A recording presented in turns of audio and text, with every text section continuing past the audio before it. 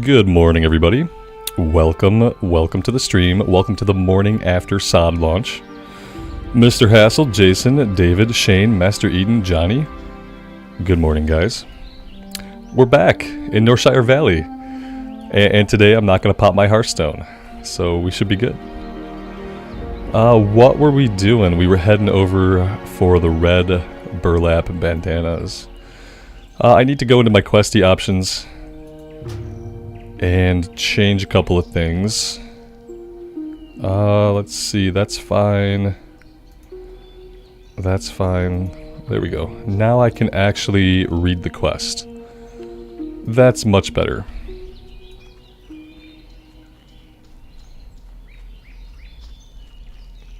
Richard, Justin, good morning to you guys. Welcome, welcome. Thank you everybody for being here today. Hope you guys are doing well this morning.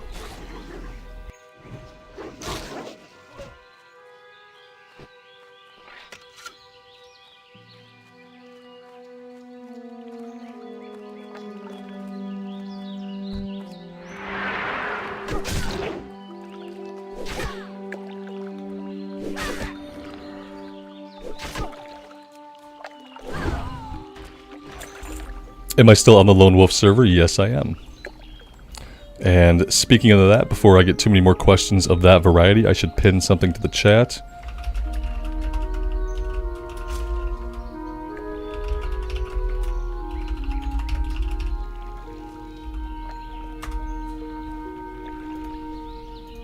There we go.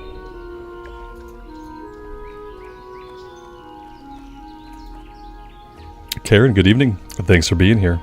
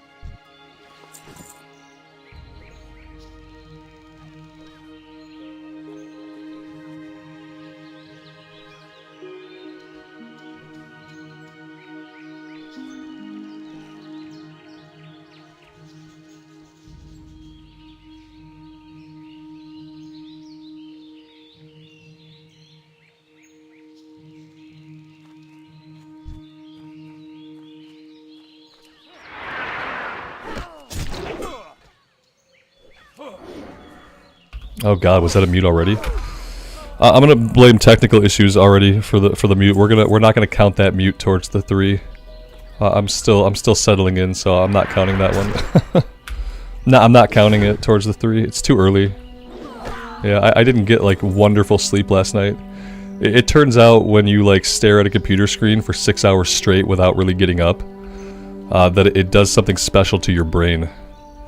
And my brain was on like high alert / like, I don't know, I just felt like, I felt uneasy like trying to sleep the rest of the night. My sleep was kind of shitty. So I almost got up at like 5 in the morning and decided to get up and play, but I made myself go back to sleep for a little bit.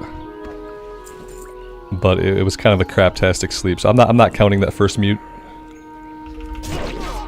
Yeah, I'm gonna mulligan that one. I get a straight up do-over. It's my rules, my stream. Yeah. No, I was saying that at some point today we'll do the guild. Once people are on, whenever we can get a 9-person group together, and then I can be the 10th person, we'll do it. So we don't have to rush it, but at some point today while we're on, we'll do it. Wendell, good morning. Monica, good evening to you. Welcome, welcome.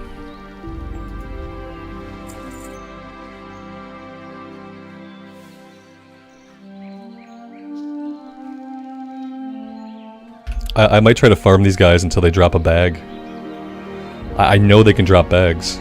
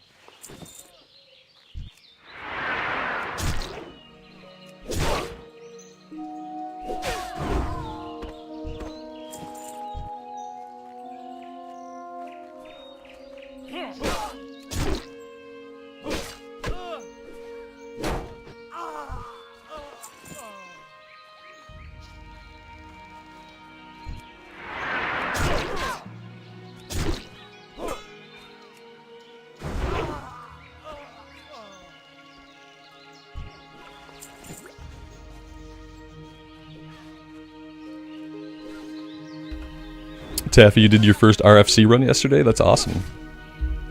Congrats, man. We are done with the bandanas, but I don't really want to leave here yet. I'm going to carve my way through some of these guys and just see if I can get a bag to drop. You know, that being said, my inventory is basically full, so we might not be able to be out here very long.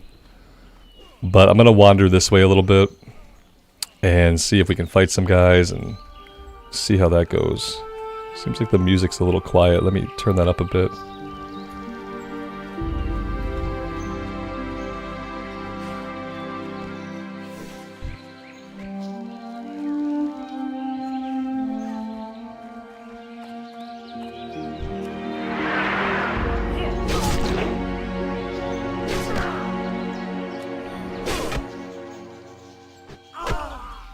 Wendell, you found one bag and had to buy the other 3. Yeah, I know that as soon as I buy a bunch of bags, that's when bags are going to drop. So I'm trying not to buy any super early. That being said, like if I buy a bag, I'm going to buy one bag at a time. I'll buy one bag for like every 2 hours that a bag doesn't drop. But I'm not going to buy a bunch of them all at once. And then have a bunch of them drop off of enemies. That would be a super bummer. I've had that happen to me before, so...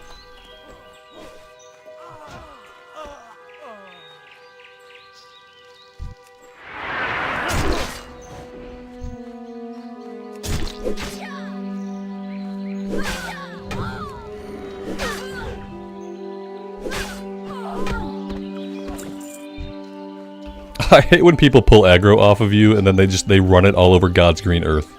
Like, please fucking stop so I can at least get it back. Like, I'll take it back, just, like, don't run it in the opposite direction of me. If you pull aggro off of somebody by accident, run the mob at them. Run the mob at them. That way they can, like, pull it back off of you. Especially if you've only hit it once, it's not going to be hard to pull it back off of you.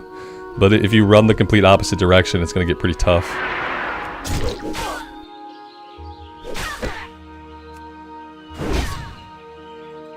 I have no bag space right now. Maybe I will have to buy one. I don't even think I can get one here in Northshire Valley, though. I probably have to head out to Goldshire to do that. Let's go get this one turned in. We're going to be back out here anyway to try to kill Garrick Padfoot. And also to get the buckets of grapes.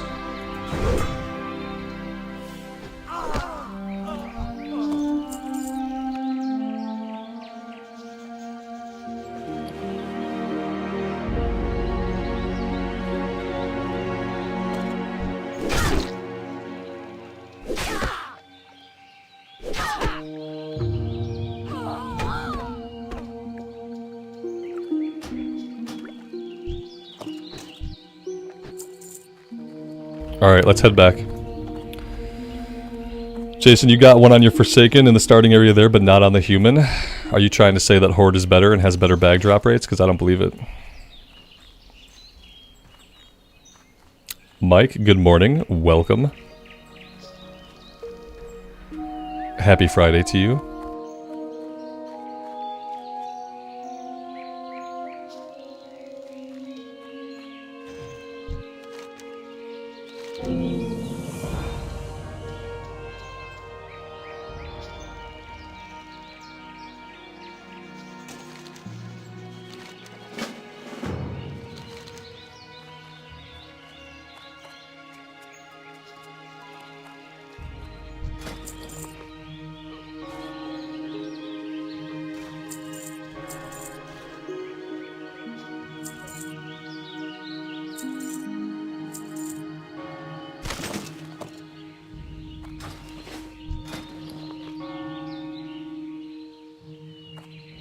Yeah, see, nobody here sells bags. I have to buy a chest piece. I'm really sick of just having the shirt. We don't have any armor on our chest. That's bad. Let's go ahead and we can sell the shirt. Can we not sell? Yeah, we can. There we go. Alright. Now we're good.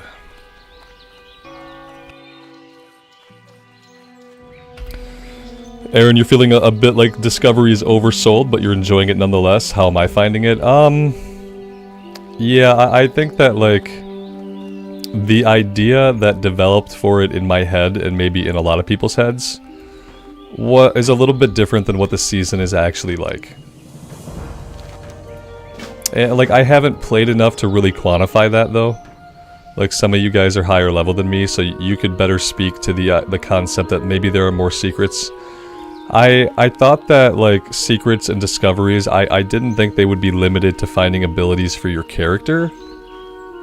But it seems like that's what they're limited to. Has anybody found a secret or something new in the game that wasn't an ability for their character? Maybe it was a good piece of gear, maybe it was a chest of gold. Because I don't know if that kind of stuff exists. And that, it's all abilities. Yeah, see, that's not, and I guess I should have assumed it. They only ever talked about abilities, but then they would say things. They'd be like, oh, you'll run into an NPC and you'll think to yourself, have I seen him before? I just thought there would be different types of secrets. I thought maybe we would find chests with decent greens in them. I thought maybe we'd find things with, like, maybe we'd find some silver. But it doesn't seem to be like that. It seems to focus almost entirely on finding new abilities. So there's not going to be a lot of them, and I feel like if that's the case, if all you're finding in the Season of Discovery is the 7 new abilities for your class, that's really fucking oversold. I'm enjoying it nonetheless because it's a classic fresh start, and who doesn't love a classic fresh start? But if all the season is leveling up is finding the 7 new abilities for your class, that's not a Season of Discovery. So I don't know. Yeah, I feel like potentially, like, they didn't necessarily oversell it. They didn't tell me that we'd be finding cool shit. They told me we'd get new abilities, but the way it was alluded to, I kind of worked it up in my own head to be what I would have made, to be what I would have created for the Season of Discovery, which is not what it currently is.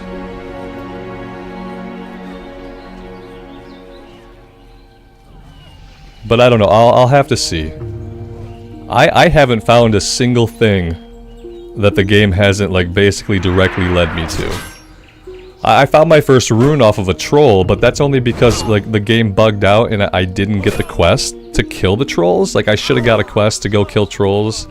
Like, on my Orc Shaman, I got a quest to kill Scorpids, because the Scorpids, one of them had my first rune. And I should have got a similar quest on the Warrior, but I never did. We found the rune anyway. And that was nice, but yeah, besides that, I haven't come across anything that I could do anything with that I wasn't just directly led to. There are some new NPCs running out, like, that's cool and everything, but if the new NPCs don't offer me anything useful, if they don't have a new quest, if they don't have a quest for gear or loot or gold, if they don't have a cool event attached to them, like, I don't really give a shit if it's just like a new NPC standing in town that's there for, like, someone else's quest. Like, that doesn't help me. You know what I mean? Like, if it's like there's a new NPC, but it's for the priest quest, like, we ran into, like, an NPC back in a spider cave on the Warlock, okay? It was like a dude deep in the cave. I was really excited to find him because, like, there's nothing in the back of that cave normally. And we found him and he's like, ah, thank you for rescuing me, and nothing happened because it turned out that maybe he was for a priest quest. And so that kind of shit's really unappealing. I guess I was expecting more secrets that, like, anybody could find. You know, like, look, a chest with a blue in it. Like, I don't know. The sky was the limit. But it seems like they set the limit at just the new abilities, when they could have done so much more. I'm gonna keep playing, obviously. Like, it's a fresh start, so I'm having fun. But I haven't come across anything yet that's made me really want to approach the game like I wanted to. Like, I wanted it to be a season where searching every nook and cranny of the world would have value. Where going into all the buildings that you never go into would have value. Delving the back of the cave you never delve would have value. Like, I wanted there to be value in exploring the places that, through typical questing, we would never go to. And so far, like, in my experience, I haven't felt compelled to do that at all. Maybe it'll change as we level up, I don't know. Justin, you found a couple of drops that are new. Wayland supply chests, like Wayland Yutani? Are we going into, like, the alien universe now? I don't understand. Maybe I'll come across... I haven't come across anything yet. But, you know, here I am in Northshire Valley at level 7, so I'm not bound to find anything.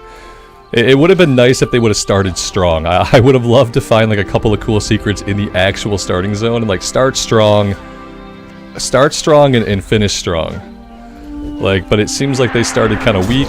And I kind of worry that the 25 bracket's going to finish kind of weak. Maybe they'll get feedback from, like, the level 25 bracket.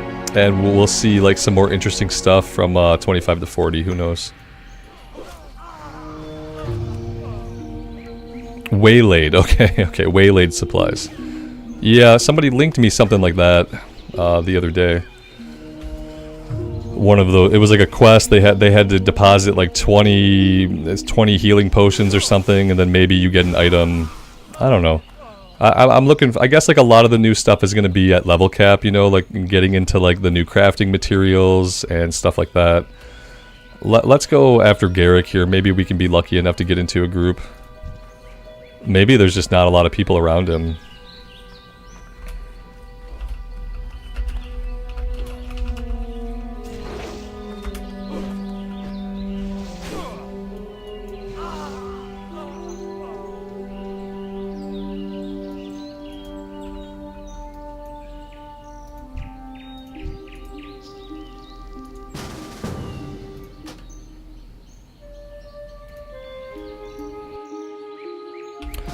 Eric, did I change my mind about the Warlock? Oh yeah.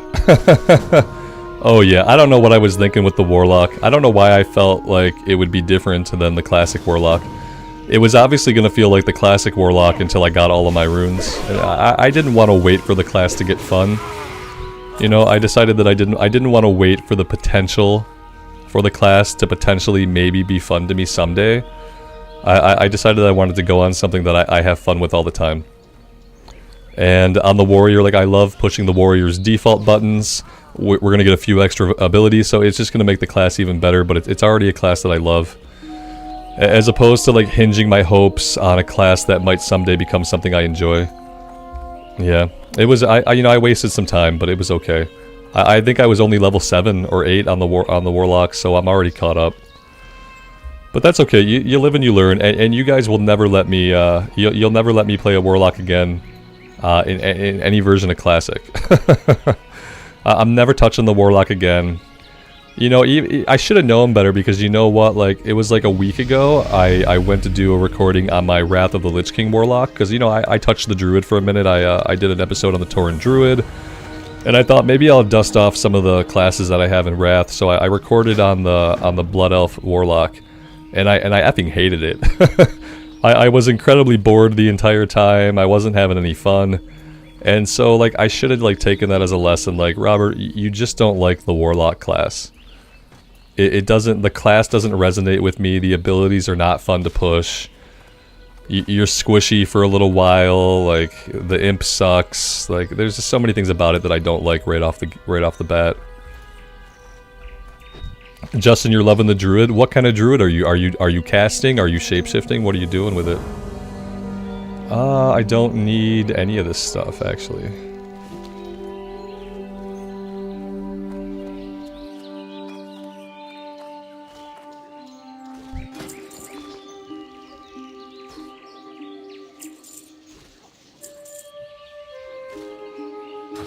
God, I need inventory space so bad. And having mining is going to make it so much worse.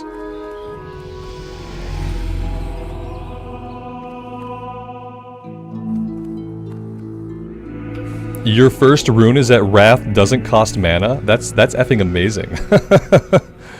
That's really good because like the worst part of the Druid 1 to 10 experience is casting Wrath over and over again and then having to sit between every pull. See, this proves that the people who made SOD, they play the game, you know what I mean? They've played all these classes, they know what the pain points are for each class, because that's like the biggest detriment to rolling up a Druid, is even if you really wanted to, like, it's so painful for the first 10 levels. But yeah, having Wrath not cost mana, like what?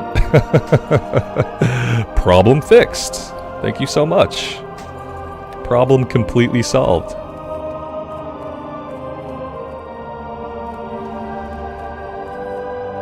Yeah, JK, I started my Shaman today in the recorded series, and I'm having fun with it. Nothing super different so far. The weird thing is, and this is like a little bit of class imbalance, okay? Some classes, like firstly, some classes get handed their first rune very easily. Like some classes, you go find a chest, and there's your rune. Other classes, you have to kill like 20 mobs to get your rune to drop. So that's a little bit of imbalance right there. Also, what I learned on the Shaman is like, some classes get a new button to push. Other classes get a passive effect. And like the passive effect I got on the Shaman for my first rune, I'm not interested in it. I'm not. It's like a 33% chance for like lightning bolt to double cast, or chain lightning to double cast, or heal to double cast. You know what I mean? And like that's fine and everything, but that's not a really interesting rune, and it's not really interesting to me because I want to go enhancement shaman. So I'm starting to realize that like some of the classes and like how you get your first rune and what your first rune is, they're really unbalanced. Like getting Victory Rush is amazing. It's a new button to push, it's a heal for you, it's fun to use. Getting Elemental Overload as a shaman or whatever it is called, it's not super fun, it's not engaging, it's a chance to proc, which I always find that kind of lame. So yeah, there's just like kind of a big disparity between some of the classes and their first runes and how they compare with each other.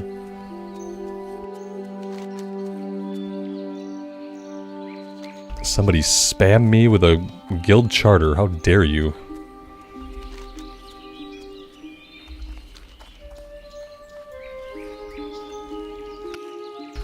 I kind of want to scout around for a little bit and maybe find some mining nodes up here. Oh yeah, there's one right here. This is an area over this way that I found that not a lot of people go for these nodes.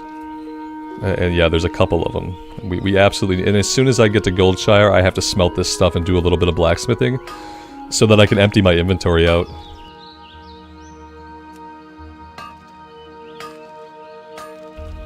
I like passive stuff in retail when there are a lot of buttons to push. But what I find is like in Classic, there aren't a lot of buttons to push for the most part, for most classes.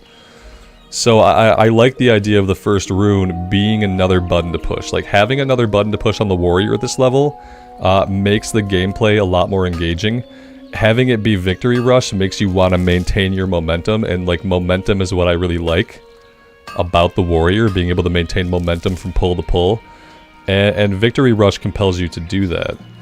So like, yeah, in retail I always take passive stuff, because like, god, in that version of the game, like who needs another freaking button to push? But in Classic, like, a lot of classes could use another button to push. And, like, a passive is fine, but, like, a passive that's a chance to proc, like, I didn't like it. For my first Shaman rune, I was hoping to get, like, Lava Lash or something actually exciting. Because, you know, on the Warlock I got Haunts, which was okay. On the Warrior I got Victory Rush, which was okay. Like, I got pretty cool stuff. I thought the Shamans was lackluster. And, like, God knows when I'm going to get another rune. Like, so far I have not found a second rune on any class. So, like, God knows when I'm going to find another one. Oh, come on. Don't tell me I can't get up to this thing. Come on. Ugh. Ugh.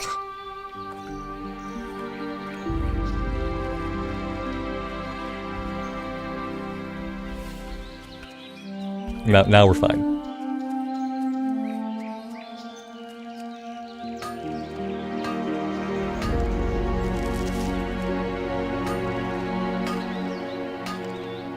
Yeah, Wendell, if you have mats, I can make you the gear, absolutely. I'm probably not gonna have mats. It's like it's hard for me to work on mining. I'm gonna try my best to like keep mining up as high as I can. But it's always been like a profession that I've struggled with. But I really, really, really want to make the new patterns that they're putting into the game, so I kind of don't have a choice. With this not being hardcore, like the cool thing is if I have time, like I can go do some mining off a stream, off recording. Whereas like with hardcore, I never wanted to do that because my biggest worry was that I would go out to like do some mining and I would get killed off stream, and that would really be a bummer. But without that worry, like I can actually take some of my downtime to work on mining, to work on professions when I'm not on stream. So that's going to be pretty helpful for me, I think. Mr. Hassel, you like to play the game as if it were hardcore. I think that at this point, like, yeah, I died a bunch last night, so I was grateful that it wasn't hardcore. I was really overtired and probably shouldn't have been playing the game still.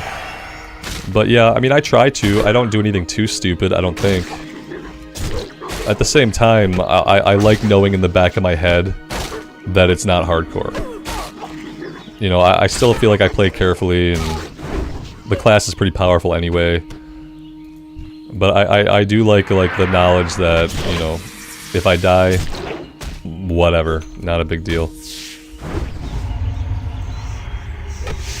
Eric, there's not a guild yet. We'll get one going at some point today. I'm gonna wait till some more people are on, and whenever somebody wants to put together a group, invite 9 people to a group, invite me as the 10th person, and then we will get it done. But for the time being, I'm gonna focus on questing and making some progress here this morning. Let's do a little bit of smelting, and that'll clean up our inventory a little bit.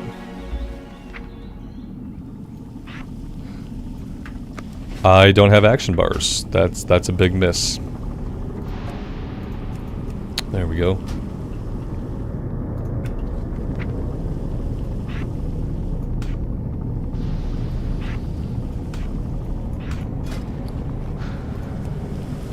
Let's do all of those.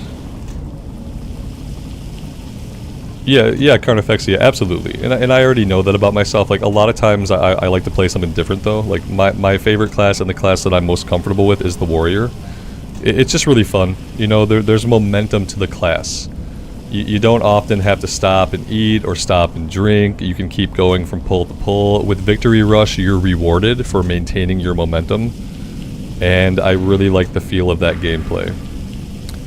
There are other classes that I enjoy as well, but it's like the Warrior is kind of a no-brainer. When I knew I wasn't digging the Warlock, I really didn't want to take any chances on anything else. You know, I could have went melee hunter, but you know, then I got to do the hunter 1 to 10. Hunter 1 to 10 is effing awful in classic, and I just didn't want to put up with it. I didn't want to do it, so I knew that I can get on the Warrior. There weren't going to be any roadblocks in my way. I wasn't going to have to worry about getting a pet or getting dual wield or any of that crap that other classes have to worry about.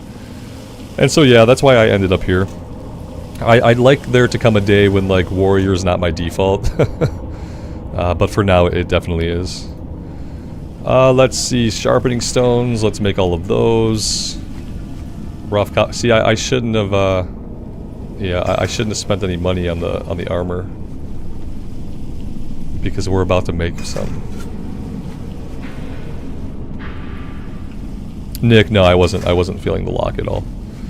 No, we got to like level 7 and it wasn't for me. It's incredibly boring, and it's not only is it boring, but it's really squishy. Like the paladin is kind of boring too, but the paladin's really strong, so like I don't mind a paladin. But the Warlock was both boring and squishy, and it had a pet. It had like the trifecta of stuff that I don't care for. The buttons were boring to push. There was downtime. It had a pet, and it was squishy. Like that's 4 things that I kind of hate. And like any one of them is fine. Like on the hunter we have a pet. I don't like pets, but that's like the only downside of the hunter is that there's a pet. It's not super squishy. There's not a lot of downtime. But the Warlock has everything I dislike about class design. So yeah, it's not for me. You guys will never let me play a Warlock again in any version of the game, so it's fine. Let's make one of these, and then we'll spend the rest of the copper making bracers to level up.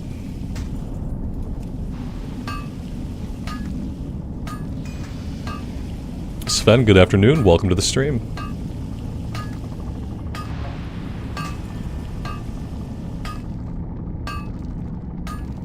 How does the population on Lone Wolf look? Full.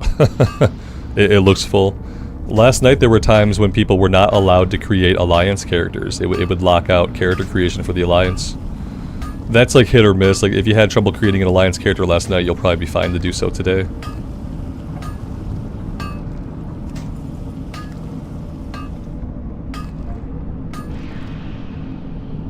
Inventory's full. It turns out my inventory's full.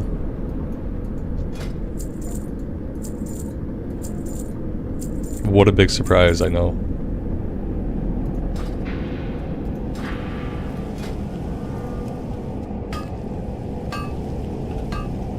Emulations, good morning.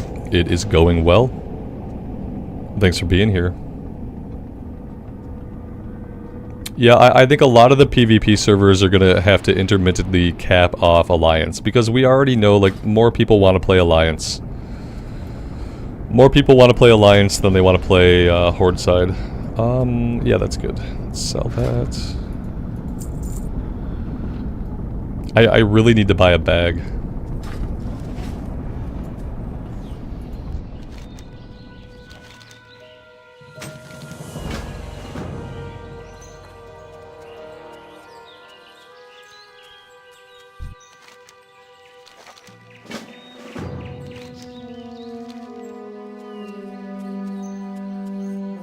I'm gonna buy one bag. For now. If we go a couple hours and we don't find a bag, I will buy a second bag. And I'll kind of try to approach it like that. Because I know if I buy all of my bag slots, bags are gonna drop. You know, they're gonna drop. Alright, the battle to see if we can get William Pestil's quest, like, while he doesn't do roleplay. There we go, we got it. General supplies. We're gonna buy one. And now we're broke. And we'll go from there. I'm not going to set my Hearthstone here. Okay? I'm going to leave my Hearthstone intentionally over in Dunmorrow. That way, when we are ready to jump back over that way, it'll be instant. I should also train First Aid.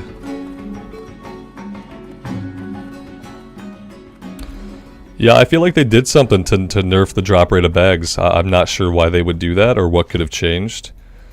I also realized this morning, you know, like when Hardcore first came out, for like that first couple of weeks, they had the name guys. The name guys were spawning like immediately. For whatever reason, they haven't done that for Season of Discovery yet. I sat in the cave in the Valley of Trials trying to tag that guy with a group for a little while. And the name guys are still on 2-minute timers, it feels like. And I really, really wish they would get that fixed. Because yeah, for Hardcore they changed it for the first couple weeks so that they respawn pretty much instantly. It was supposed to be 10 seconds, but it never felt like 10 seconds. And they really need to do the same thing here. I don't understand why they haven't yet. Like, nobody needs to be waiting for named guys.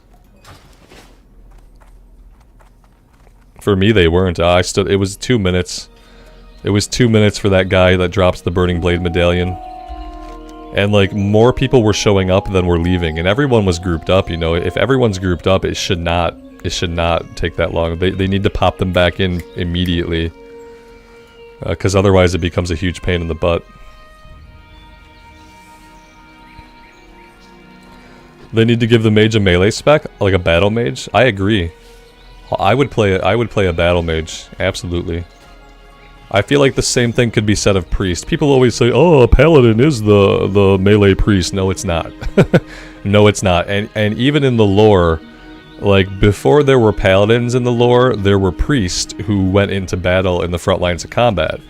And that was how, like, the Silver Hand developed over time. It started with priests becoming battle clerics and fighting with the armies. And then over time, they founded the Order of the Paladins. And so there is definitely a place in the lore for battle clerics that are not paladins. And so I'd love to see a battle mage, and I'd love to see a cleric, a melee priest. You can kind of melee priest anyway because you pop power word shield, things hit you in the face, and you don't care. What I would love to see is like weapon abilities. I'd love to see like some holy weapon abilities. Let them use like a one-handed mace and an offhand, or even a one-handed mace and a shield would be okay. I know it's similar to Paladin, but I feel like there's a lot of range to like make it different. It's all about in what abilities you give them that'll make it distinct. Yeah, Anduin was a priest like that. He's a battle cleric. Yeah, exactly. Like, Anduin is not a paladin. Okay, but he wears armor, and he goes into battle and he fights. Like we saw in the BFA cinematic. So yeah, I feel like there's definitely a precedent for battle clerics. They say shaman is the battle mage. Yeah, shaman's like a magical warrior, which is not the same as being a battle mage. It's kind of like the magic using warrior.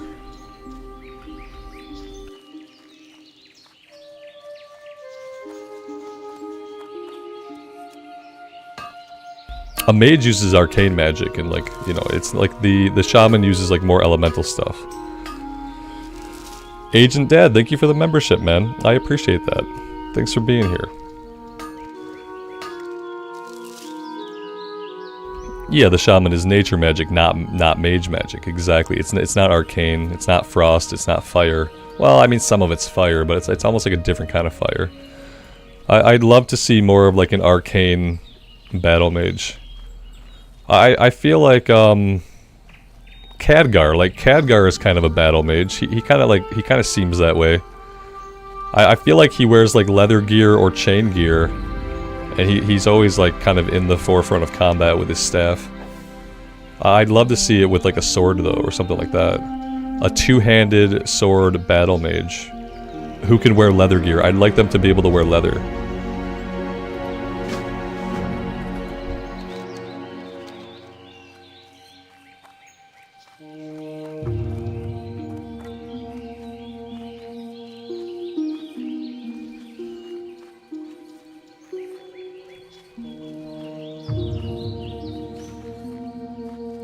My YouTube description says Warlock leveling still. Nah, I thought I changed it, but let me give a look here. The description for my stream right now, the stream that we're currently in, says World of Warcraft Classic, Season of Discovery, Dwarf Warrior, chill gameplay walkthrough. That's what I'm... Oh, you're talking about in the description. Yeah, sure, the description's whacked. Sorry. I got you. As a dwarf... No one reads the description. Dwarf Warrior. At least my title was right. I appreciate it. There we go. All fixed.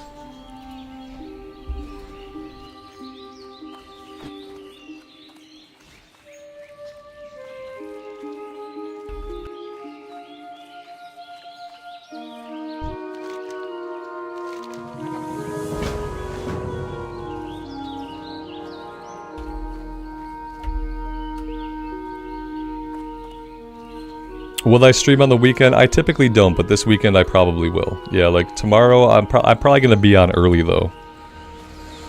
Like for me to stream on the weekend, like, and feel okay about it, I have to get on early. Like Saturday is usually a day where like a bunch of house chores have to get done, and like it's the only time I can really spend any time with my kid.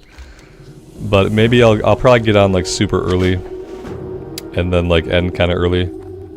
I'm gonna come back on this evening for a little bit with it being Friday. I'll probably do like 7 o'clock my time. I'll get back on like after dinner for a little bit. Maybe I'll go to 9 or 10. I don't know if I'll go to 10. I went to 10 last night and I was like basically out of my mind with tiredness. But that could have been because I was sitting at my computer from 4 o'clock on, like, you know, first waiting to get in and then like playing. But yeah, I'm gonna get back on this evening, and tomorrow I'll get on in the morning. Yeah, I'm obviously like super excited to play as much as I can, especially for the first week or so. I'm sure like by the end of the day today, or like the middle of the day tomorrow, there will already be a bunch of people who are level 25.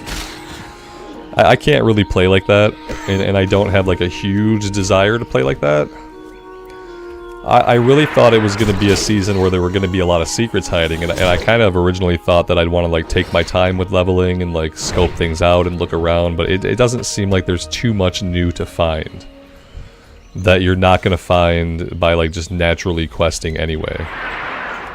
Like I already know there's a warrior rune that drops off a Goldtooth. I like Goldtooth is a quest objective, so like, you know, that's not a discovery, that's just like a happy coincidence.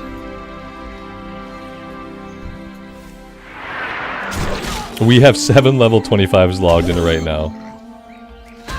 Wow. Yeah, okay, that's cool. Yeah, I mean, like, I don't know how the fuck they've played 30 hours already, but, like, good for them. I hope they're medically okay. Like, I hope they're medically fine. Like, it doesn't seem like that's a very healthy way to live, but whatever. Like, to each their own, I guess, until you die. You stand up and have a freaking aneurysm. Yeah, I don't get into that. I pushed too hard last night. That was my problem. Like, I got a little bit too, especially when I knew I needed to re-roll. Like, I shouldn't have stayed on until 10 o'clock. It was too late for me. I was out of my mind. I should have ended at 9 o'clock and just been, like, more reasonable about it. I don't think there's, like, a big reason to rush. What's the guild name? I don't know what it is yet, because we haven't made the guild yet. I don't know what it's gonna be. Yeah, I might just make it the Rambling Ramblers. Something nondescript and simple. Yeah, at those times you should always decide on sleep first. Yeah, exactly. Like, especially at my age. And then like I said, I woke up at like 5 in the morning. It was 4:45. I woke up at 4:45 and I had a hell of a time getting back to sleep. And I thought, like, well, you know, if I'd ended my night a little bit earlier, maybe my brain would not be, like, completely wrecked. And maybe my sleep would have been a little bit better. Thankfully, I was able to, like, get back to sleep and get a little bit more sleep before I actually had to get up. But it always sucks when you wake up, like, an hour before you actually have to wake up, you know? Like, you wake up, it feels like it's the middle of the night. You look at the clock, and it's an hour until you have to actually get out of bed. Like, that's the worst. They're like, oh good, like I can sleep for 30 more minutes if I'm really lucky and fall back to sleep right now. So I don't really want to have a repeat of that. A season of rambling? Yeah, we'll see.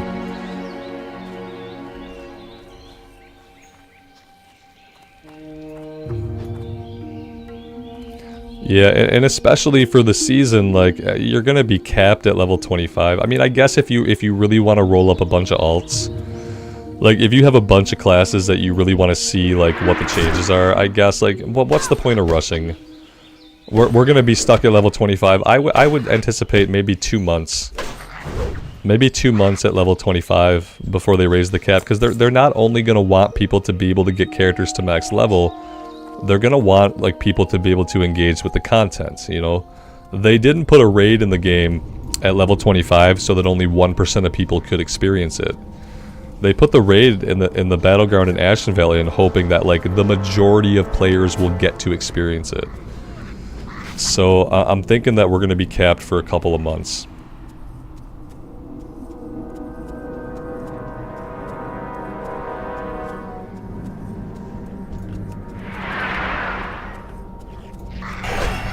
So we were in a group with a warrior yesterday. We killed Goldtooth when I was on the Warlock, and he got Rune of Thunder, something like that. And we'll see if we get it here today. You should let me join your group, buddy. There you go. Good call. Good call.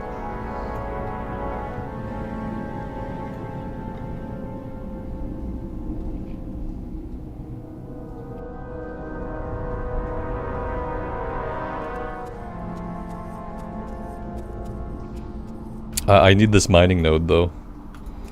Oh god, here he is. Okay, the mining node will have to wait, I guess. I don't want my Warlock buddy to bite it.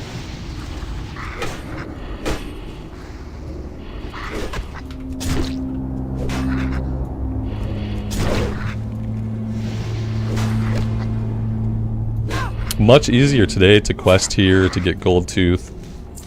It's probably always more efficient to, like, skip opening night and just get up super early the next day and, like, go at it the next day. That's what I used to do with WoW releases back in the day. My guild would try to be on, like, you know, it used to be you didn't get to play till, like, midnight. It used to be really bad. You think getting in at 4:30 was bad when they promised 4 o'clock? I remember, like, I think it was the original Cataclysm launch, like, we couldn't play until around midnight. And so, like, the people in my guild, like, they stayed up and they played all night. I went to bed at, like, 10 o'clock. And then I got up at like 4:30 in the morning. And as they were all completely dead, and they were going to have to go sleep for 10 hours, I was starting my day with a bunch of energy, and there was no one around to compete with. And I think that was like the one time I was one of the first people in the guild to reach max level. Yeah, a lot of times it's better just to start the next day. I don't need Goldtooth again.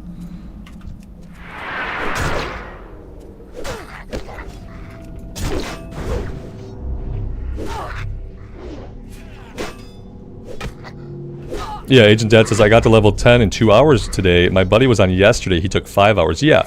Like, if I think about how slow my progress was on the Warlock compared to how fast I've been going on the Warrior, like... And that was just like, you know, it was a few hours difference, you know? Like, I played the Warlock for like 2 hours or so, and then I got onto the Warrior, and like, already the Warrior was going much faster. Just giving people those 2 hours to like, get out of the starting area. For some people to move on, it was already much faster. And then today, like, everything's been pretty clear today. Like, it seems like there's plenty of stuff to tag, you know? Whereas when we were in this mine yesterday, I couldn't tag anything yesterday in here on the Warlock. It was hell. I think I ended having 1 gold and one candle. And that was all that I managed to get. Before I had to bail out and, like, just go grind my leatherworking.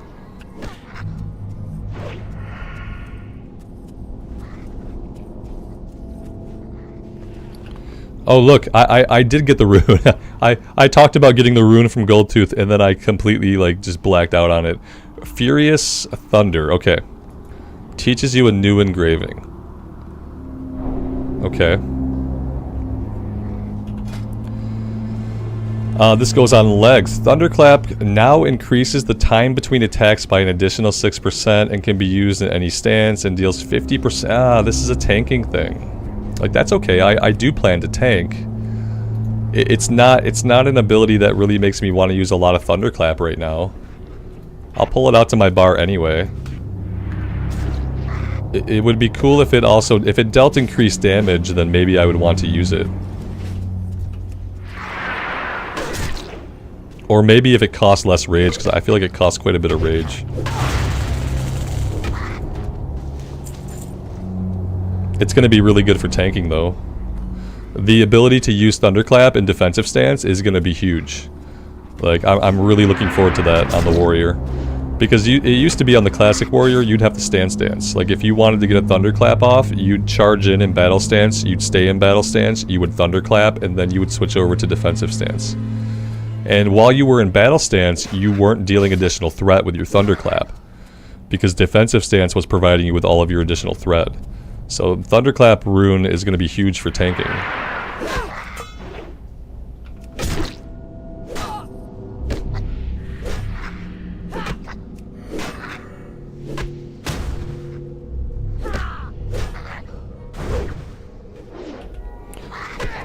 Tokyo for Conquer, hello, good morning to you.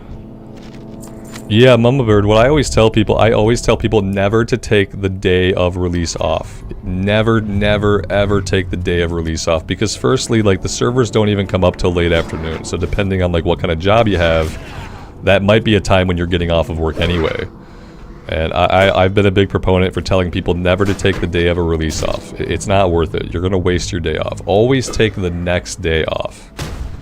Always take off the next day, because the next day people are going to be a little bit spread out, the servers are going to be a little bit more stable, and then you're going to have the whole day. Whereas if you take the day of launch off, like, servers never come up until 4 or 5, 6 in the evening. So, like, depending on your job, like, you might have been getting off of work anyway. I always warn people, like, when we have a release coming up, not to take the day off. It was just your normal day off. Well, yeah, that stinks then. It stinks to be like, oh, I got a day off, and then you can't use it. Yeah, always request the day off for the next day. Like, take a sick day for release if you're, like, excited to play, but always make sure it's the day after launch. If you have sick days. Like, most people have some kind of sick days they can take.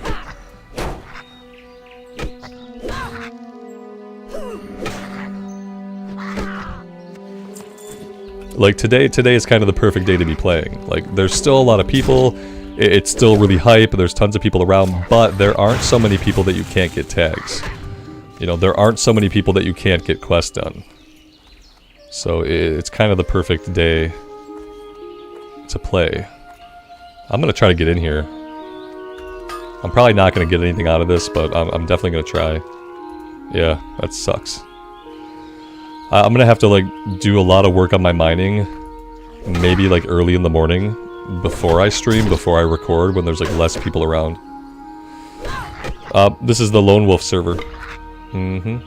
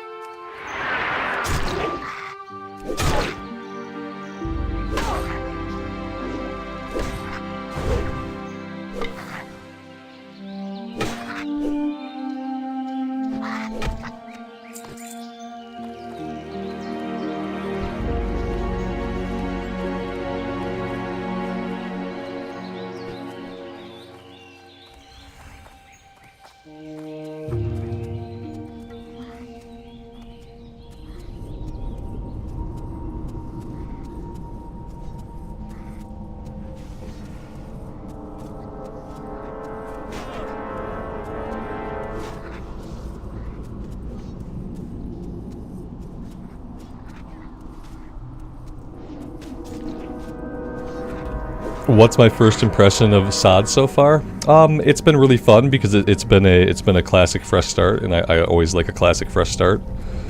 I think that like I had a misrepresented idea of how many like secrets there were going to be and how many discoveries there were going to be, but that's like kind of my fault for like letting it blossom in my head into something that it really wasn't. I thought there would be chests everywhere, and like there'd be like gear we could find, and there'd be like gold we could find and stuff like that, but it seems like a lot of the discoveries focus on giving your class like the new abilities, and so by the nature of that, they're going to be pretty limited. A couple of people have told me they have found like some new pieces of gear that weren't there before, but I haven't come across anything like that yet. I was kind of hoping for more like incentive to explore all the nooks and crannies of Azeroth, and I don't know if it's quite there yet. Like for instance, like the back of this mine. I feel like if it was a true season of secrets, like there'd be something in the mine for everybody. There'd be a chest back here everybody could loot, and maybe there would be a green item in it. Like I'm not asking for the stars. I'm just thinking like maybe if I came all the way back here, maybe there'd be like a chest with a green item that I could use. When I was kind of like coming up with ideas for potential seasons, I called it the season of treasure or the season of personal loot, where like you would find treasure chests in the world, you would loot them, and they would be for your class. Like anybody who looted the chest and found the chest would get an item that was for their class. You know, it's not going to be like it's not going to be an epic, but you know, it might be a green, maybe at higher levels it would be a blue, and it would be appropriate for your class. But that doesn't seem to be like what the Season of Discovery is about, so I'm going to reserve like my full judgment on it until I can get the level cap stuff. I feel like it's more about the stuff that happens at level cap. A lot of the new stuff I think is going to be the stuff that happens at level cap, which is not really what I was expecting, but it is what it is, you know.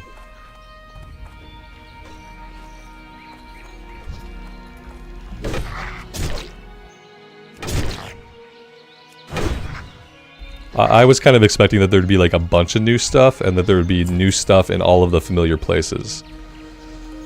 But it's definitely not that. It's not World of Warcraft Elden Ring. You know, it's not WoW Elden Ring, the Season of Elden Ring. We're not like finding cool shit in every nook and cranny of the world.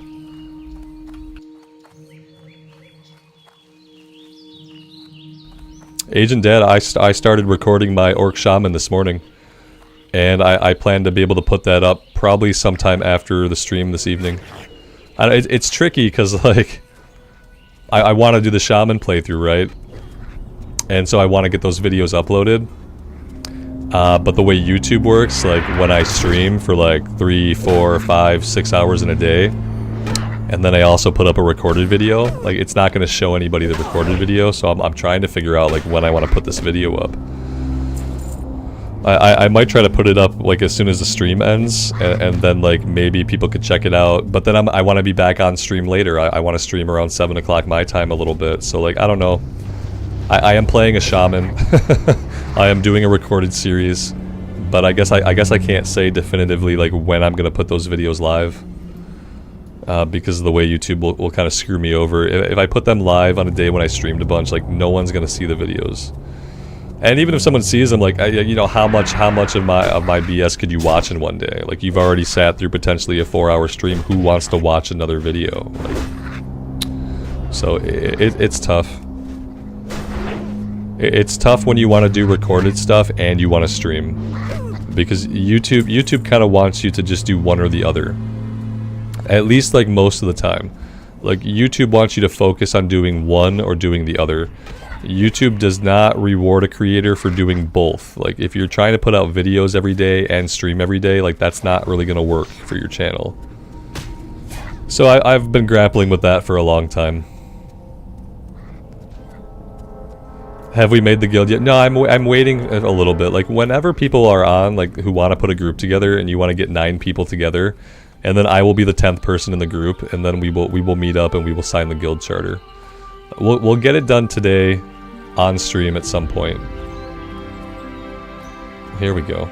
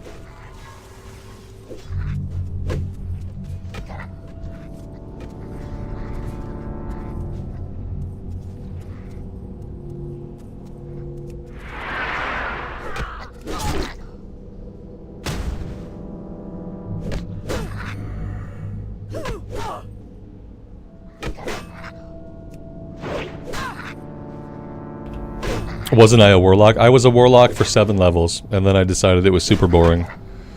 I didn't resonate with it at all, and I kind of hated it.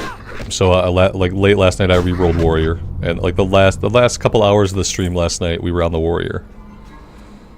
Yeah, and this is what we're staying on. We're gonna do the warrior all the way to 25, and it's probably gonna be my main for the season. I'm gonna level up other characters, but I'm not gonna level the warlock at all. I think the next character that I level up after the warrior will be a melee hunter. And then after the melee hunter, maybe a mage. I don't know. I'll have to look at some of the possible runes and see. This guy's gonna get all of this. I wish we could share. What happened to sharing? Oh, there we go. We got in there for one. He got attacked, so I got lucky there. Perfect.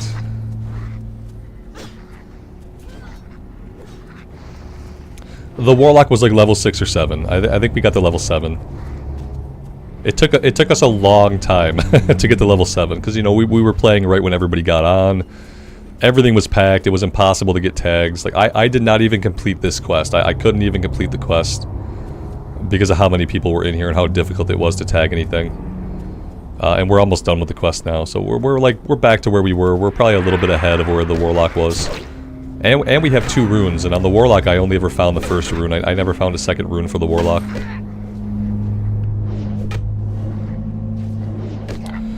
What's my guess of how long the lifespan of SOD will be? Like how long the season will go, or how long people will be interested in it? I'm pretty sure the season is going to be a year, and I say that because Season of Mastery was a year. Now with Season of Mastery, Season of Mastery was no changes. All they did with Season of Mastery was they added an XP buff that nobody wanted, and then they tweaked some gear on raids that only 1% of players ever saw, so Season of Mastery sucked. But Season of Mastery went on for a year. People stopped playing it after about 3 months because of how stupid it was. But yeah, I think it'll be a year, but I think like unlike Season of Mastery, the way they're like letting out the level brackets a little bit at a time, I think Season of Discovery will maintain people throughout the year, like throughout however long. I don't like a year-long season, because you know, the definition of a season is not a year. So I don't like the year-long season. I think that the longest a season in a video game should ever be is 6 months, for any game. But, you know, restocking Jetstream. I don't care about this quest right now. It's cool that I can get that item here, but yeah. Like, I would prefer a 6-month season with a little bit of a faster cadence. But I do feel like it's going to go on for at least a year.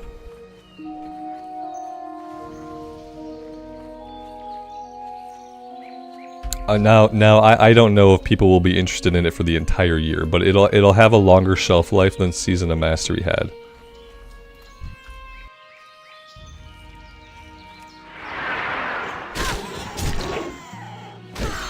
I think 6 months would be good.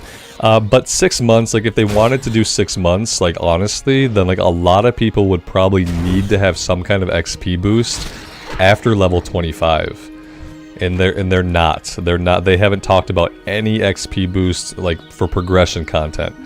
What they did talk about was like catch-up XP. So like once the level 25 to 40 bracket is open, they are going to offer an XP buff for the level 1 to 25 bracket. So like people will be able to catch up. Our inventory's full. It can't be full right now. So bad. No, I don't want any of this stuff. There we go. Let's do that. But yeah, if they wanted to do a 6-month season, we would need an XP buff. I don't really like XP buffs, so I'm kind of torn, you know.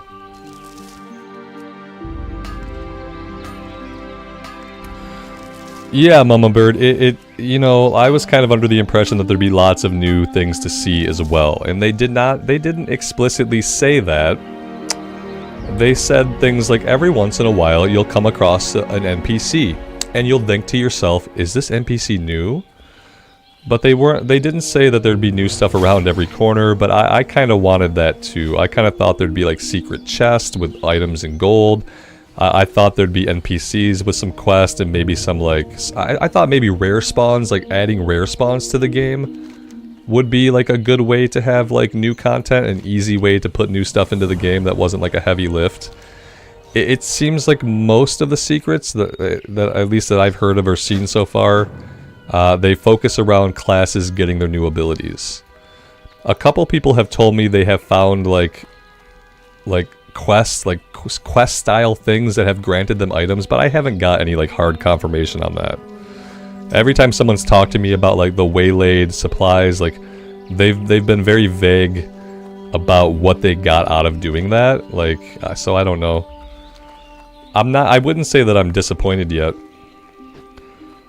I'm gonna wait and see like how good the content is at level 25. I want to see like the new crafted gear. I want to see the PvP gear.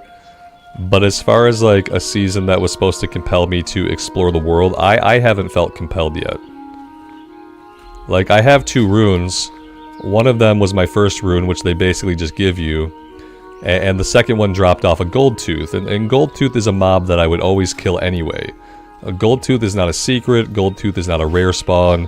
Goldtooth is not a hidden discovery. Goldtooth is Goldtooth. Everybody kills him. And so for me to get a rune off of that, like that's kind of lame.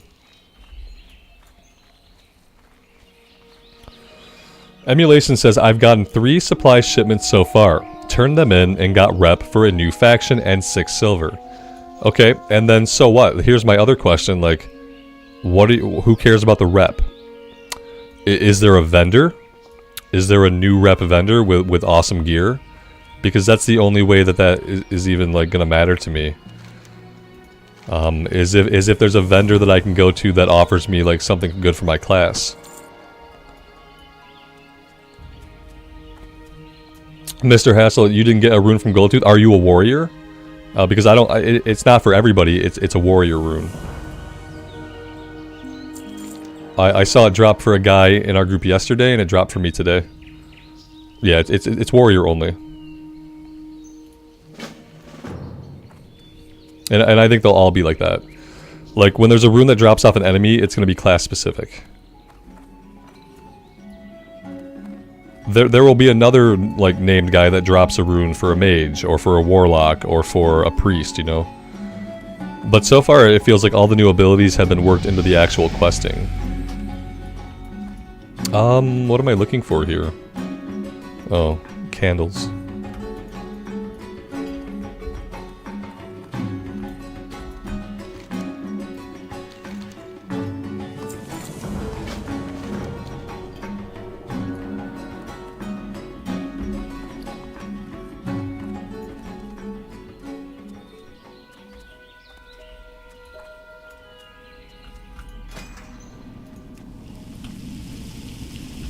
Are the runes random drops? Yeah.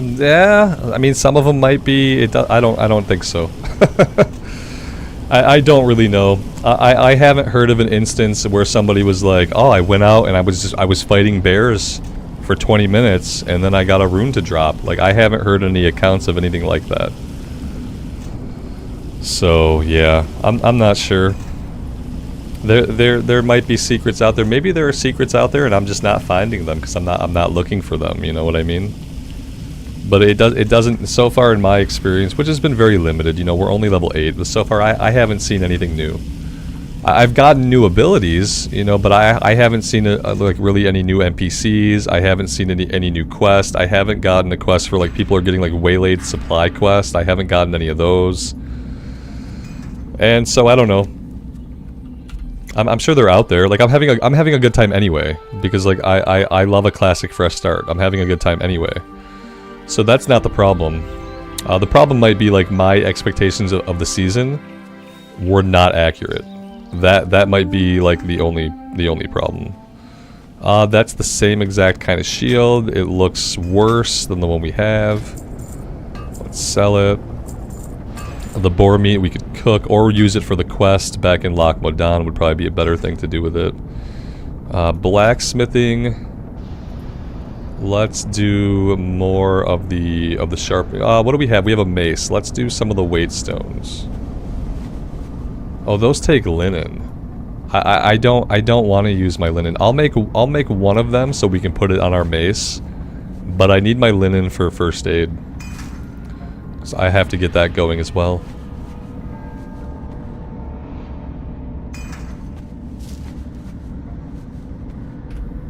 Zykes, do you say there are, as an undead priest you had to kill 20 Scarlet Warriors for a rune. Also farmers drop them, but I haven't got it. Yeah, but like you know that because like the first one is probably the one you got for your first quest, the Scarlet Warriors. I bet that was your first rune, that was your first quest. They told you to go do that. Just like my shaman got told to go kill scorpions. The second thing you said, farmers drop one but you haven't gotten it yet. Well, you clearly learned that from an outside source.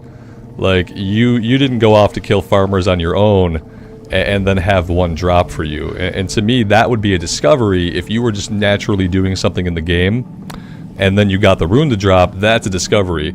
If you heard someone else say, hey, these farmers can drop a rune, like, well, you didn't discover that. And for me, it was supposed to be a season of discovery, not a season of find out all the secrets from like a forum or from a general chat or something like that. I don't know. You know what I mean? Like, I'm sure these things exist, but the essence and spirit of discovery means that a person can go out into the world unassisted by prior information and find these things. And if the only way that we're going to find these things is by listening to people that have already found them, or like listening to people who have like looked at data mining info, then that's not really a season of discovery. It's a season of new shit, you know, but it's not a season of discovery. That's the only thing.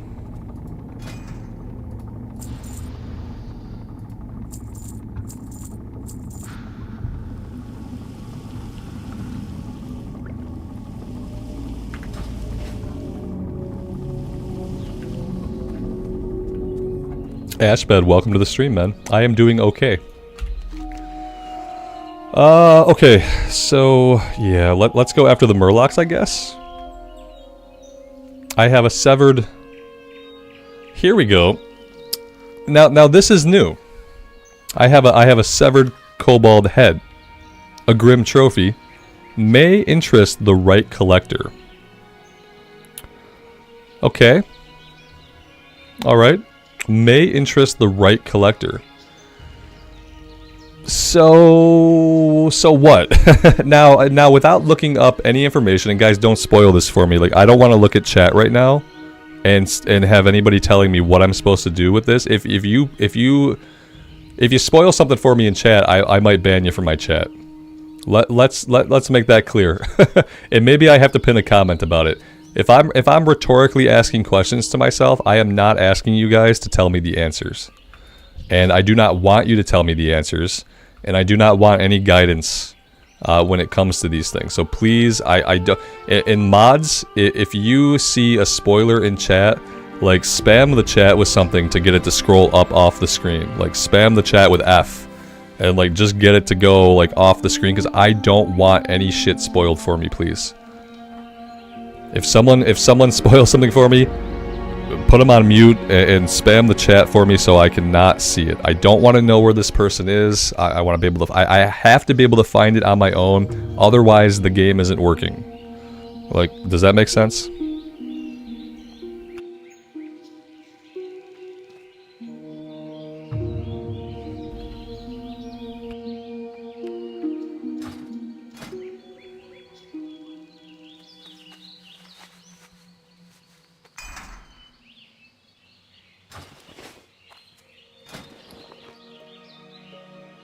This is going to be the other hard thing, is like, I have to remember when I equip a new piece of gear that I have to go back in and re-enchant. And I have to like get that to stick in my head. Like, every time I equip a piece of gear, I have to make sure that I'm like re-enchanting the ability. Yeah, hide the message. And if it's someone who continues to spoil, just ban them. Like, you know, give them one, like, hide the message if it's a spoiler. Tell them no spoilers, and then if someone continues to spoil shit, just delete them. Yeet them out of the chat, please. I don't expect anybody to do that, but it could happen.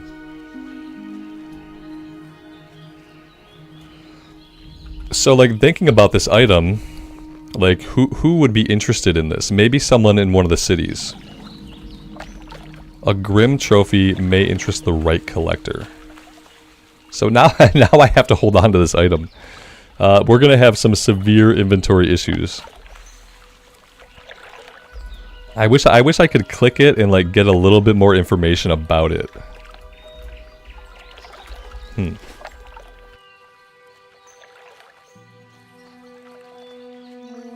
What kind of monster would collect cobalt heads? What kind of absolute heathen?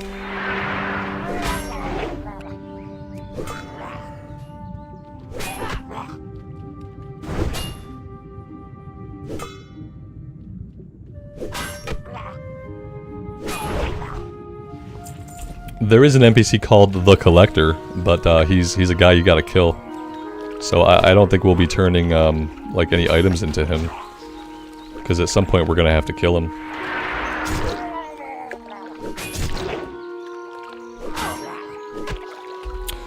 Think of the context of where did it drop, who would be happy that you killed it. Yeah, like right away I think Marshall Dugan would probably be pretty happy. I'll try to talk to Marshall Dugan like afterwards. I don't see him as like the head collecting type. Like, he'd probably be happy that we like killed some kobolds. Obviously he asked us to do so. So maybe he'd be pleased. I don't see him as like a head collector, but you know, I don't know where he lives. I don't know what his den looks like. Maybe he's got like heads all over his wall. I don't know.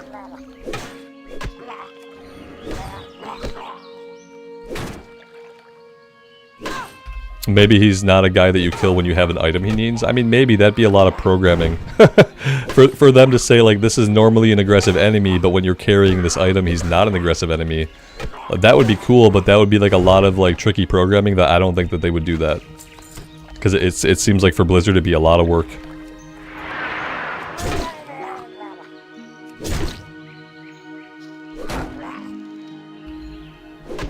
Blood Moon, good afternoon. Welcome to the stream.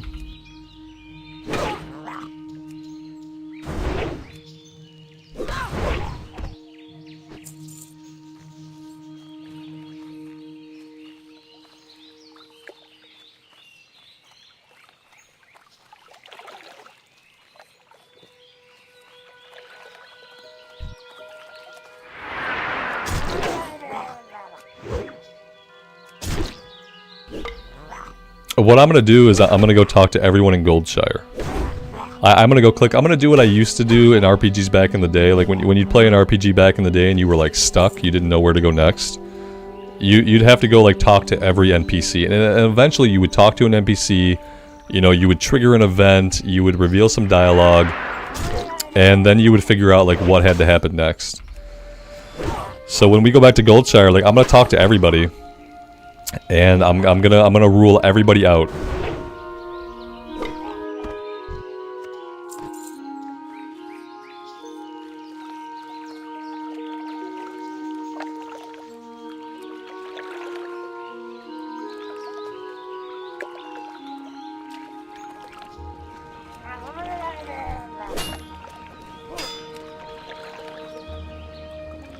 We can't do that while in combat, son of a biscuit.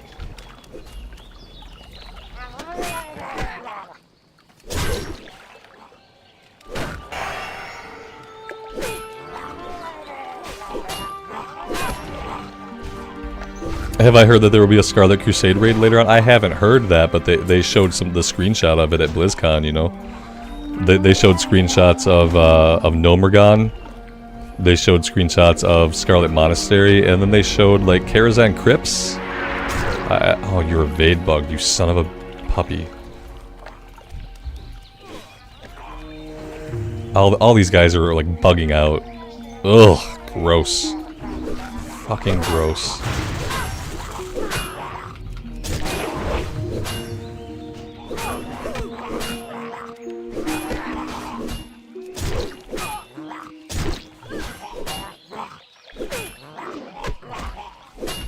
Do I think at some point there will be hardcore seasons? Not really, no. Like, if they wanted to do hardcore seasons, I think the way they would do it was they would just add an option, like, in character creation to make your character a hardcore character. You know, like when you do a new character in Diablo, you can just check the box to say you want to be hardcore.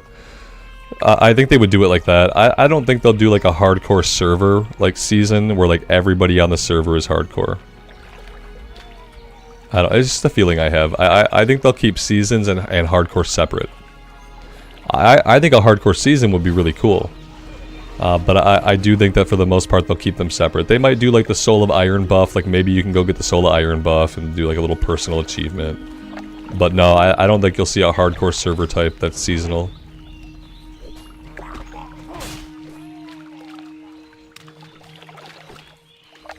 Because then, like, at that point, honestly, like, the biggest reason, like, that's too many different things. Because then you have classic era, you have classic era seasonal, you have hardcore seasonal, you have classic cataclysm.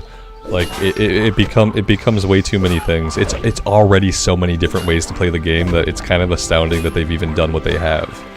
It's kind of crazy that you can play classic era, you can play classic era hardcore, you can play classic era Season of Discovery, you can play classic Wrath of the Lich King. Like, it's already, like, so much that it's kind of surprising that they've done any of it.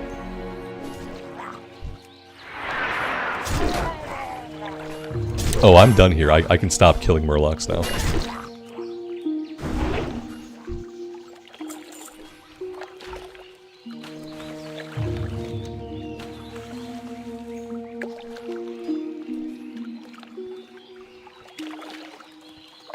Yeah, a hardcore season is how long your character lives, yeah. Right. The season in hardcore is like when your character dies, that season is over. And then you go again, and then you're in a new season. Yeah, it already kind of exists. Ra, good afternoon, man. Welcome to the stream. Thanks for being here.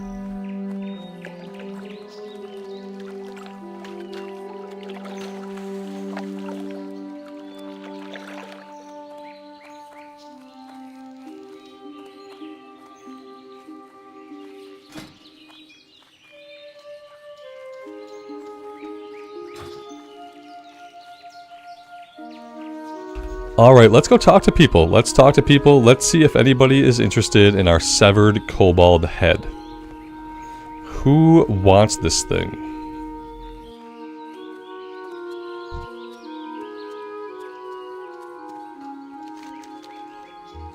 Marshall Dugan? Marshall Dugan does not want this.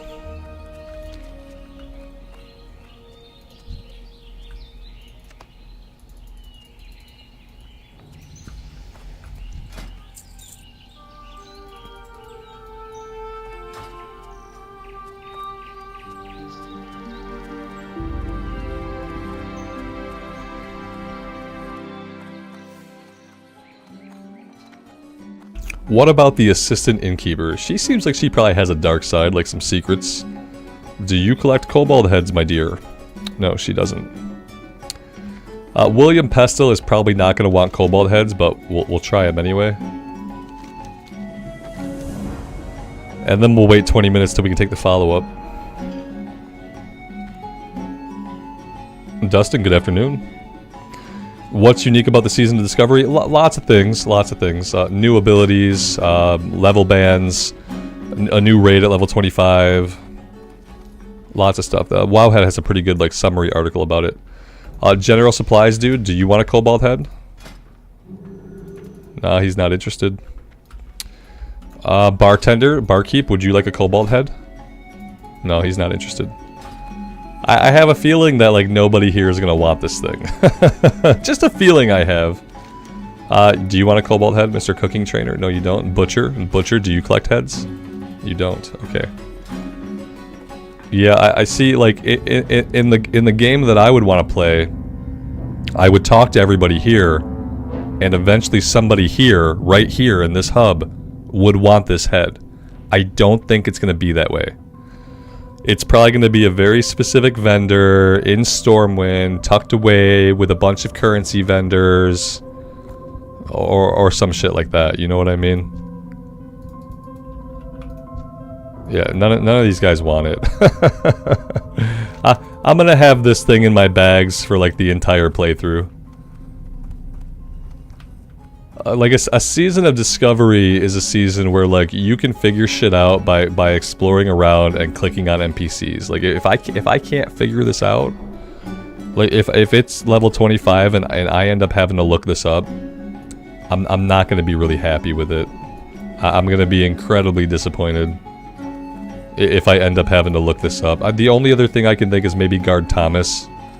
Like maybe Guard Thomas would want it. You know, he hates kobolds too.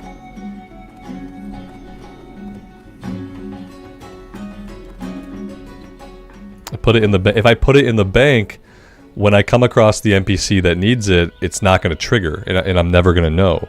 You know what I mean? Like, I have no way of finding out who needs this, except to have it in my bags.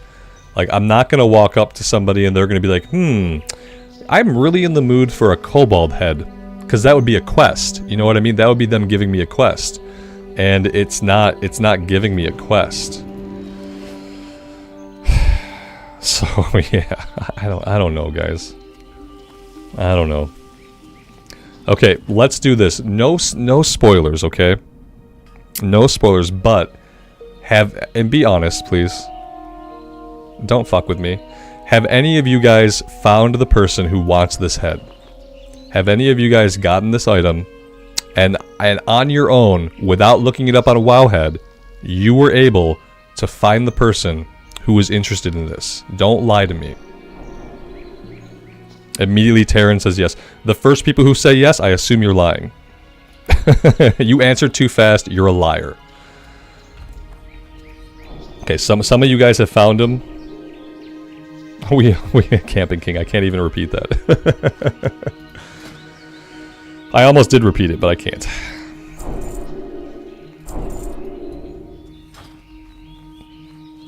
Agent Dad said, yes, it took me an hour. Oh, good. Okay, other thing. Was it somebody in Elwyn Forest?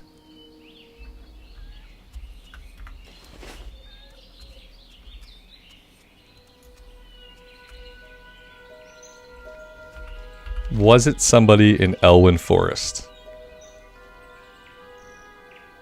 Shit. No. Then fuck this then. Then fuck this season, I guess. Was it somebody in Stormwind City? Then the people who made this, then they didn't play old school RPGs. because they didn't do it. It's Stormwind, then the season is fucked. Like, I don't want to have to go to Stormwind every time I get something cool. Not everything should turn in the major cities. Like, I think that's fucking dumb. Let me just go on record as saying I think that's really fucking stupid. Yeah, I'll see because it's a bunch of vendors gathered somewhere in Stormwind City. They're all gonna stand together like the currency vendors do in Wrath of the Lich King. That's where the reputation vendors are gonna be at. They're all gonna hang out together. You know, they're probably called like Trophy Collector Randall or some shit like that. Like, I'm gonna go to Stormwind now. I have a breadcrumb there anyway. It should have been to Marshal Dugan. It should have been to somebody in the questing hub from where you got the quest, where you got the item. Like, it should have been somebody in the questing hub. It shouldn't be someone in the city. I don't like it. Think of the context, what it means, who could... I'm fucking thinking of the context. Like, I think of people who hate kobolds. What other context am I supposed to think of? A grim trophy may interest the right collector. Okay, I'll go look for people who have collector in their name, I guess. Like, there's no context because there's only one sentence. And I've already explored, like, the context that I infer as a player... Which is that, okay, this could be someone that hates kobolds. Like, I've already tried that context. And you guys are telling me that context isn't true. Because I would have thought Marshal Dugan, Guard Thomas, or the dude over at the Westfall, like the Westbrook Garrison. I would have thought one of those military dudes would want it. That's the context that I infer from reading the one sentence on the item. Is there a taxidermy person? Is a monster head taxidermy? That's animals. A monster head. Is there a witcher? Is there a witcher in Stormwind? I don't know. Maybe there is. Maybe Geralt's hanging out. He'll get 5% attack speed from this trophy. It's hard to explain without spoiling. Yeah, I get it. I think it's stupid that I have to go to the city, because that tells me that all of this shit is always going to turn in the city, and that's not. I don't like that. I don't like having to go to a bunch of vendors every time I get something like that. I got a Murloc head too, like... I'm gonna go find the person, okay? Like, we're gonna go to Stormwind right now, and we're just gonna put this discovery to bed. And we're just gonna find the person, and that way we know. That way for every other head we get, like, I'm not just sitting here in the dark. I'd rather just go do it now and get it over with. I'm just assuming. All I can do is assume right now. Yeah, that's all. Unfortunately, that's all I can do. I have two heads, and they both go to Stormwind. So, and like the Murloc head, I would think Remy, because Remy was really concerned about the Murlocs. He's like, ah, freaking Murlocs, man, they're a real menace. Marshal Dugan, he doesn't get it. Like, so if I were creating like a contextual clue, this would go to Remy, and this would go to Marshal Dugan. Like, if I were trying to actually make like contextual clues that someone could key off on without exploring all of Stormwind City, like, I would have it go to them.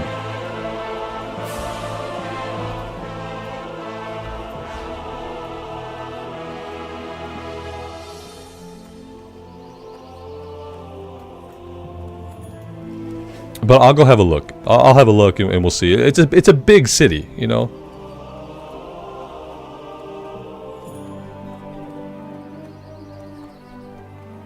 Yeah, I don't want spoilers. So you guys don't have to ban them. If someone spoils something, delete that message. If someone continues to spoil something, then ban them. Like, you don't gotta ban them right away. Like, if someone, because someone might not know. Someone might just have popped into the chat. They might so delete the message. Remind chat that there are no spoilers. If they continue to try to spoil shit, remove the message and then ban them. Like, if someone tries to spoil after being given a warning, then go ahead and just ban them. But the first move is just delete that message so that hopefully I don't see it. Warn them that I don't want spoilers, unless I specifically ask, which I don't plan to. And then go from there. Okay, so I'm in Stormwind City. And then I think to myself, like, well, who wants heads? As Camping King said, everybody does. So what do? I don't know. Let's go over into Old Town. Did I form the guild? Alex, no, I'm waiting for you to do that. Whenever someone has a 9-person group and they want to invite me as the 10th person and then we want to go sign the charter, then we'll do it. Right now, until that happens, I'm just focusing on questing. Right now, we're trying to find the person who likes head the most in Stormwind City. People have told me I should use contextual clues. Oh, okay. Okay. Alright,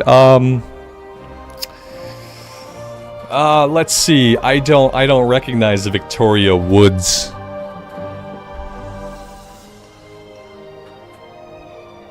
I don't recognize her. It doesn't mean that she hasn't always been here. But let's see. I found it. It's really shitty that it's someone in Stormwind City. Yeah. This is not contextual clues, guys. This is a vendor. This is like it's like an inverse vendor. Instead of being someone that you get stuff from, it's one person that you give everything to. Which is not a contextual clue. A contextual clue would be like unique NPCs want the item, and you have to figure out which unique NPCs want the item. Having one NPC in the city that every head turns into is not like contextual clue in the essence of an RPG. I hope that makes sense to you guys. It's an inverse vendor. Instead of going to them to get shit, I go to them to give them shit. And then they give me something, supposedly. Like, what did they give me? I got Monster Hunter's second rune fragment, combined with 2 other pieces to make a full rune. Okay. There we go. She stands out like a... She did, yeah. I was like, let's go into Old Town.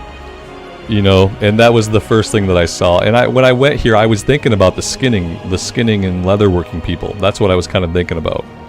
So, like, there was some context, but not in an RPG sense.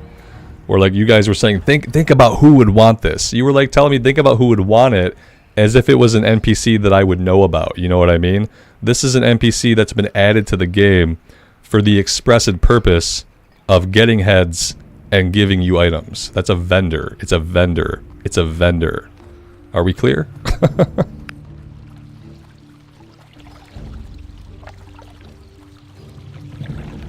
Alex, you say there's a lot of new NPCs you've never seen in the game before. This is the first new NPC I've seen. You're probably like a much higher level than me by now, but this is the first new NPC that I've seen in the game at all. So I don't know. Maybe I'm not looking around. But that was the first person that I've seen that I didn't recognize.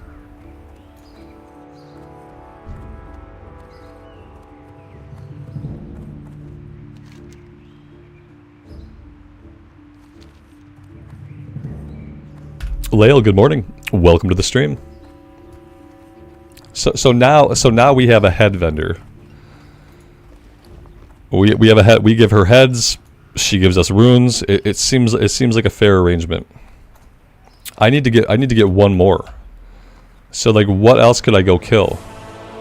We had a kobold and a murloc. So we didn't get like a wolf. We didn't get like an animal.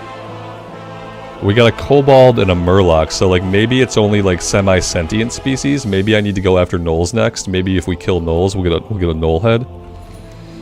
Maybe we can get wolf heads and bear heads. Oh my. I don't know.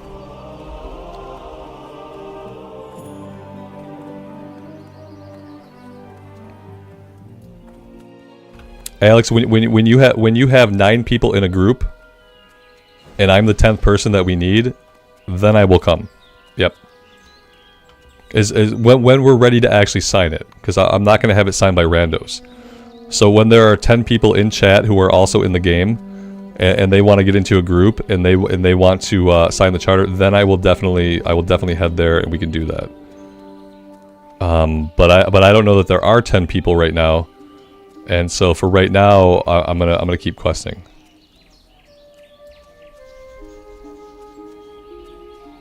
Like I think we have a few people, but I'm not sure that we have 10.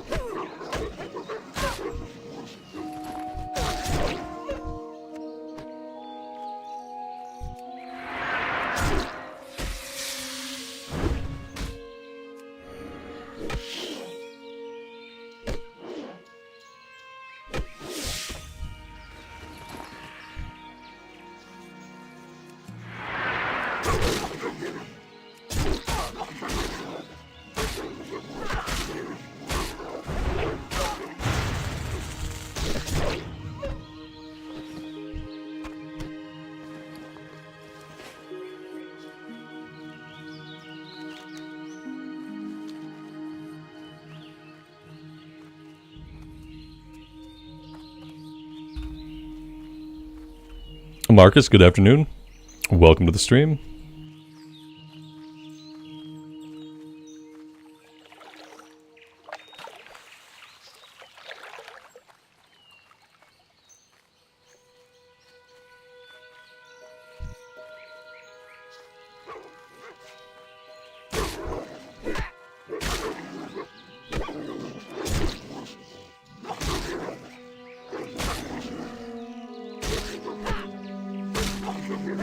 Maybe I can get a cow head? Yeah, I don't know.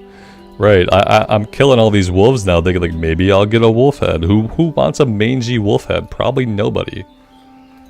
The other thing I don't know is like, can I double up? Like, okay, this is not a spoiler. This is a functionality issue. I've gotten a Murloc head and a Kobold head. Can I get multiple Murloc heads, multiple Kobold heads, etc.? This is not a spoiler. If you know the answer to this question, you are allowed to answer it. Can I get multiple Murlocs, multiple Gnolls, whatever? Or is every head trophy unique?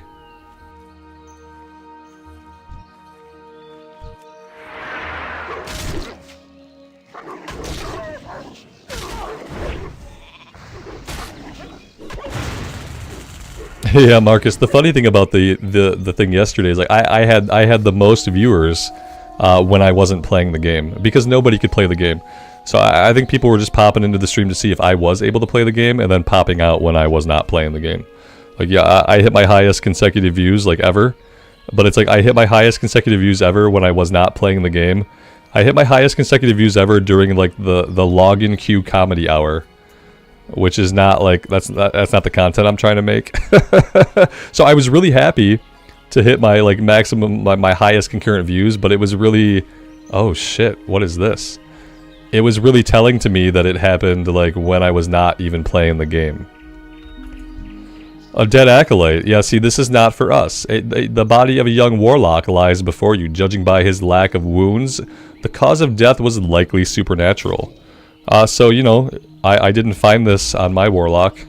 I was close. We came up here. Like, we ran right by here to get to this mine. This is the last thing I did on the warlock. We were really close to this.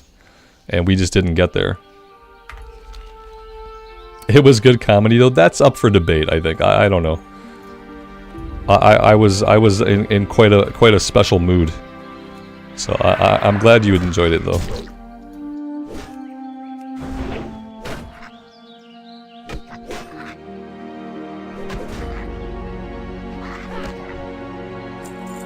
Yeah, a lot of the secrets are very, very class specific.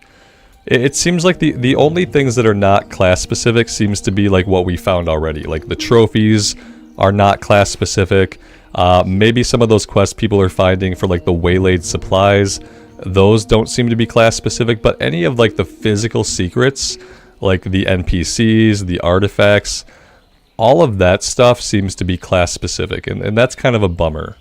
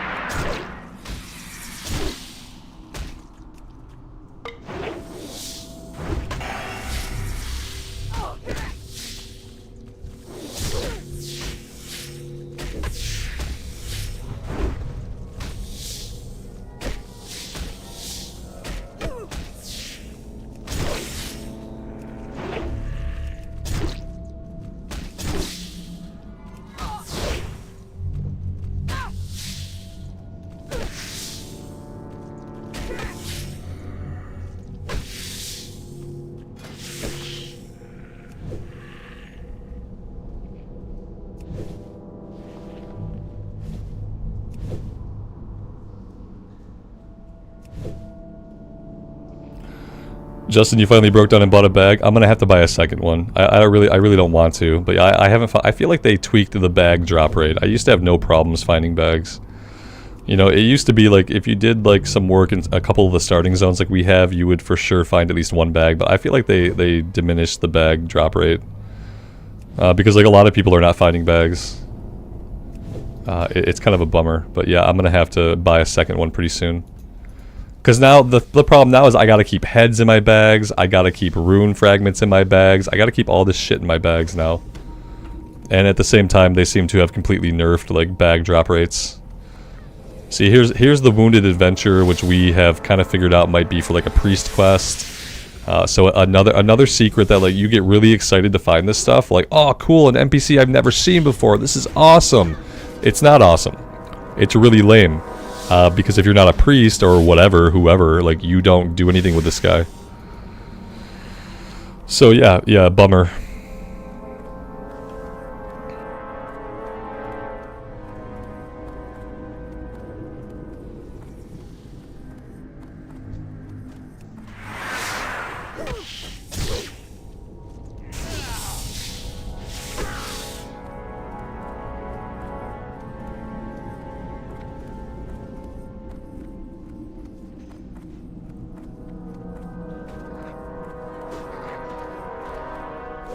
Yes, a lot of you guys have not found bags, and that's not typical. It's not typical to not find even a single bag. Usually on a character, you will find 1 to 2 bags. Like, while you're in the starting areas.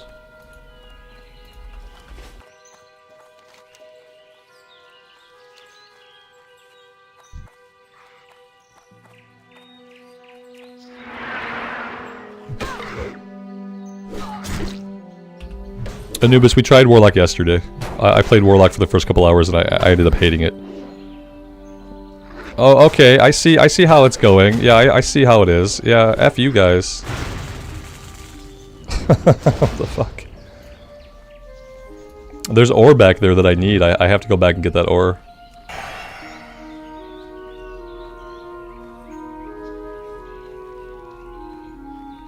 It's gonna be gone by the time I get back to it.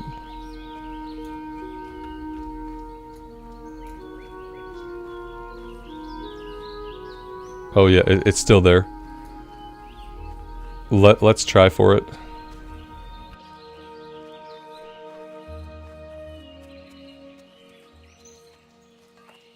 Son of a bitch.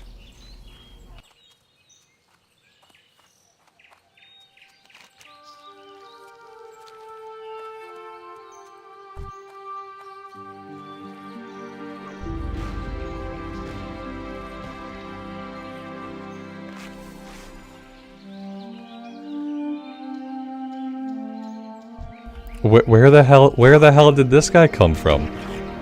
Where did he come from? What's this guy's deal? Okay.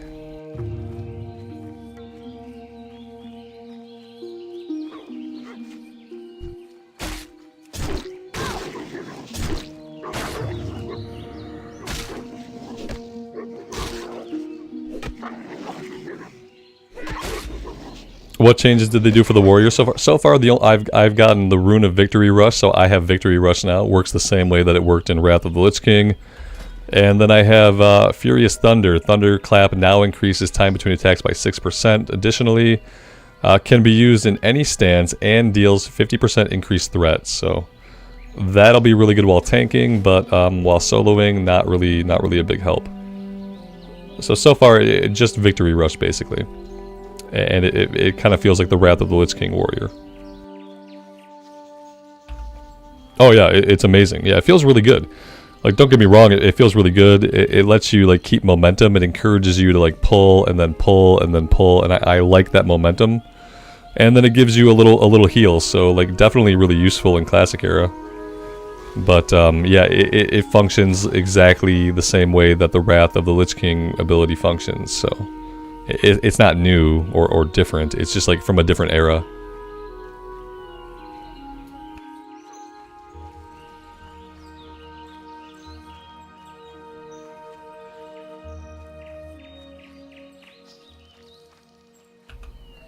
Rhea, what level are you?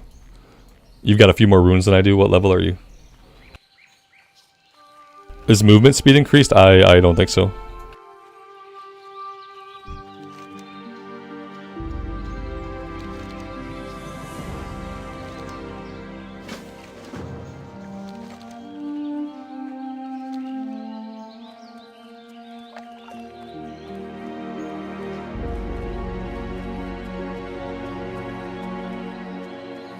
I think that all of the added abilities are going to feel overtuned for Classic Era, because we're not used to having them, and a lot of the new abilities do add to character power. They said at BlizzCon that one of their goals was to make classes feel more powerful.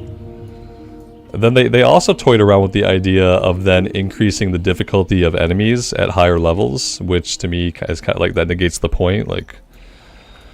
But yeah, they said that one of the goals was to make everybody feel more powerful. Like, how will that feel in Classic? Will it eventually be lame? I don't know.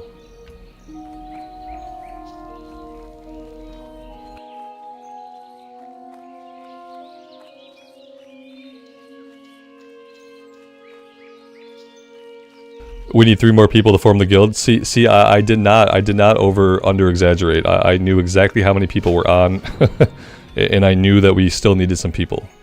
That's why I wasn't hot to, like, go stand in Stormwind.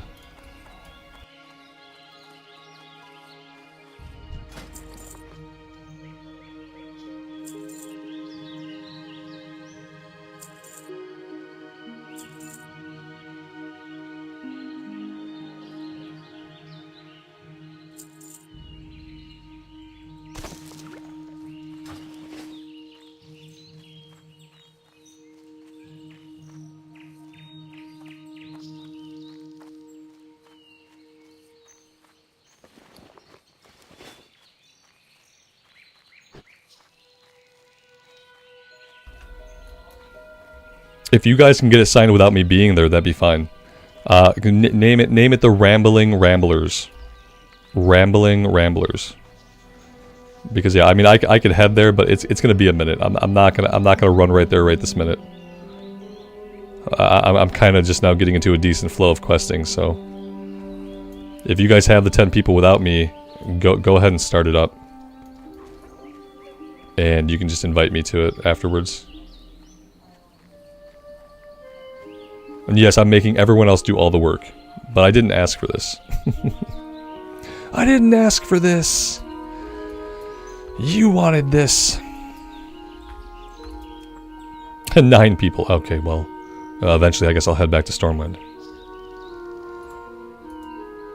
It was already being used by whom? Who was using it? Were they hiding around the corner of the tree? I didn't see anybody. Maybe they were in another phase.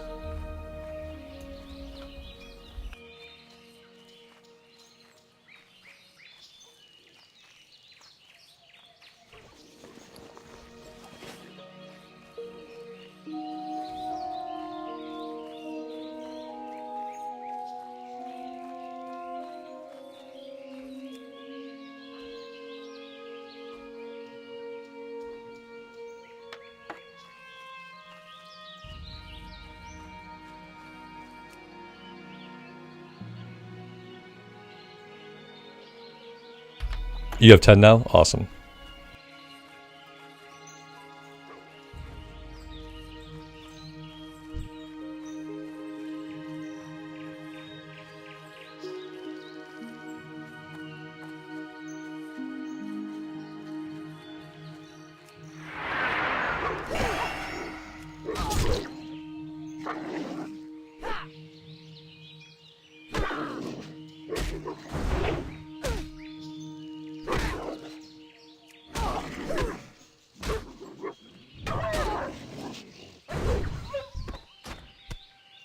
Oh, look at this.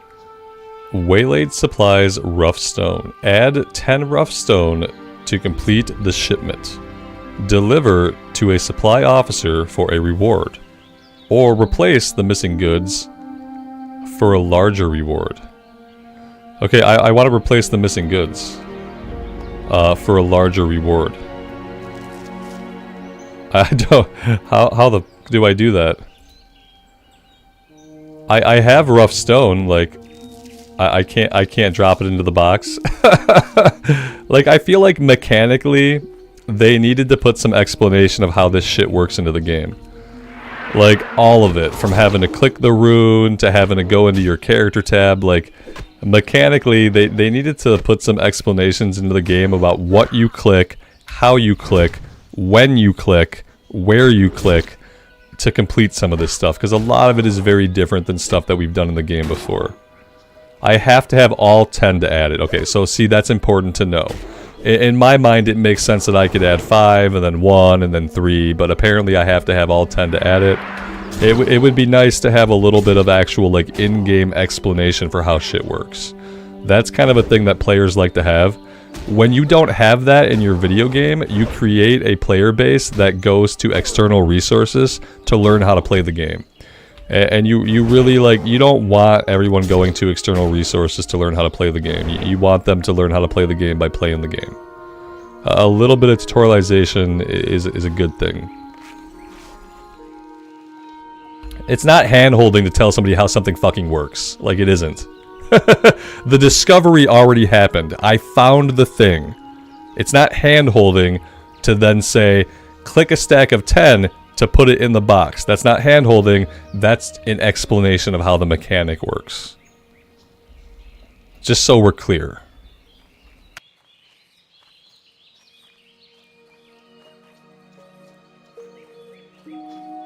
Three people run at a node. Let's see if we can get one hit off of this.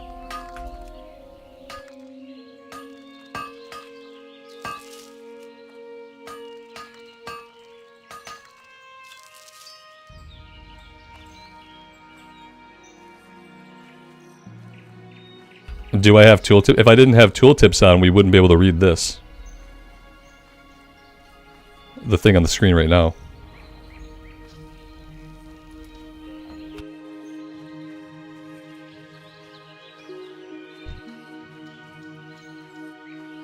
Like, I had a conversation with somebody yesterday that didn't understand, like, how, like, learning their first rune worked. They couldn't figure out how it worked or where it went or why it went there. There was, like, on the shaman today, like, I got my rune on the shaman, and so I found an item that was it was a relic. And instead of clicking the item and having it give me a rune ability, I clicked the item and it equipped it to my runic slot. And then I had to get hit by nature damage 10 times in order to learn the ability. And I just think, like, if you're a new player or a newer player to the game, like, you're not going to understand that it went into your rune slot. You might not even understand, like, what constitutes nature damage. In my case, I had to get poisoned by scorpions multiple times. You might not understand what constitutes nature damage. And then, even once I did that, I still had to go back in to my character sheet, and I had to click the item again once I had a buff up here that told me I was inspired. And I still had to go back, and I figured it out, but mainly only because I had a conversation with somebody yesterday who, like, couldn't figure it out.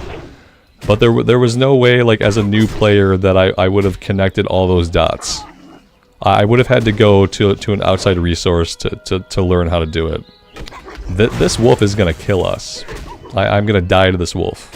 The graveyard's going to be over by Goldshire, I'm pretty sure. Pretty sure it's going to be a Goldshire graveyard. Oh, we got it with 14 HP left. So much for feeling overpowered. If we need one more person, I'll just run all the way to Stormwind. Like, whatever. I'll just run all the way there. But here's the thing. If we need one more person, like, already, like, do we need to have a guild? Like, if we don't have a lot of interest for the guild, like, we don't have to have one. It's fine. We can just hang out in Discord and hang out in chat.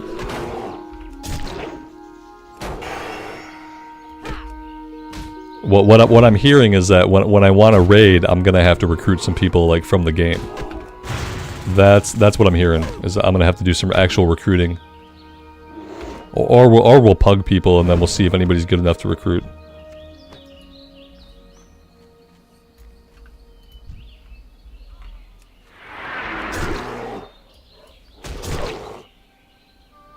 Yeah, you're in Darnassus. Yeah, I mean, I'll head that way, I guess. I don't know. It's only a 25-minute run.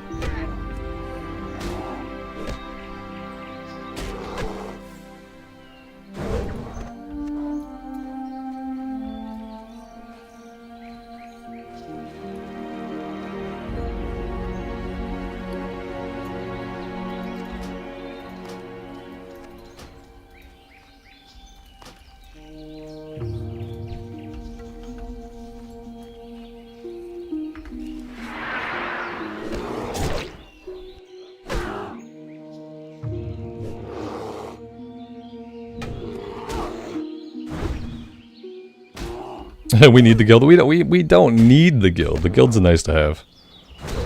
It'd be nice to have a guild, but if we don't have a lot of people interested in it, then we don't need it.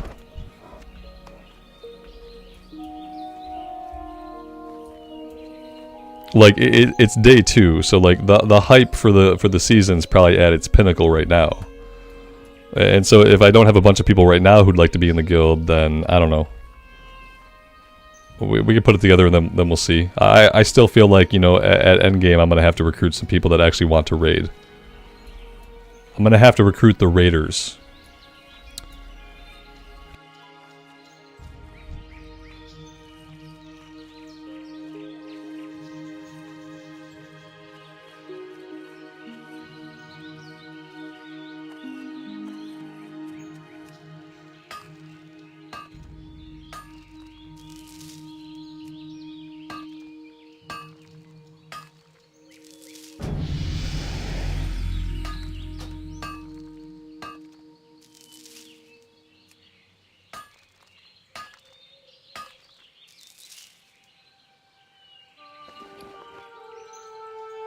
Alright, here we go. I have 10 rough stone. I click the box. The box then takes the stone. Now we have a supply shipment. Deliver to a supply officer for a so again, this is going to be a vendor in Stormwind, obviously. And like where they're at, like where would they be at if I'm a supply shipment person? I don't know. Maybe they're somewhere in the trade district. Maybe they're somewhere by Stormwind Keep. I don't know. We'll find them, I guess.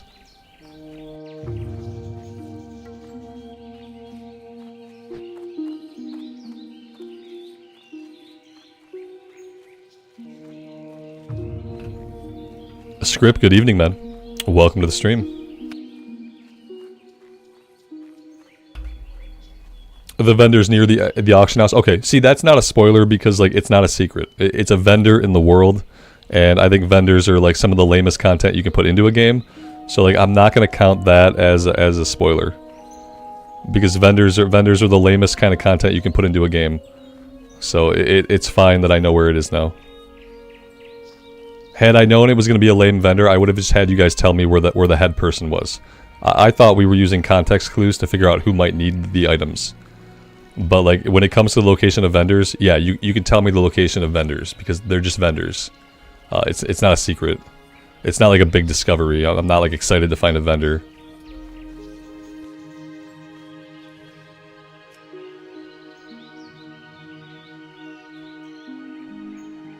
Yeah, okay, cool. Yeah, see, that's not a spoiler, and had I known, like, how the heads worked, that would not have been a spoiler either.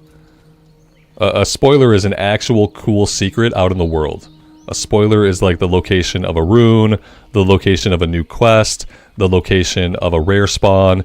Like, that kind of shit is spoilers. Like, knowing where a vendor is at, like, yeah, you just have to know where the vendor's at. Like, you're not gonna, like... I discovered the one vendor, like, on my own, but yeah, I wouldn't have put myself through all that if I'd have known it was some lame vendor. I would have just had you guys tell me right away. Instead, I was, like, racking my brain to try to figure out, like, who's interested in murlocs? Who's interested in kobolds? Who wants these things? Like, I'm actually trying to think about it like a real RPG. Like, meanwhile, you guys are like, oh, yeah, it's a vendor. I'm like, oh, okay, great.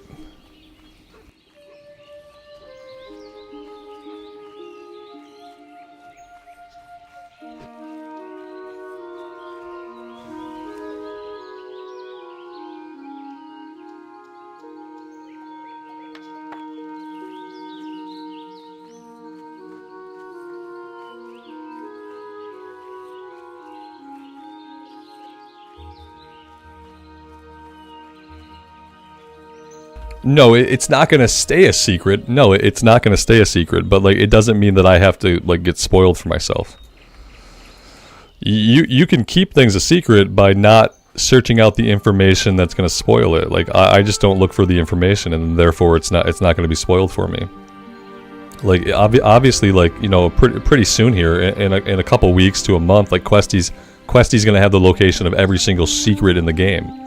Like, so no, it's not going to stay that way, but you can keep it that way for yourself at a personal level by not, like, explicitly going out and finding that info. It's a personal choice. Like, yeah, I could go to Wowhead right now And I could probably find all the warrior runes. Like, somebody has already found all the warrior runes. They've all been discovered. There are no secrets. There is nothing new. Like, that's always true. That's always true, like, 24 hours after a launch. Like, there are no secrets. But I don't have to go search those things out. And I'm not going to. But a person could. Like, you could say, well, somebody already found it all and posted it on Wowhead. I might as well go look. Like, that's fine. That's fine for people to do that if they want to.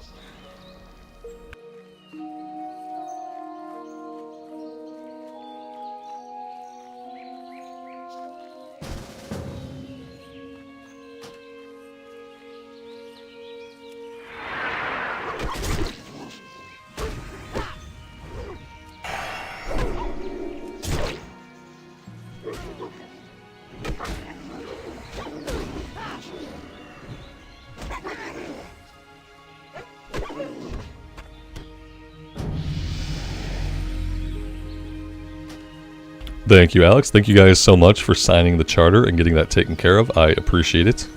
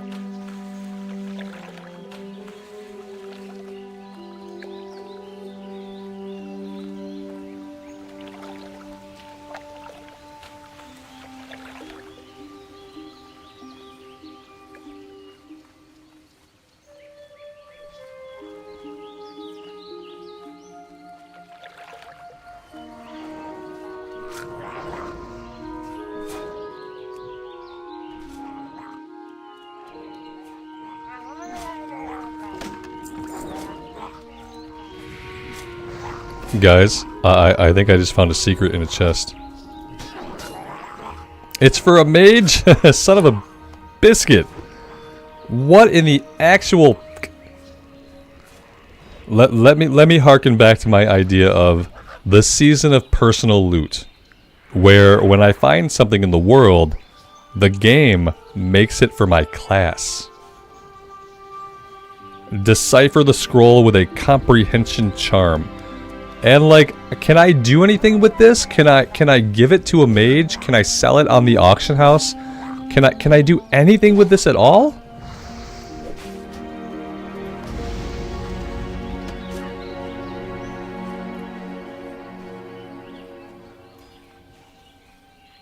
It's not soulbound. I can sell them. I'm gonna sell this on the auction house for 500 gold.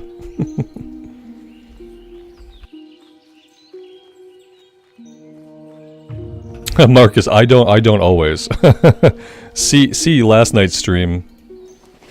I've become a little bit more loose with my use of profanity. In my mind, I use profanity when it's warranted. I'm sure there are many people, including my wife, who would say that I probably use too much profanity. But it's like, for me, profanity is like putting an exclamation point at the end of a sentence, you know? So like, sometimes I bleep myself, sometimes I try to abstain. Like, there are days when I don't feel like doing that, and I'll drop like 24 F-bombs in a short period of time. Yesterday was a good example. Fuck you, you fucking murlocs. Like right there. Like, you know what I mean? And it used to be like, I tried a lot harder to like not curse at all. And like, in my recorded stuff, I hardly ever curse, because the recorded stuff is meant to be like super chill and relaxing. And the stream is the stream. I think enough people have been to the stream and decided whether they like my streams or not, that I've just become more comfortable. Like, when I want to curse, I typically do. Like, sometimes I'll bleep it out, but it's not guaranteed. He's gonna drink a potion. I wish I could drink another potion. This Murloc's can kill me. He's gonna kill me. I have to run. I have felt so fucking weak on this character.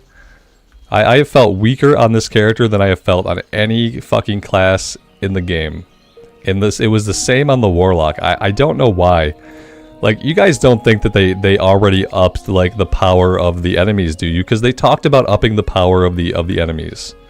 They talked about increasing their power because our power was increasing, and, like, I just feel like everything is kicking my ass. I got a cool new ability, and everything is still kicking my ass. I'm kind of sick of it. Yeah, I got shit gear, you're right. I got a shitty weapon. Yeah, I gotta get some more weapons. I gotta fix some problems. I got some serious problems going on. The biggest problem I have is that my weapon sucks. Yeah, I gotta take care of this. I'd like to be able to finish these quests out here, like get the Prowlers. I'd like to be able to discover Rolf's fate, but like I don't know if I'm gonna be able to do that because like I'm not dealing enough damage. I feel incredibly underpowered. It's starting to really like bother me a lot. And I have to go buy a vendor weapon, I guess. I guess I have to buy a white weapon off a vendor. I could check the auction house. I doubt there's going to be anything on the auction house that I can currently afford. If I can sell my mage scroll for 500 gold, then I'll be all set. I'm assuming it sells for at least 500 gold. It must. How about the Cowboys? The Cowboys played like shit last night. They like... They're lucky that the Seahawks are just a really bad team, because the Cowboys played really bad.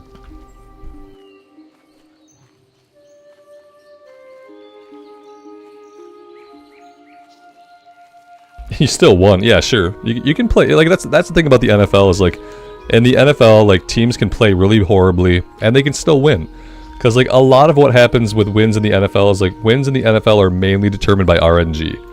RNG comes into play so many times. Also, like, penalties are a form of RNG.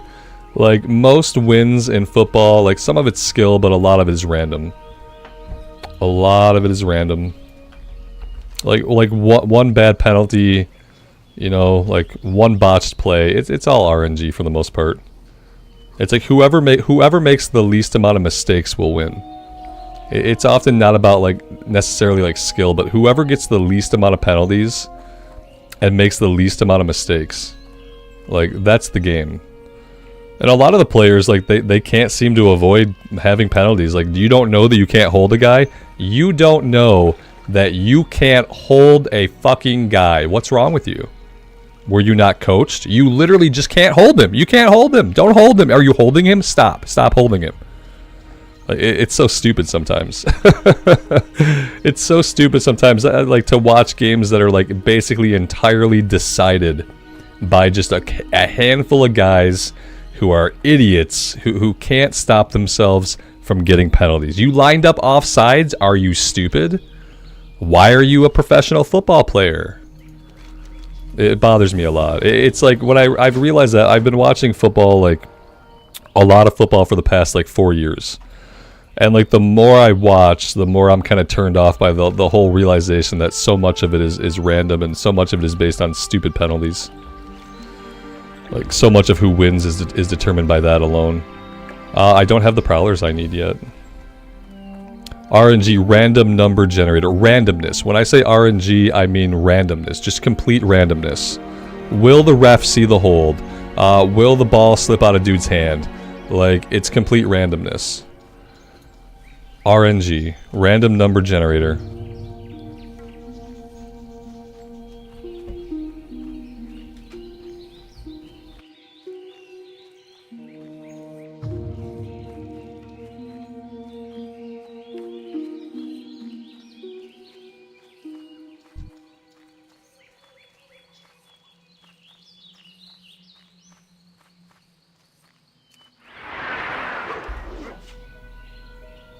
There's holding on every play. The Chiefs are rarely penalized for holding. No, that's wrong. They got one guy on their team. The Chiefs have a guy on their team that has more penalties than anybody else in the fucking league. What's his number? I forget his number. He's some big dumb guy on the offensive line, and he has more penalties than any other player in the entire league. And so no, the Chiefs get called for. A lot of times the reason the Chiefs lose games is because they're calling a shit ton of penalties. Like, I watch every Chiefs game, so I know. Like, don't get me started. Like, the Chiefs got a couple of really bad apples when it comes to penalties being called, and they have a guy who's got more penalties than anybody else. Like, listen, if I have a guy on my team who's got more penalties than any other person in the league, I'll fucking fire the guy. I'll fire the guy, and I'll put a warm body in his spot that knows how to not get penalties. He doesn't even have to be a good player. He just has to know how to not get penalties. It's really easy. But they put these people out there because they have contracts or something. I just fire the guy. And when you go to fire him, just be like, look, guy, you have more penalties than any other player in the league. I have to fire you.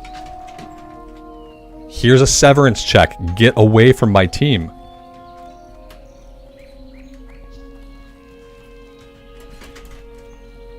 Yeah, needless to say, I've been like less and less interested in the NFL this year.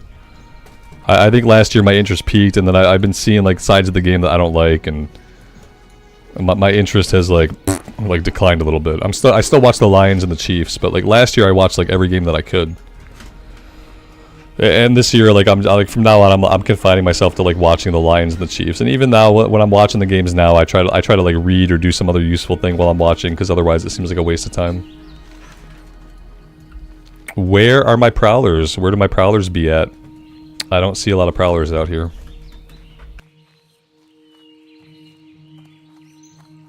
Did the Warlock die? Yeah, the Warlock died. Yeah, he died in a cave.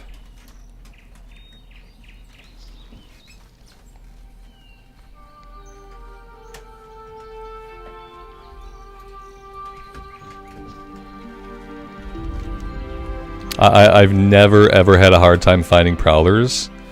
I usually have a hard time finding the young forest bears. So this is new. This is a new predicament to be in. Yeah, I've never had a hard time finding Prowlers. I don't know what's going on. Can you have enchantments and runes on your gear? I'm assuming so. I don't think they ever said otherwise. It would be really lame if you couldn't.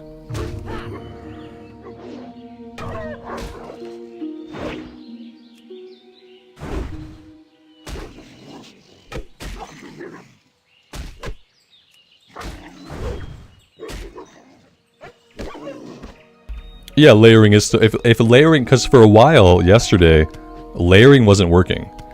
And while layering wasn't working, nobody was able to log in because the server was at capacity because the layers weren't working. Thank God that the layers are working today.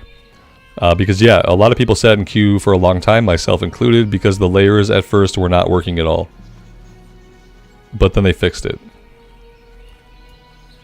And it's still really, really populated, even with layers.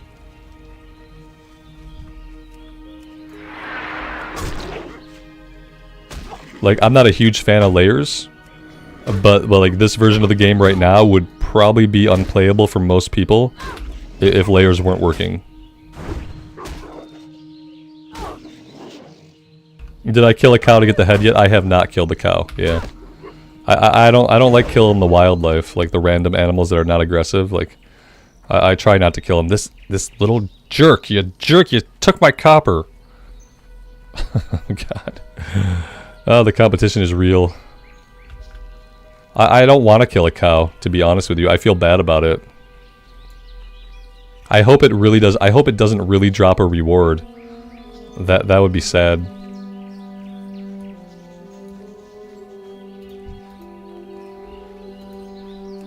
I should not have attacked this guy. This guy's like 2 levels above me.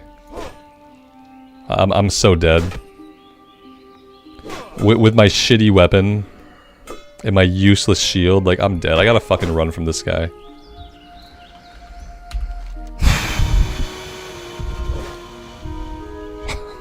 Fuck. I gotta go back to town. I gotta get a weapon. I can't be out here anymore. I can't kill anything. I can't kill anything at my level. I can't kill anything above my level. I can barely kill stuff below my level. I have to go. I'm not killing a cow. That's where you would hide stuff in the cow? Yeah, that makes sense. Yeah, because I don't want to kill the cow, you know, I feel bad about it.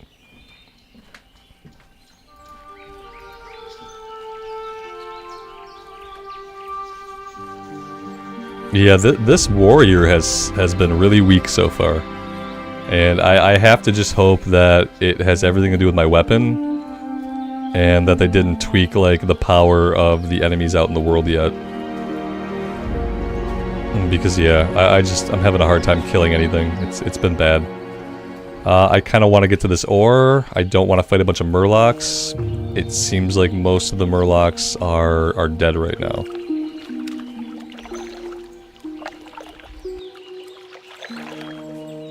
Shit. Yeah, I'm not gonna get to this ore unless somebody comes along. Son of a biscuit. Fuck.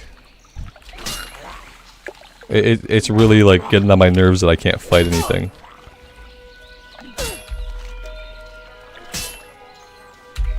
Unfortunately, like I need to find one more Prowler. I have to be done with this quest, and then I have to get out of here. I might even just hearth back to Dunmorrow so that I can just buy a weapon, because this is getting really awful. And there's not a single Prowler to be found anywhere.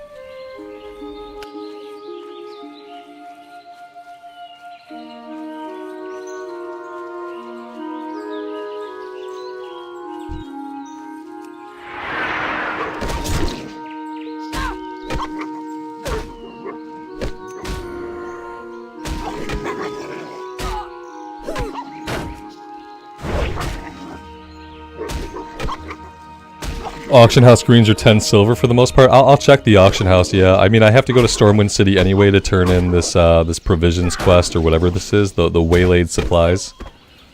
I have to go get that turned in anyway, so I do have to do that. I have to head over to Guard Thomas, and then we're heading all the way back.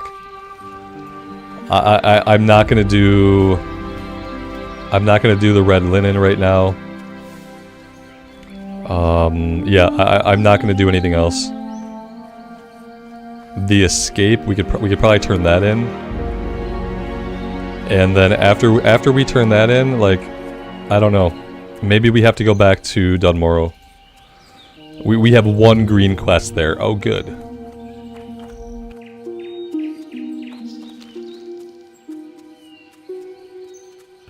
I don't even know if I can use two-handed maces.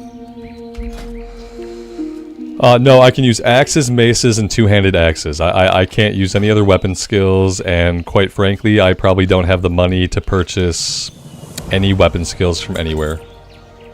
I need to get two-handed swords from Stormwind, I need to get two-handed maces from Ironforge, and I don't think I have money for either. It's 9 or 10 silver per weapon skill. I also think I have level 8. I have level 8 to train. I haven't trained my level 8 abilities yet, so I'm not going to have any money.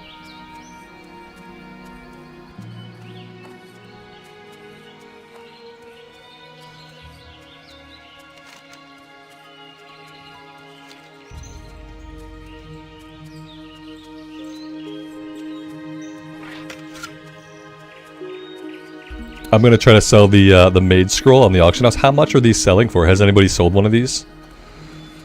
Random scroll for a random class that I'm not. Maybe I can get like 10 silver for it.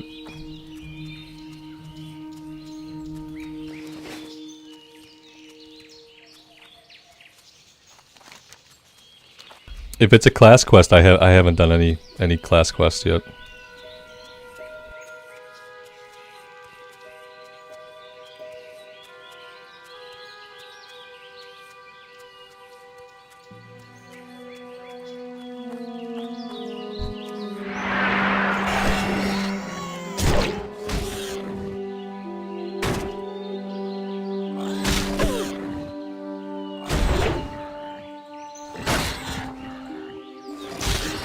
But yeah, I need to not be sword and boarding. Like, my goal on this character is not to sword and board. I mean, I don't mind tanking dungeons. Like, I'd like to tank, but while I'm questing, I don't want to be sword and boarding. I really need to get some kind of two-hander.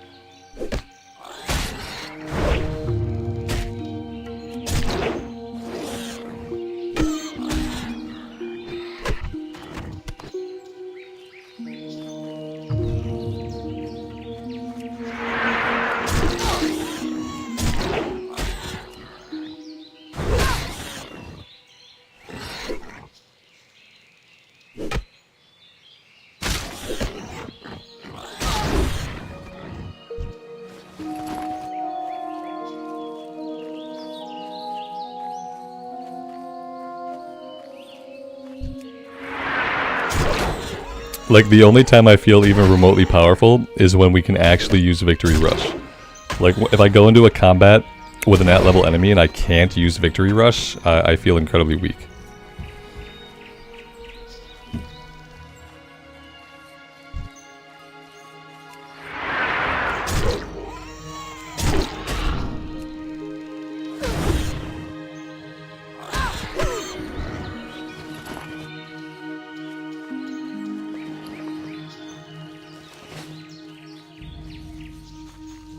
I was kind of hoping that we would come across some ore down here. But either way, I'm going to head down to the farm. I'm going to get that one turned in first. That way we don't have to double back.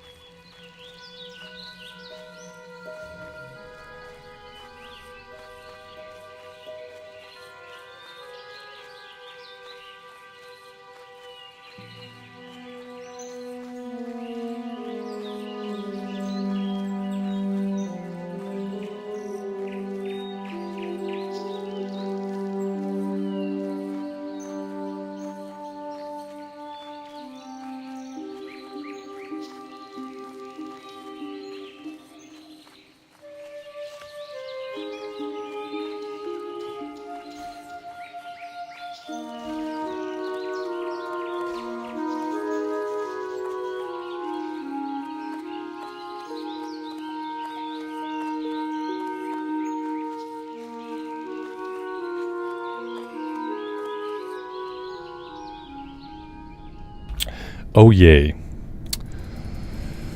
Oh yay. Great. This is going to be a lot of fun. It's called phasing. They need to investigate like some phasing for Classic. Like for stuff like this.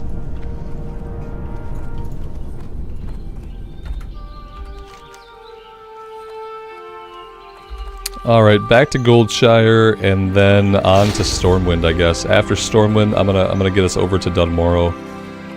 And we're gonna find a weapon. I think I have to prioritize finding a weapon on the auction house. I don't even know if I'm gonna have to not train level 8. Or like if we train it, I'm gonna have to cherry pick like what I want to train. Because I'm not gonna have enough money to train all of level 8 and to also get a weapon. It's not gonna happen. Ajay, yeah, if you can't get into the game, man, you can't get into it. It's like any other thing, you know. You try it out, play it for a few hours. If you play it for a few hours and you're not digging it, like that, there's really nothing you can do about that. Like everybody's different when it comes to like what they have fun with. There's no trick. It's not a trick, you know. You can't trick yourself into liking something that you don't like.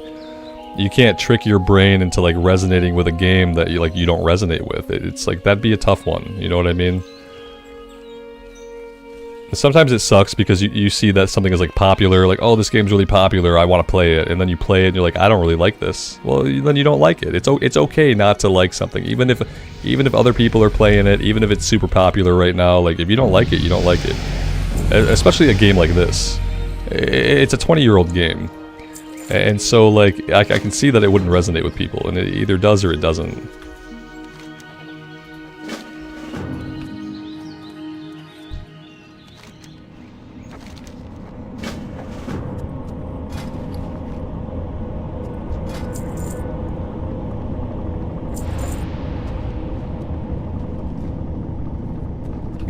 I have nothing to sell. I have nothing I can sell. My bags are full, and it's full of stuff that I absolutely have to have. And I don't have money for a new bag. I have to spend all my money to get a weapon. Otherwise, I'm screwed. You just bought Diablo 4 and it's alright? Well, there you go. Yeah, if you're digging Diablo 4 more, then play that. It's a different kind of game, the pace is different, etc.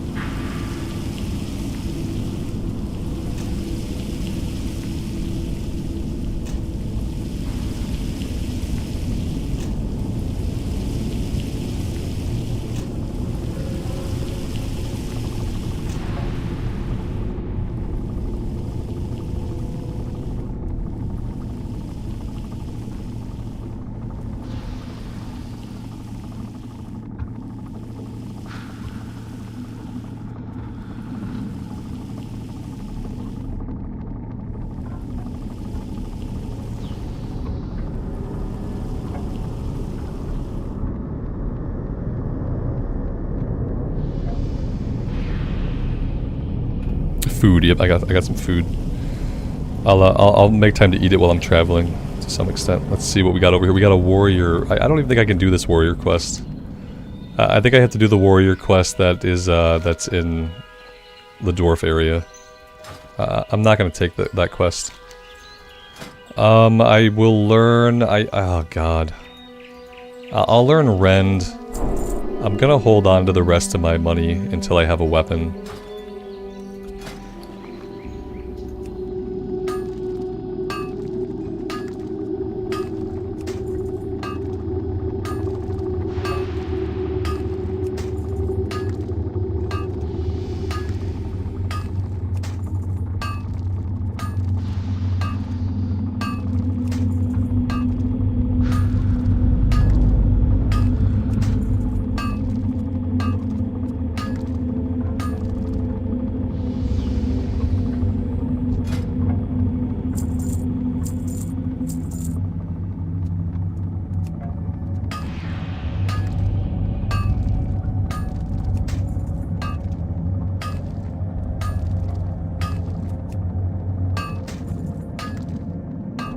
And David, money struggle at low level equals money struggle as a young adult.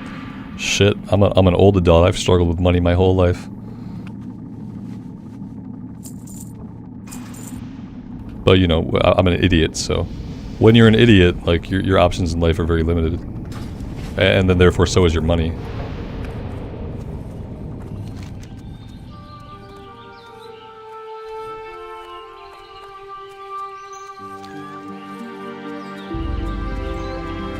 Alright, we have some traveling to do. I'm really, really hungry. This food isn't getting any hotter.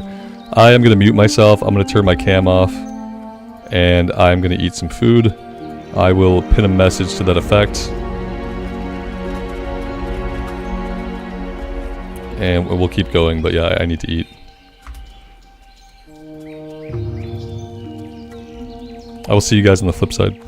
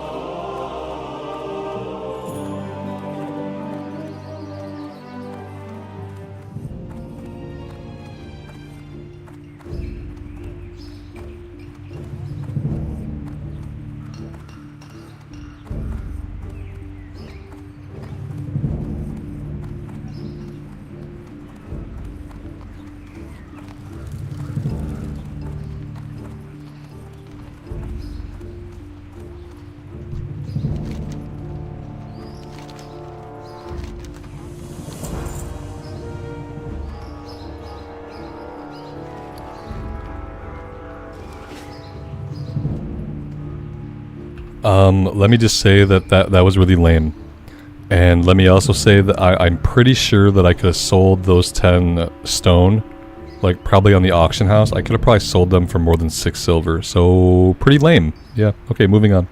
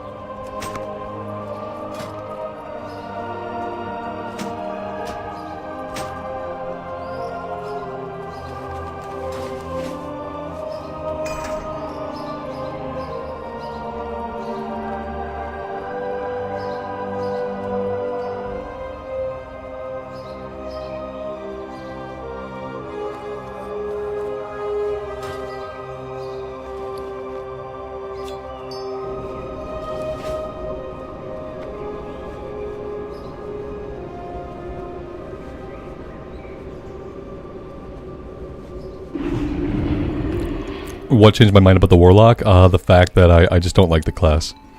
I find it like really unengaging. I find it incredibly boring. It's squishy. It has a pet. And I didn't want to wait until it got interesting because I just wanted to play something that I was having fun with the entire time.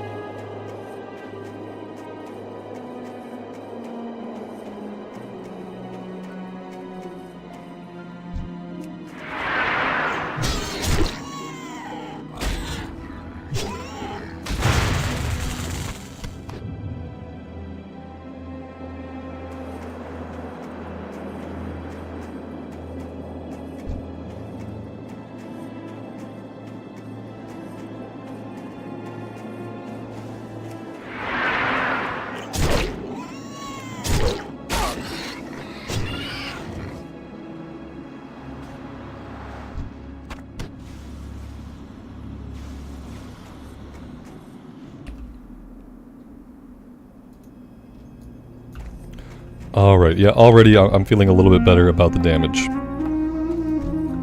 Let's see if we can actually kill Yeti today.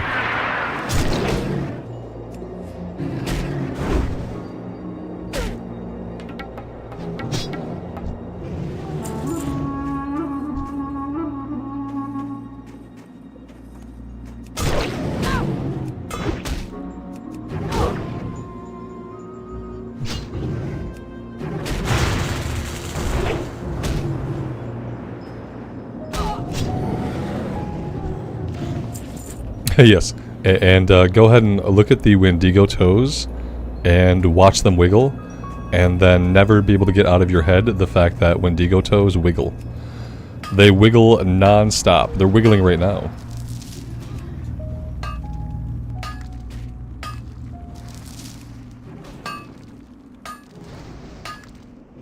Wait, you mean you guys don't wiggle your toes all the time? Even when you're standing still? I'm the only one that does that? Oh. They have RLS. Restless leg syndrome. they have to wiggle their toes nonstop.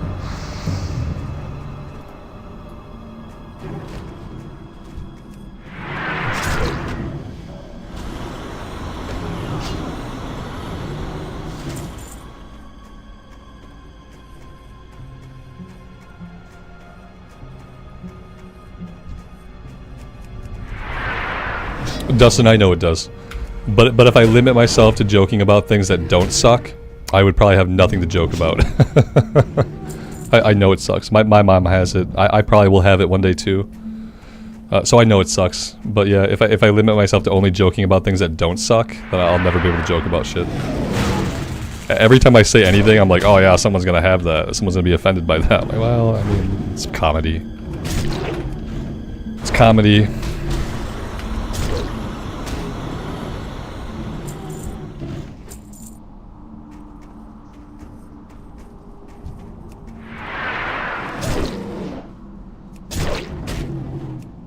Yeah, it's like you make a mom joke, and then like obviously not everybody has their parents. Like, there's a point where like you can't joke about anything. I guess like if you don't want to run the risk of offending anybody, like you literally just can't tell jokes. You can't make light of anything. That's where society is at. I've been watching Seinfeld recently, like at night before falling asleep. We turn Seinfeld on, and I look at all the jokes that are told in Seinfeld. That like today, people are so soft and people are so like thin-skinned that like half of the jokes they tell in Seinfeld, that they would never be able to air that show on television today, because people are just so fucking soft about everything and they get offended by everything so easily. Even when stuff is like obviously just for comedy value. I'm like, oh my god, like put that on NBC today, it'd be taken off the air immediately. People would be up in arms for like a simple joke. These people are just incredibly soft.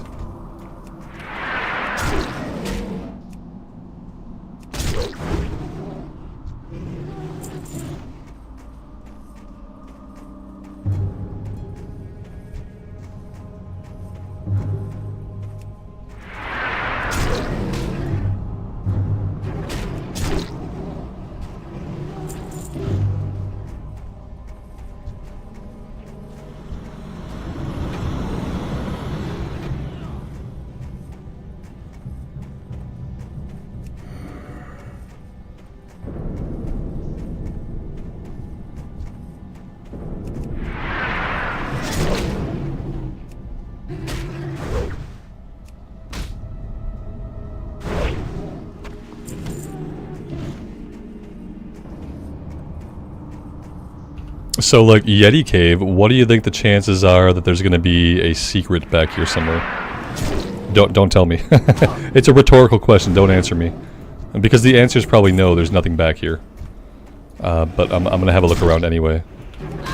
Especially now that I can actually kill stuff. It feels really good to be able to kill things. That's a good feeling. Pinned comment, yeah, I mean, people can figure it out, but I'll take it down.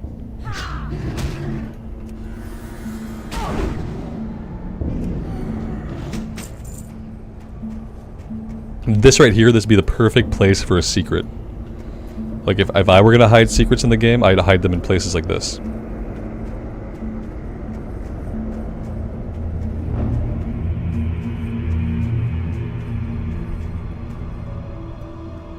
Dustin, that's rough. Yeah. Yeah, like, yeah. It's rough. It's funny, but it's not funny. But it is also funny.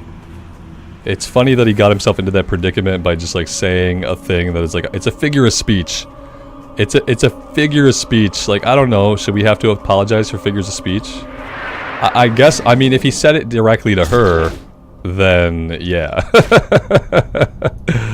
But listen, that's not his fault, that's his boss's fault. His boss should have been like, hey, you have this student, they have an impairment, you know.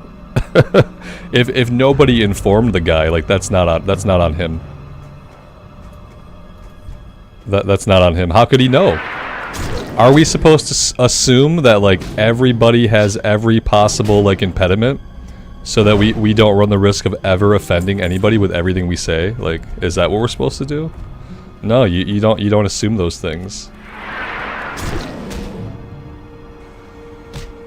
Yeah, he said it directly to her, but like, how could he know? No one told him. She didn't tell him, nobody told him. How could he know? It's not his fault. He can apologize for it afterwards if he wants, you know, like, oh, sorry, didn't know. Now I know. You can't hear. I asked you a question. Can't you hear, or are you deaf? And then she should have responded, I'm partially deaf. And then he could have been like, oh, well, okay then. Like, you know what I mean? Like, it's a figure of speech, but it's also a direct question that could have just been answered. It could have just, yes, I am deaf. Oh, okay, well, I'm sorry. Why don't you sit closer?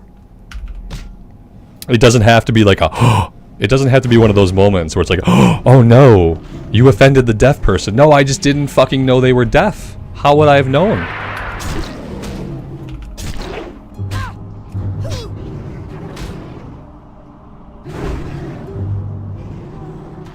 Yeah, I'd say, like, I don't even know if I'd apologize. You know what I mean? If I didn't set out to offend you, I'm not going to apologize for offending you. If you get offended, that's fine, whatever. Like, I think the answer to the question, are you deaf, it would be yes. And then there would be no offense. Now he has information. Now he knows why she can't hear. And we get to move on. I don't even know if I'd apologize.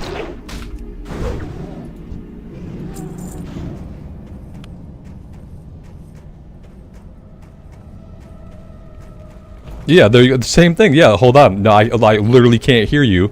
Let me turn my hearing aid up. I'd be like, oh, okay, well, good. You should do that. Thoughts on the warrior so far? I like the warrior. I always like the warrior.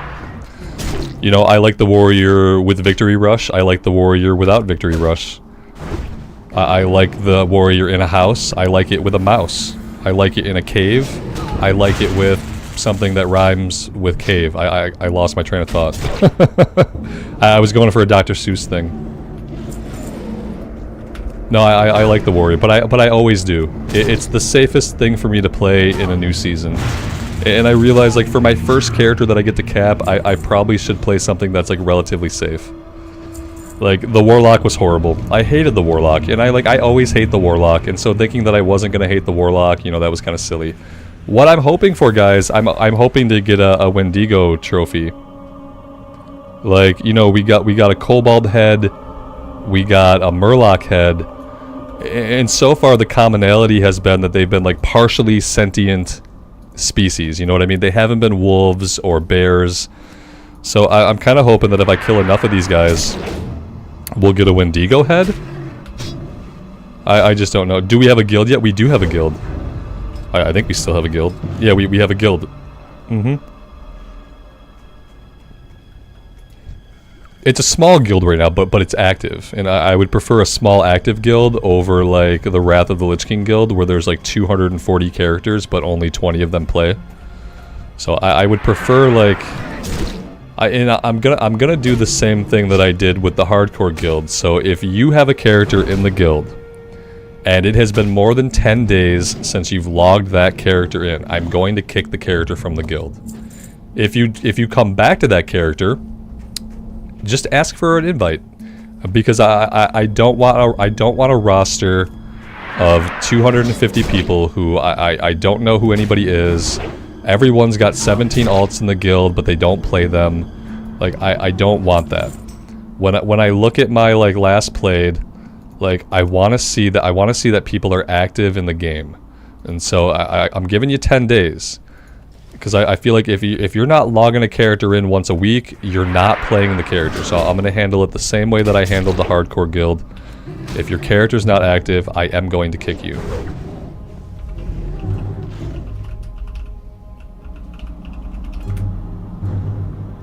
And it's not to be offensive. If you do come back to that character, you pick it up later, just ask for another invite, it's fine.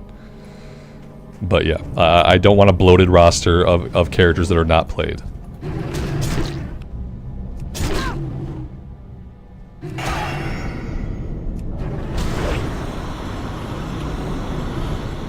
Agent Dad, I got the weapon on the auction house for 15 silver. So yeah, it's actually killing stuff now, which is what I needed to do. And I didn't want this character to be like a one-hander and shield character. I want this character to have a two-hander. The biggest two-handers we can find.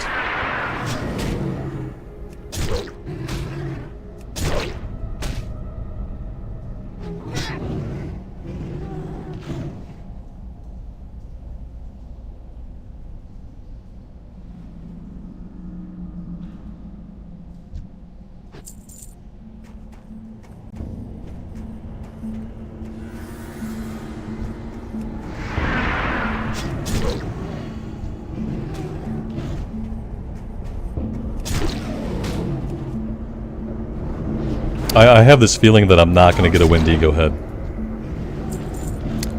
Just a feeling I have. Meanwhile, my inventory is rapidly filling up.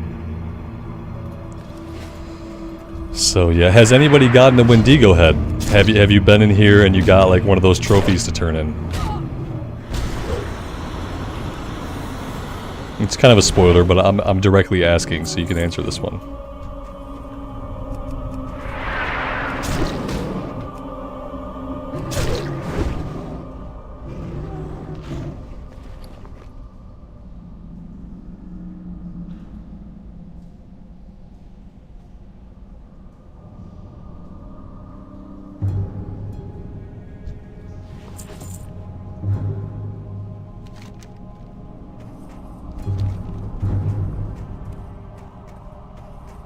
Some people are into collecting heads, some people are into hands.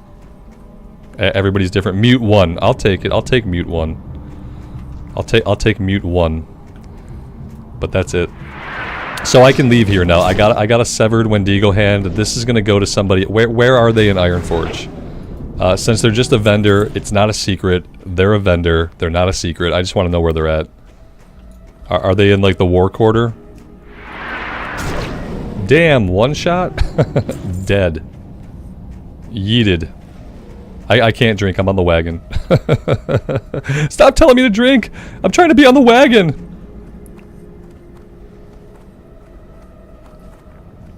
There's something wrong with my coffee mug. My coffee mug is not it's not releasing enough coffee. Like the coffee is full-ish, but like I can't get the coffee to like come out. It's almost like part of the lid is closed. I hate this Yeti mug. I hate mugs that have like moving parts to them. I need to get a Yeti mug that doesn't have like a moving part on its top, because I hate this mug. Flox, you'll drink for me. Just don't die, man. Yeah, I can't drink. Not right now.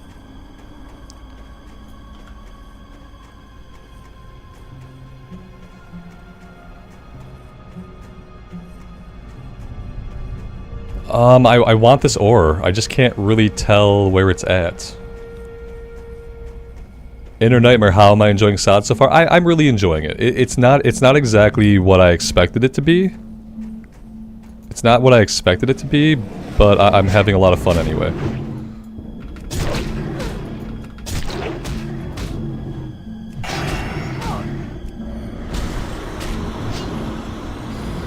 If I remove the lid, I can guzzle it, but listen, as soon as I remove the lid, the temperature of the coffee is going to start to plummet. That's the problem. It's like, I can remove the lid, and then I can guzzle at my leisure. Ooh, what's this? I hate all the stuff that's like class specific. This is my biggest critical feedback for them. I understand that like some of it has to be class specific because of runes, but listen, like let's say like this gives a warlock a rune. Okay, so it can't give me a rune. Let it be something for me too though. Let it be something that any class can interact with and get something out of it, even if it's not a rune. Let me do something for this guy for like an item or for some silver. I hate finding shit and like getting excited to see something new just to find out that it's for a different class, bruh. Oh, you're not a priest? No, just keep moving, nothing to see here. I hate that so much. It's like the opposite of feeling like you're discovering shit. It's like the season of disappointment then. Like, it sucks.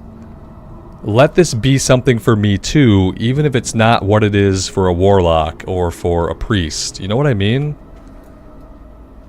Yeah, I should be able to loot the fucking body, right? Give me something, a handful of silver for Christ's sake. Like, really? It's nothing? You put a new thing into the game, like, don't they understand fucking, like, the concept of content that's good for everybody? It's, like, part of the concept of evergreen content. Don't put something in the game and make it only for one class. That's a waste. It can give one class an ability, and it can give everybody else some silver, or it can give everybody else a random green item, or it can give everybody else a quest. Like, don't put shit in the game and make it for one class. That's fucking stupid. It's bad game design. Yeah, or don't load it in for me. Right, Flux. Don't let me see it. Right, if you want to make it for one class, don't let me see it. I get so excited every time I see something new, and then it turns out that it's not for me. Season of discovery, season of disappointment. Like, it's really easy. How could they not have felt that in their testing? Like, they're playing one class, they wander into this cave, and they're like, oh shit, well that's not for me. Like, how could they not have experienced that for themselves? You give me 6 silver. You gave me 6 silver for that stupid crate. Give me 6 silver for finding the dumb adventurer's body, okay? Like, yeah, it's not a lot. Yeah, it's underwhelming. But the alternative is that I'm just disappointed. I'm disappointed and it leaves a bad taste in my mouth. I'm like, well, why the hell would I explore? Every time I explore, I find something for a different class that I'm not playing.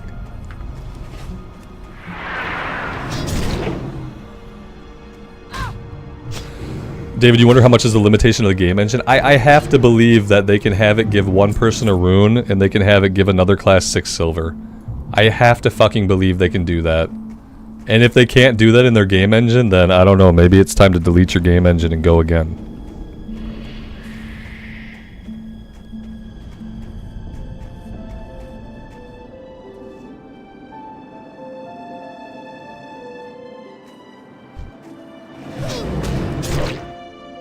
Yeah, and then the other thing is, like, so now I know where some stuff is, you know what I mean? So if I roll a priest, I know there's a guy in the back of the spider cave in Elwyn. I don't know what this one is, but I know that now I have to check here on every single character. And if I check here on every single character class, one of those character classes will need it. You know, I don't know what class it's going to be, but somebody will need that body. I just don't know who it is. I have a full inventory. This is not a sustainable situation at all. I haven't found any bags, and I'm gonna have to buy my 4th bag, which is incredibly disappointing. I like having colorful bags. I don't like having, like, the lame brown bags.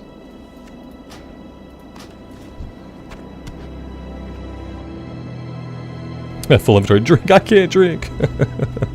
They keep trying to get me to drink.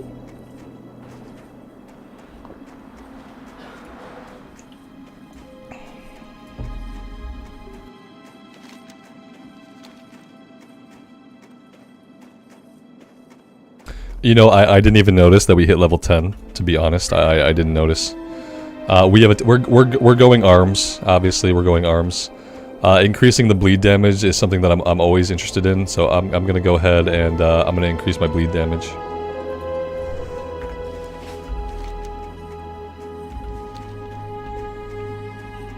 We can make it a dancing game instead. That's fine. I can always dance, you know. But I can't drink right now. Maybe ever, but not right now.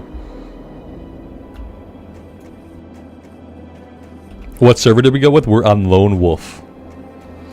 Because it had the coolest name of all the servers.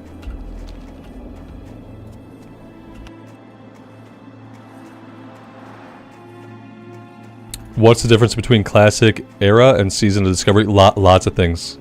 Lots of things, Kimmy. I would say, like, Wowhead has a pretty good article about, like a summary of the changes, but, like, lots of class changes. There's a level cap in place, so, like, right now the cap is level 25. At level 25, Black Fathom Deeps is a 10-man raid. Ashenvale is going to have a big, like, open-world PvP event similar to Alterac Valley. There's new gear, new crafting recipes. Supposedly there's secrets all over to discover.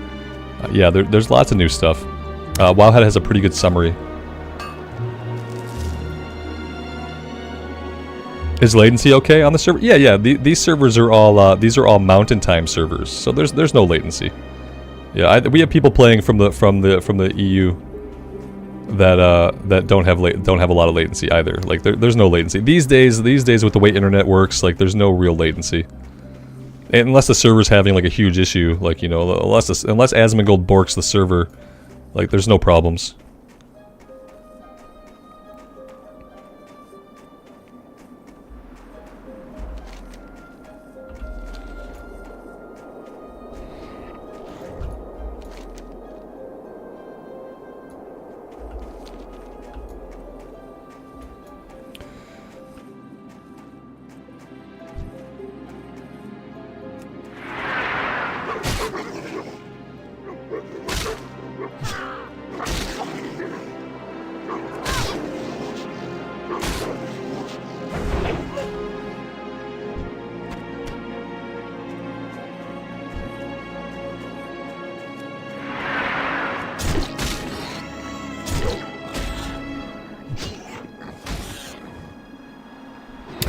I can't. Am I muted again? Alright, I'll dance. Ban Asmongold and the stream. We can't ban Asmongold. He brings too many people to the game. Do we have a guild? Yes, we do. So when I turn in this when I get the 3rd rune fragment and I make my rune, is that going to be for my class, or is that going to be a big disappointment because it's going to make a priest rune? I'm hoping it's class specific. Otherwise, I don't know. You don't know why people hate him? I don't hate Asmongold. I think he's great.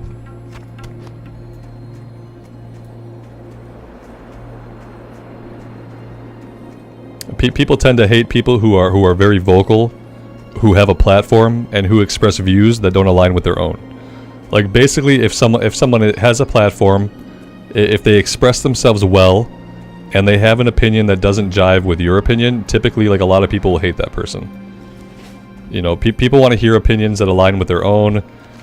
People want things to be milquetoast these days. People want things to be like soft, and like Asmongold is not soft, and he doesn't hold back his opinions, and he doesn't hold back the way in which he conveys his opinions. And a lot of people these days, like, they can't wrap their heads around it. They want everything to be soft and squishy and nice and kind, but that's not really how the world works. And that's not how, like, honesty works, either. We need to vendor stuff. Let's vendor stuff, and we'll think about training level 10, and then we're gonna head into Ironforge.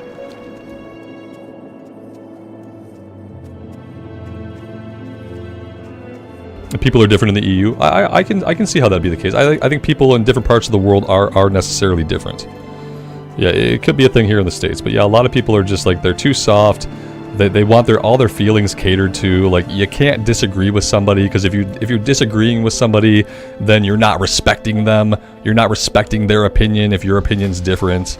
If you're very vocal and you're more eloquent, then you're an asshole, because then you're like talking over someone's opinion because you can express yourself better. It's like there's all kinds of like just general softness in people.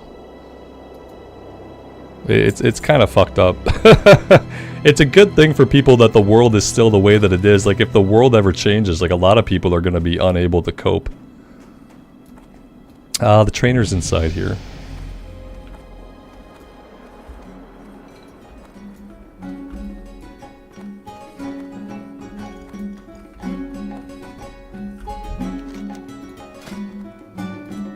I worry that, like, society kind of raises people to be that way.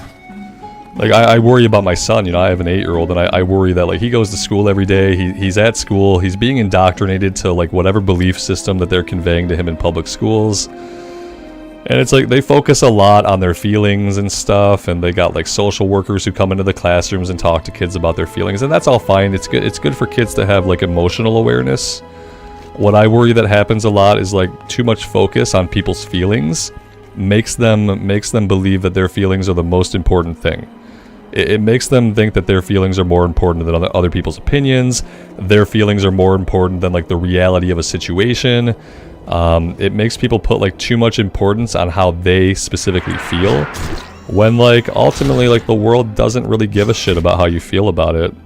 And, like, other people in the world who, like, aren't your family, like, they're not gonna give a shit about your feelings either. And nothing's gonna be able to make them.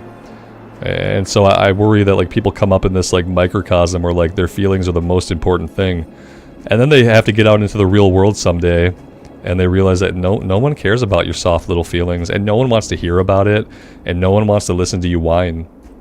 A lot of times people just need you to do what needs to get done, and they'd rather you keep all your soft little feelings to yourself. That's the reality of it.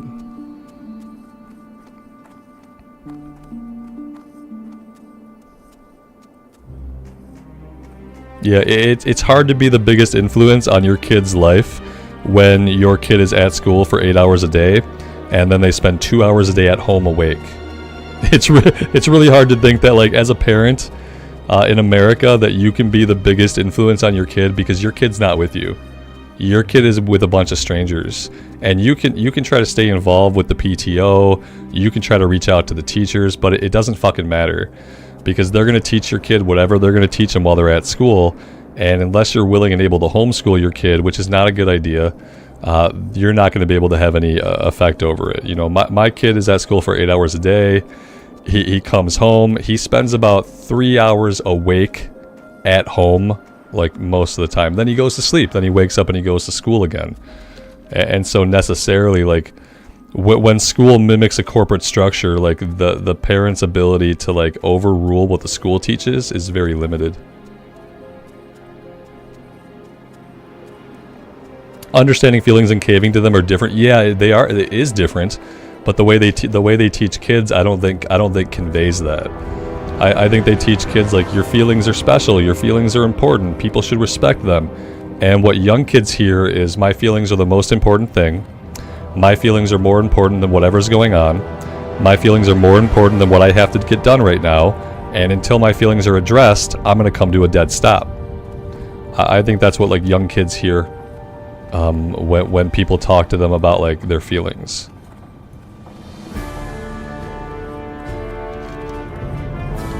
Like when I was a kid, and this is not the way to go. This is not how things should be. But when I was growing up, we had a rule in my family, which was that we don't talk about our feelings unless it's really, really, really important, unless it's really dire. We don't talk about every feeling we have unless it's something really, really, really dire. And so that was how I grew up, knowing that like we didn't talk about our feelings unless it was something really fucking important. Like, you want to talk about your feelings? Go talk to your friends. You want to talk about your feelings? Well, there's a school counselor. Like, we were taught to kind of keep that to ourselves unless it was something really, really critical, which is that's not a good way to teach kids. But what it does is it readies you for a world where no one gives a shit about you. Because once you get out into the world, like most people, if they're not your friends, they're not your family, they don't give a shit about you or how you feel. And you can't expect them to. You know, you go to work, you got coworkers, you got a boss, you got shit that has to get done every day. Like, no one cares how you feel that day. They just really, really need you to do what you have to do. And that's how most of reality works. Fight for Warsong Gulch. No. Okay, so we turned into Murin Stormpike. That's fine. We need to find the... who wants my Wendigo Paw? Like, who wants my Wendigo Paw? Somebody wants it. Where's this person at? In Stormwind, they were by the skinning trainers.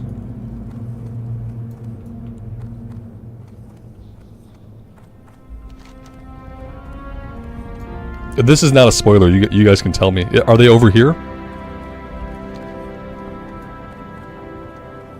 The turn-in for this paw is in Keranos? Wait. So the turn-in for heads is in Stormwind, but the turn-in for paws is in Keranos? I'm getting conflicting messages about how this system works. I'm getting a lot of like conflict here. Okay, so I don't have to be here. Are we sure it's in Keranos? Why is it that the Elwyn Forest like thing that's in Stormwind City, but the Dunmore stuff is in Keranos? That makes no sense. It makes no sense to me.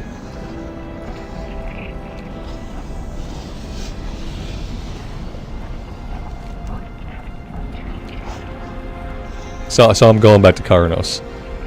That's okay. We picked up the Warrior quest, which is in the back of the Frost Troll Cave. So at least we have that now.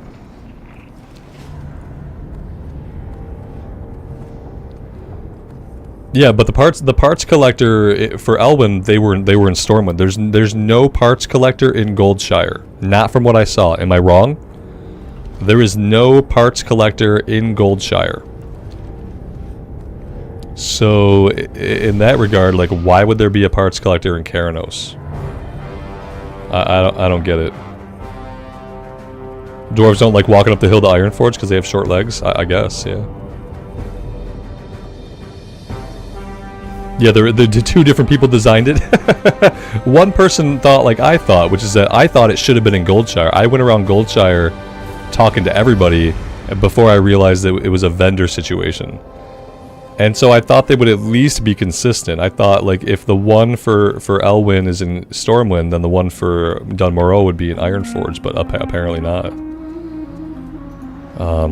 Yeah, okay, so we'll go back. We'll go back to Karanos. One of you guys probably told me that a long time ago, and I probably just missed it while I was on my little rant. But okay, while we're doing that, we need a couple more boar ribs.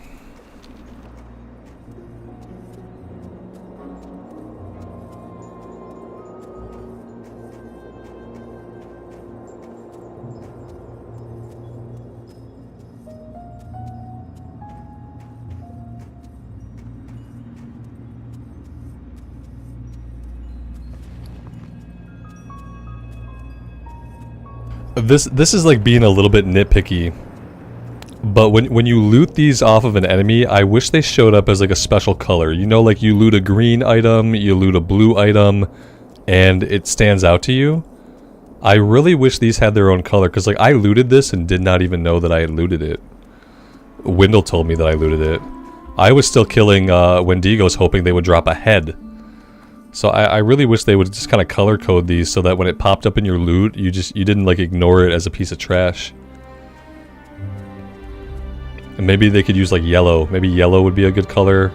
There's lots of colors out there. Pink? I don't know.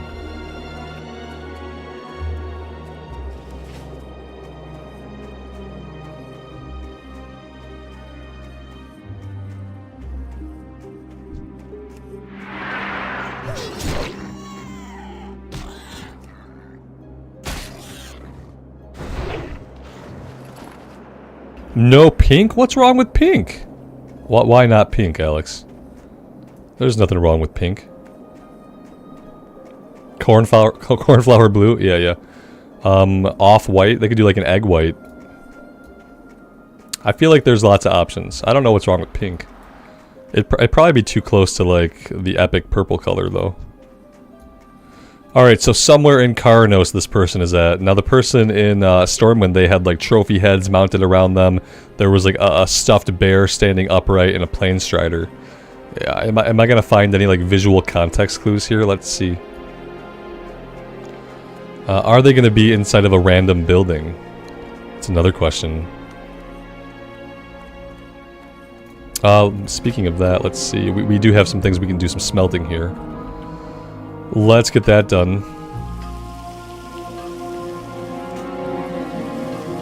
A random building. Yeah, it's probably a random building.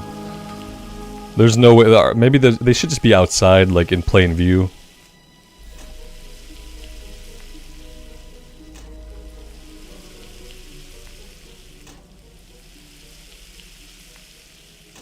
And apparently I have to train my mining skill pretty soon. Let's go with the sharpening stones.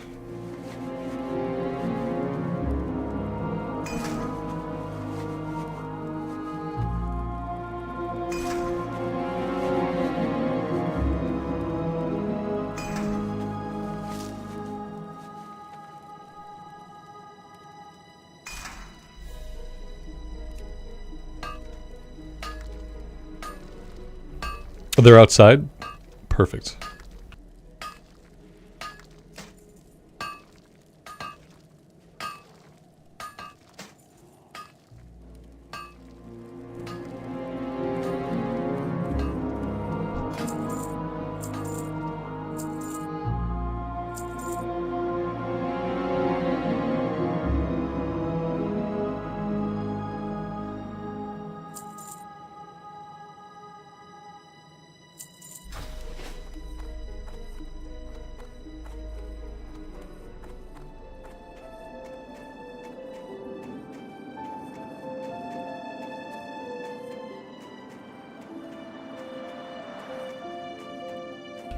Nope, this is not it.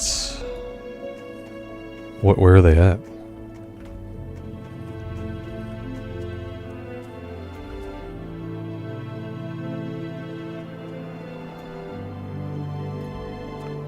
This is not a spoiler. You guys can tell me where they're at, because I don't know. I have no idea where they're at. I'd love to know. I don't see them here hanging out in town anywhere. I mean, the town's not very big. Yeah, we're on Lone Wolf. Well, the town is not very big. You know, there's not a lot of options. So, what am I looking for here? I'm walking by them. To the left, it's to the right of the wagon. To the right. Okay, let me see. Oh, okay, they don't have, like, paraphernalia. You know, in Stormwind they had a bear and a plain strider hanging out with them. I was looking for, like, the paraphernalia. I have to look for the monster hunter. Okay. Okay, we're getting a little bit of loot lag. I wonder if the server is getting really busy.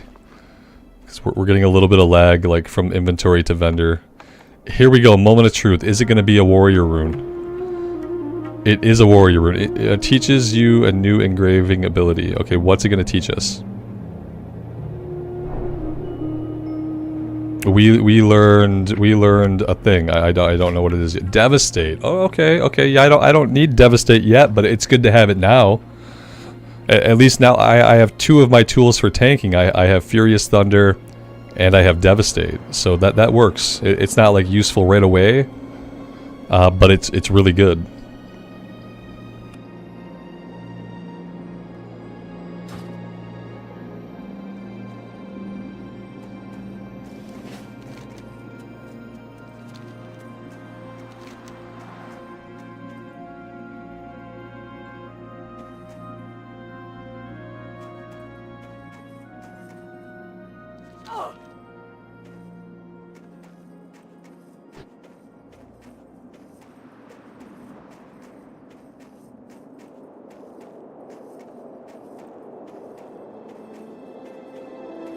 Yeah, I don't think it's ping. I think it's server load. Like, it's 66 ms right now. 66 ms is not noticeable. Like, millisecond lag doesn't become noticeable until it's like 800, 900 ms. Sometimes when the server just is under a heavy load, you see some of that lag from like from when you're trying to vendor stuff or trying to turn in a quest. I don't think it has to do with the location of the server. You know, it's you know, I'm on the East Coast. This is a GMT server, so like, yeah, 66 ms is basically nothing. It wouldn't be caused by my ms lag to the server. It's probably just like overall server load. It's getting towards the afternoon, and probably like more and more people are logging in and playing the game, would be my guess. I've often played on servers that were not in my time zone, and there's no noticeable lag. If you were back in 2004, if you were playing back in 2004 with like shitty internet, you had like, you know, no upload, no download, then yeah, like then you might notice something. But with internet today, like you're not going to notice. We have people playing from the EU connecting to this server, and they only have like 300 ms. It's just that the server's really busy. And it's only lag loot. It's only loot lag. Yeah, it's not caused by my MS though. If I was rocking like 2000 MS, then like yeah, maybe.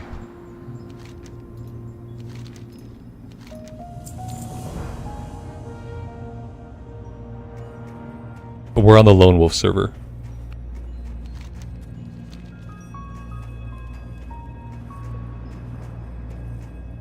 Yeah, like 300 ms used to be what you got when you had like kind of decent but kind of shitty internet. Like if your internet was just kind of a little bit shitty, you'd have 300 ms sometimes, and like you wouldn't notice. It would be fine.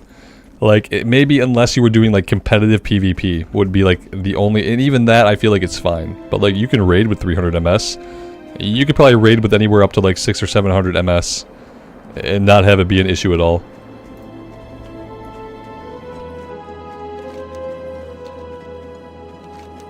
I swear I should have a quest to kill the wildlife here. Maybe over in Brunel Village. Maybe I have to finish...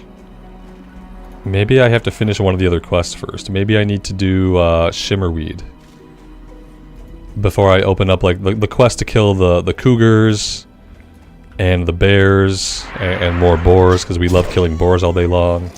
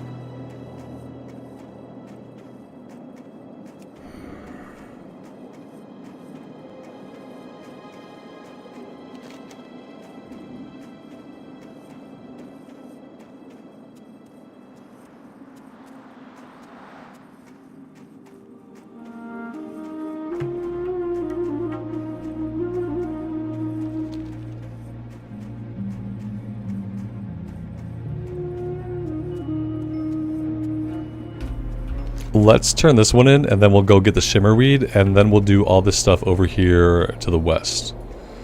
We'll do the leper gnomes, we'll go into the cave for the Frostmane trolls, and then we'll do the... Oh, the warrior quest is like right here. Let's stop right here and try to find this guy. For some reason I thought he was in the back of the troll cave, but he's not. He's like up on the hill. Somewhere up on the hill. No, don't slide down. There we go. There he is.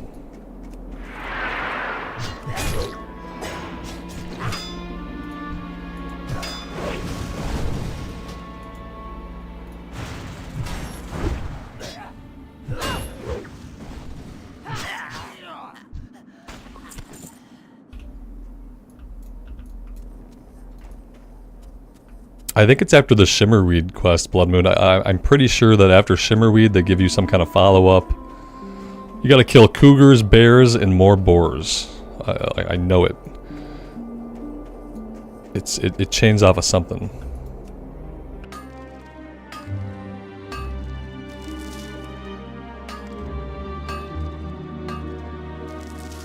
Surprisingly, I've been able to level up my mining quite a bit. I'm actually really happy with where my mining is at. We're gonna cap out pretty soon. I have to remember to train next time we're back at the Steel Girls Depot.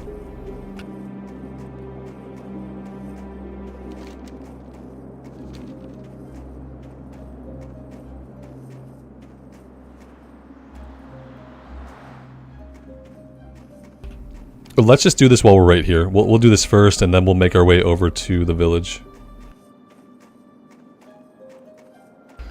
It starts at one of the two dwarves near the machines in Karanos. I've gotten all those quests, though. Yeah, I got all the quests over at the depot. I don't know. We'll see. We'll figure it out.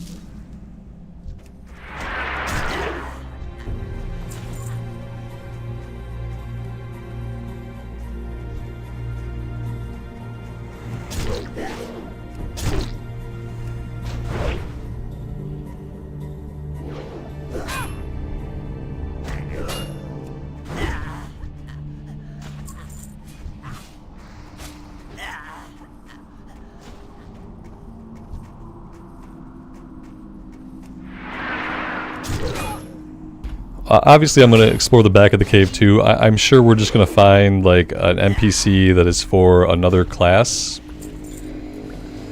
But we'll work our way back there. Maybe I'll get lucky and we'll find some ore at least.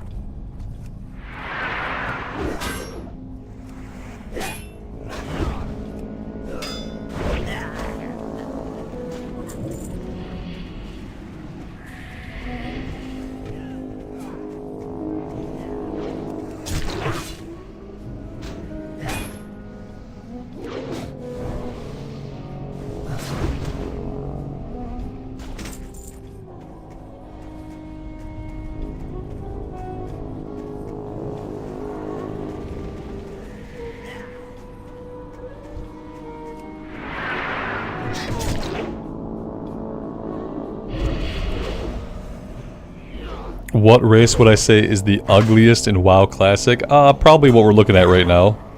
A body type A troll. Or body type A Forsaken. Yeah. Mm-hmm.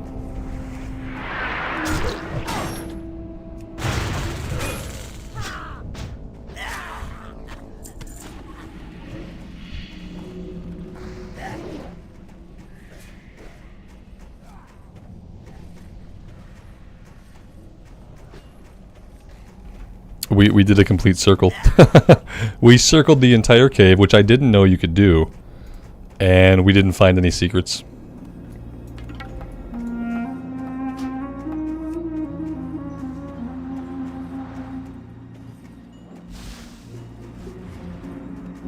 Am I using an add-on for the graphics? No. The biggest thing that you can do to improve how your game looks, unless you're playing on a 4K monitor. If you're playing on a 4K monitor, then you can ignore this bit of advice.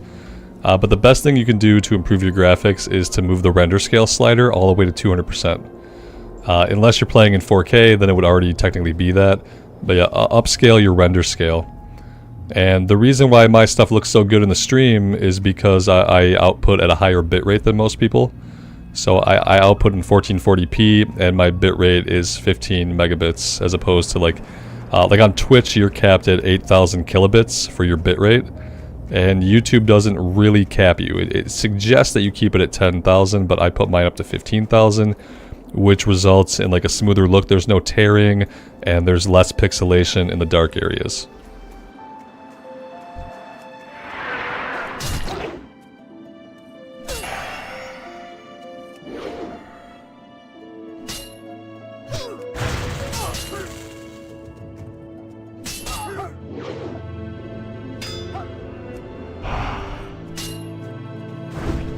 I don't think I can fight all three of them.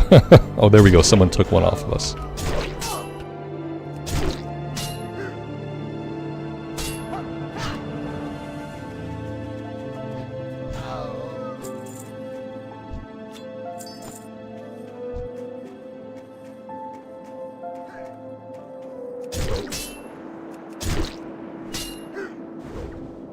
I will say the heal that we get from Victory Rush is like really insubstantial. It's not really like anything to even write home about. Like it's not a big heal. The heal portion of it could stand to be a little bit bigger.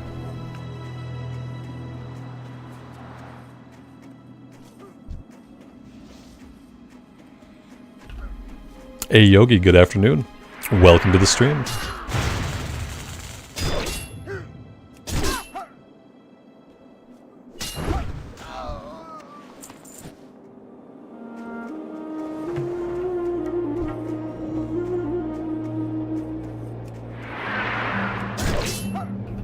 Electron, good afternoon. Welcome.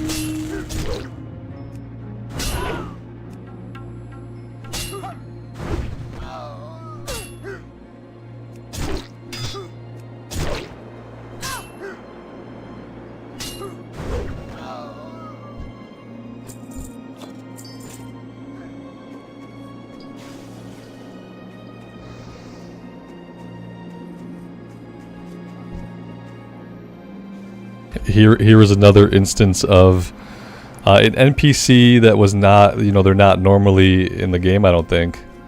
I'm pretty sure this is added. I've never seen this guy before. Wounded Adventure, similar to the Wounded Adventure in the back of the Spider Cave in Elwyn Forest. Like, this is not for us. He has poisons on him, so he's probably for a priest, I guess.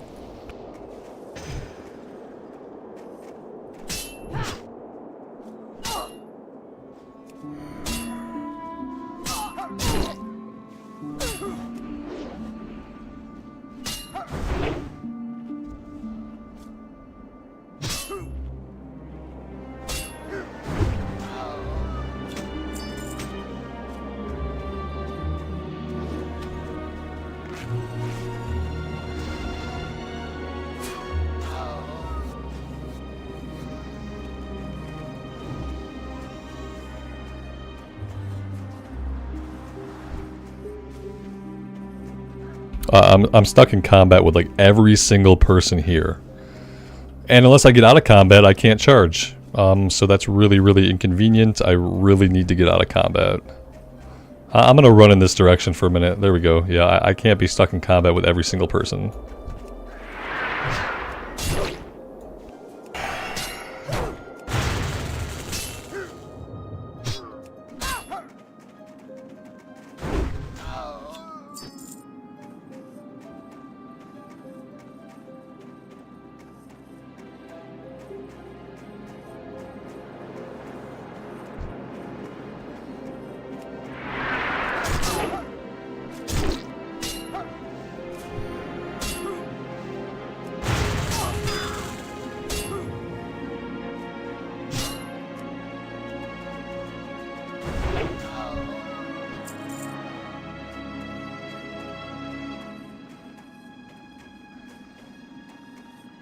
Why didn't the warrior cross the road?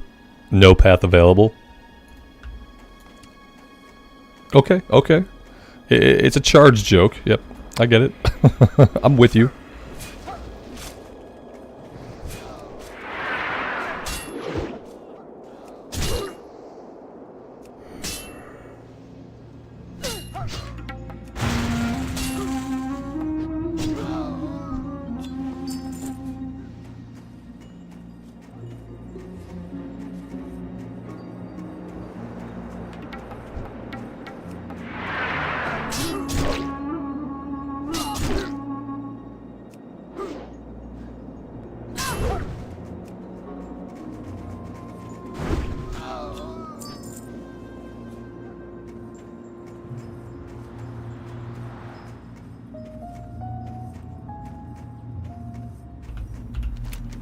Did I loot a key? I don't know. I don't think so. I don't know.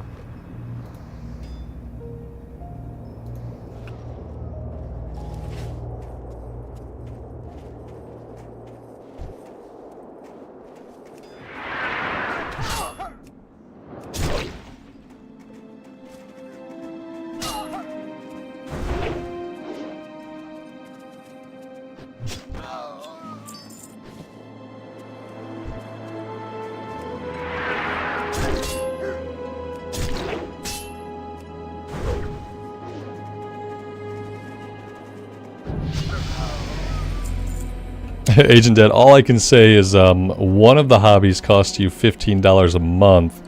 The other hobby could potentially cost you like hundreds or thousands of dollars a month. I don't. Depends on how much you're into it.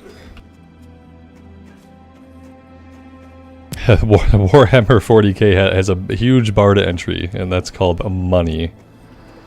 Yeah, me and my friend tried to get into it in our 20s, and what we didn't realize then was that you just need to have a lot of disposable income to be able to get into it.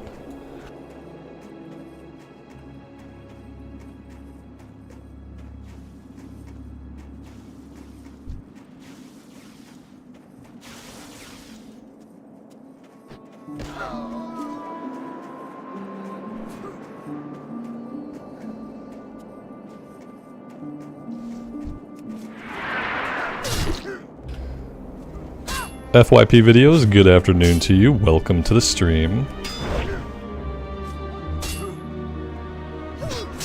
Do I know what the scroll CWAL is for? I know that I can sell it to a mage. I don't know what it's going to do for them, but I do know that I can't use it.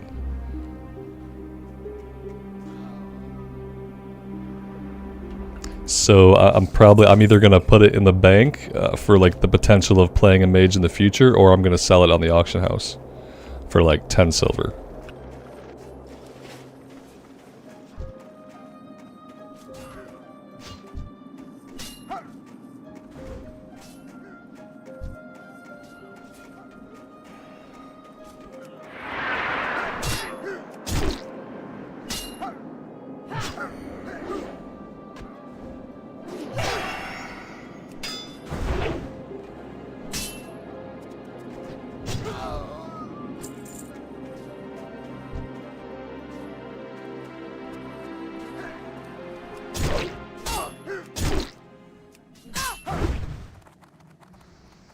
They sell for 80 copper. Oh, okay. So it's garbage. So I'll put it in the bank. Yeah, the mage is on the list of classes that I might want to play at some point. So I'll put it in the bank, and it'll probably do more good there than the 80 copper that I'll get for it.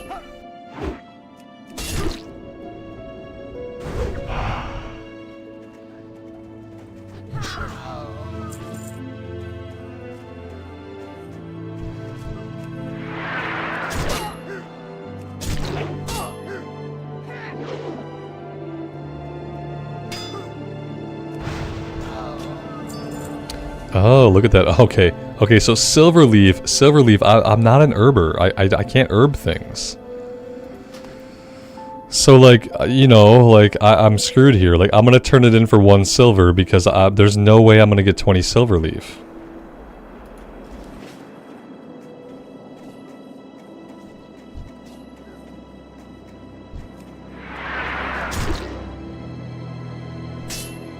I kind of thought that when we found those, they would make themselves like specifically for whatever professions we have, but apparently they're completely random. This is why we need to be able to take as many professions as we want to. That would have been a good pairing. They could have opened up professions to let you take as many professions as you want. At least the gathering professions. Like if you're gonna have all these extra little things in the game that work off of gathering, like let me take all the gathering professions I want. I should be able to have mining, skinning, and herbalism. That would be fair.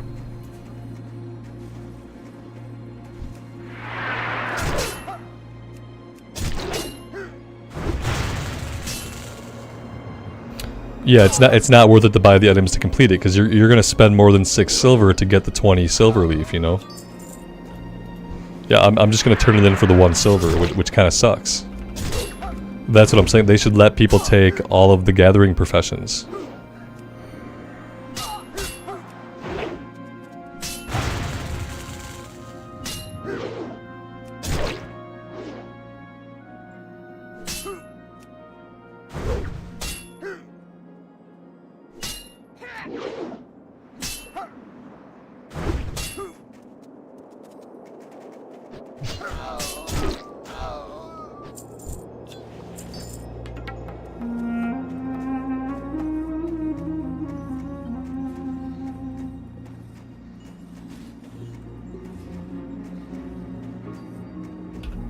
$8-bit, do you think you can sell it for more on the auction house? Yeah, like for the herbing, yeah. Like for the mining one, it was rough stone. So like I feel like maybe the rough stone even I probably could have sold for more on the auction house. Yeah, they need to really look at those rewards. I feel like 20 silver. If the reward was 20 silver, that would do a couple of things. Like if you can find it on your own, that would be pretty big benefit. At 20 silver, you could probably go on the auction house, buy a stack of silver leaf for 10 silver, and then you could turn in the quest, and you could profit by 10 silver. They really need to up the rewards. Like the rewards for those are absolutely abysmal, and there almost doesn't seem to be like a big reason to engage with them in any way. They really need to look at the rewards. Like don't give me silver. Give me a piece of green gear that is appropriate for my class. Give me a piece of green gear that is appropriate for my class and for my level, and that'll make me a lot happier. And then if I don't want that piece, I can vendor that for like 10 silver, you know?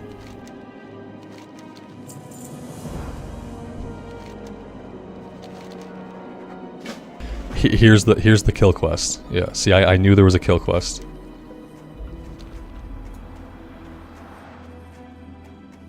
Is Questie working for Sod for the old quest? Yeah, Questie works for everything it works for, yeah. The only thing that it doesn't have is it doesn't have the rune locations, the secret locations, but it works for everything that it always did.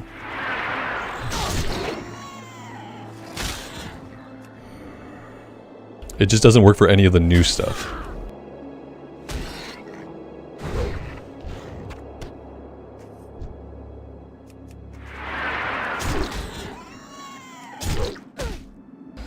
They said that they're not going to put that stuff in until the level band opens up. So when the level 1 to 25 is over and they open up 25 to 40, then the Questie developers are going to go ahead and add in all the secrets from 1 to 25. So the game will be ruined for people eventually, but not until they open up the next leveling bracket. So it'll be a couple months.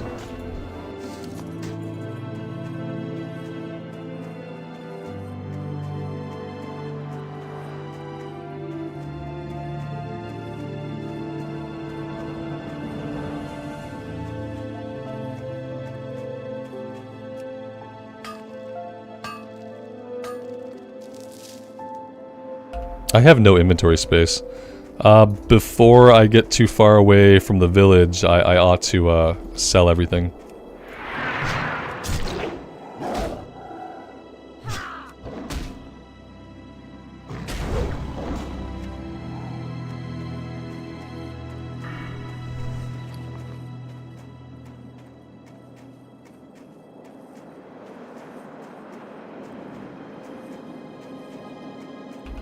Can I sell the scroll in the auction house? I can, but people told me that it only goes for about 80 copper. So ultimately it's pretty useless. I'll probably just hang on to it for the event that I level up a mage at some point. Seems like that'd be a better use for it.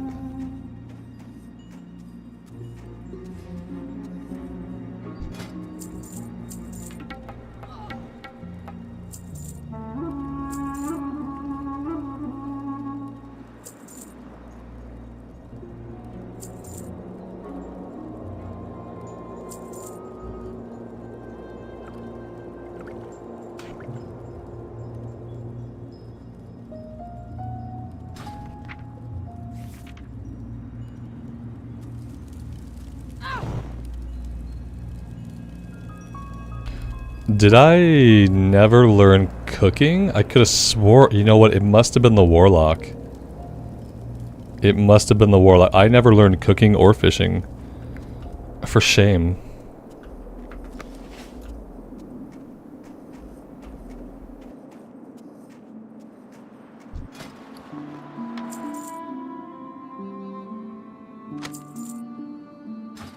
Oh, that's number 2. when we next time we play, we'll try to level up our fishing a little bit, because I didn't realize that I didn't grab it. I thought I had it, but I must have been thinking about the Warlock, because I don't have fishing or cooking on this character yet, which is a bummer. Why do warriors hardly carry any cash? Because they like to charge it. Okay. Okay.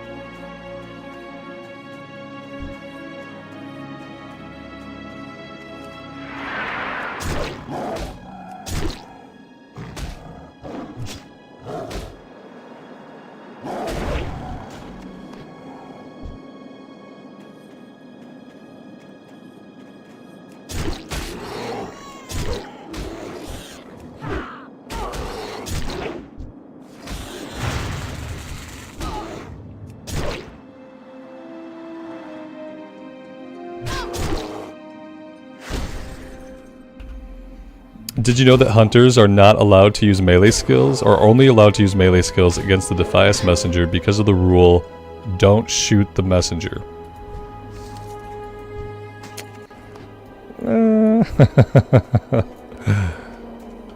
Are we pulling out like all the bad WoW jokes? Is it the bad WoW joke hour? Don't shoot the messenger. Oh dear.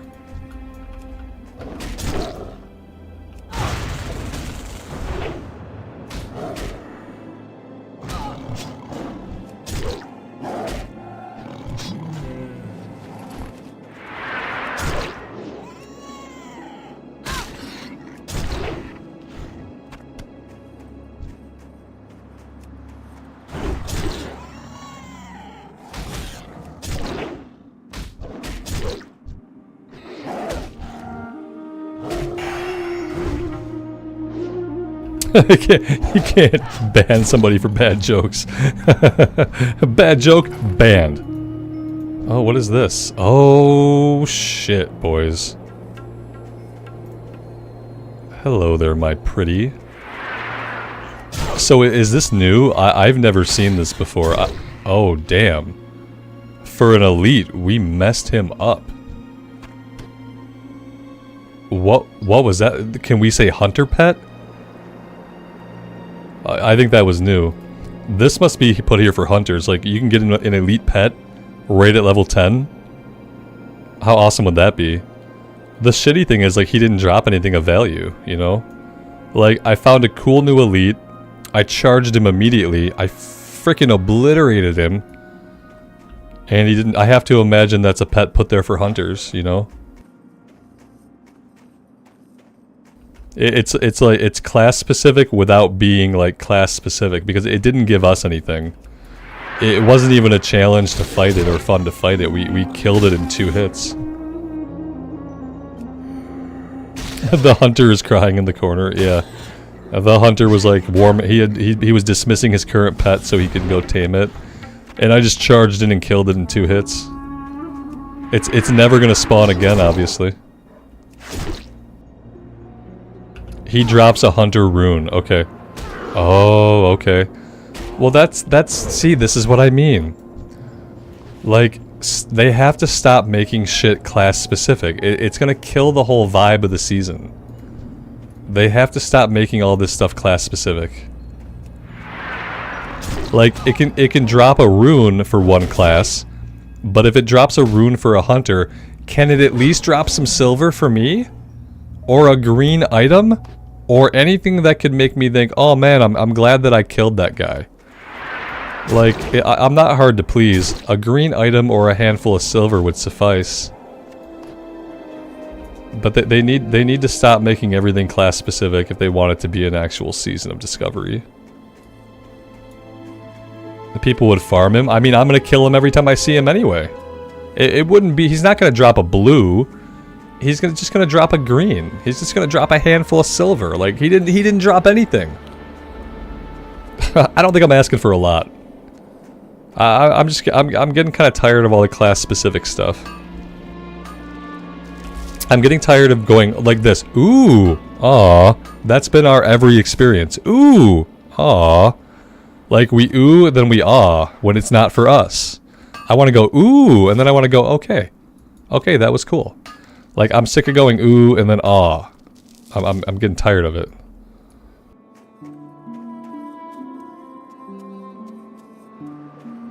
Like, you don't want players to go ooh, aw. That's not what you want your player experience to be like in any version of any game ever. That's not good game design.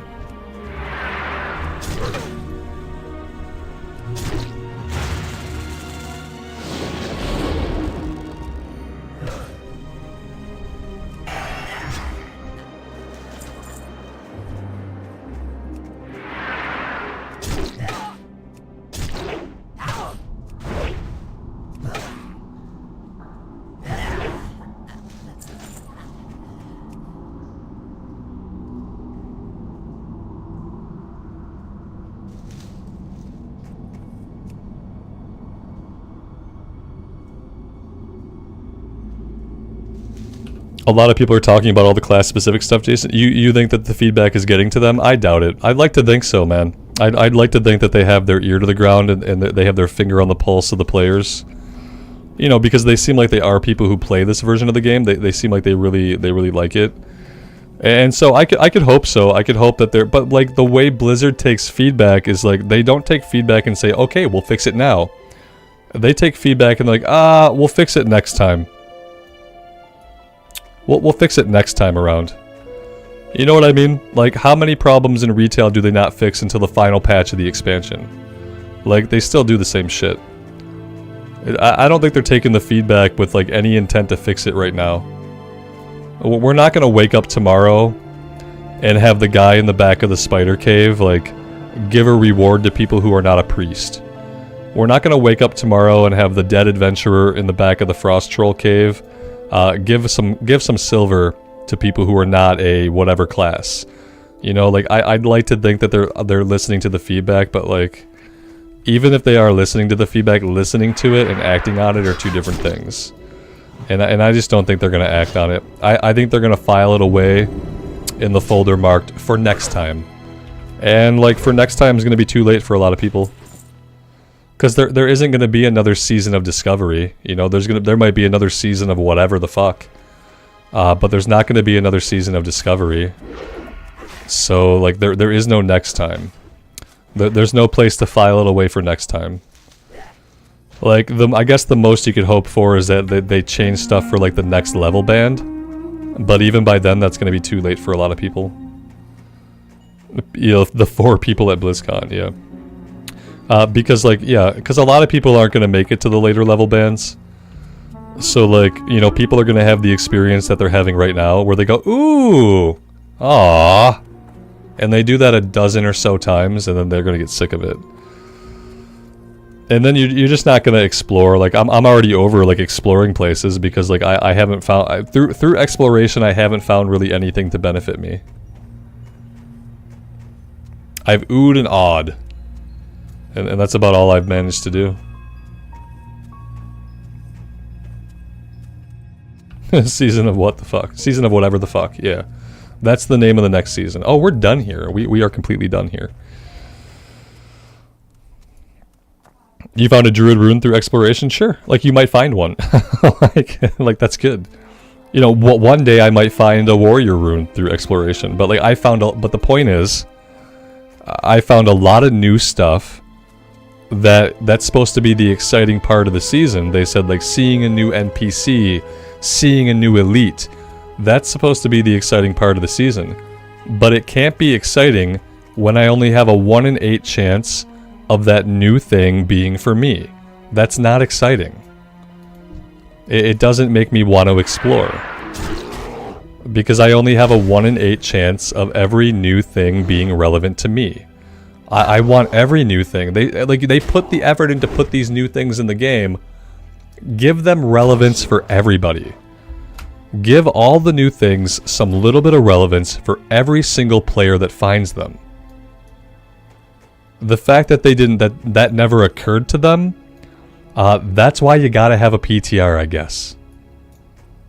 I guess 4 people can't come up with everything. It takes a few more people to realize, like, some of the flaws, some of the negative externalities of, like, making the system the way that it is.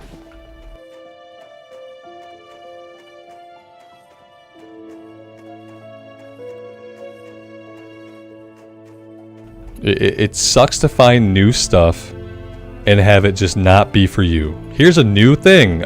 You can't do anything with it, though. Here's a new NPC, but they don't want to talk to you, though. You're not a priest. Come back on a priest. Like, that's the worst feeling.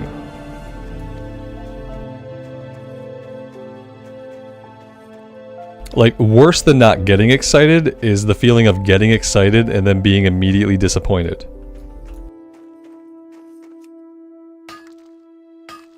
And Blizzard has a tendency to take a good idea and fumble on the execution. Yeah. Like, they haven't fumbled necessarily, but it was a big oversight to not try to figure out a way to make, like, every new thing relevant to every player. Like, it's not going to give everybody a rune, I get that, but it could give you crafting resources. It could give you silver. It could give you a quest. It could give you a green item. It could give you things. Like, there's lots of options. Just because every secret is not going to give every class a rune ability doesn't mean it shouldn't give every class something. That's all. We're playing the PTR right now. That's only true if they change shit like what we're talking about. It's only true if they change the things that we're talking about. And I don't think they will. I think that if we see changes like that, it'll be in the next level bracket. I don't think they'll bother going in and changing anything at all within the 1 to 25 experience. I wish I could believe otherwise, but I absolutely don't. I'd love to be wrong. I'd love to be wrong. I'd love to roll my next character up. I'd love to find that dude in the back of the spider cave, not be on a priest, and I'd love for him to, like, let me revive him somehow, and then he gives me 20 silver. I'd love for that to happen. I don't think it's ever going to.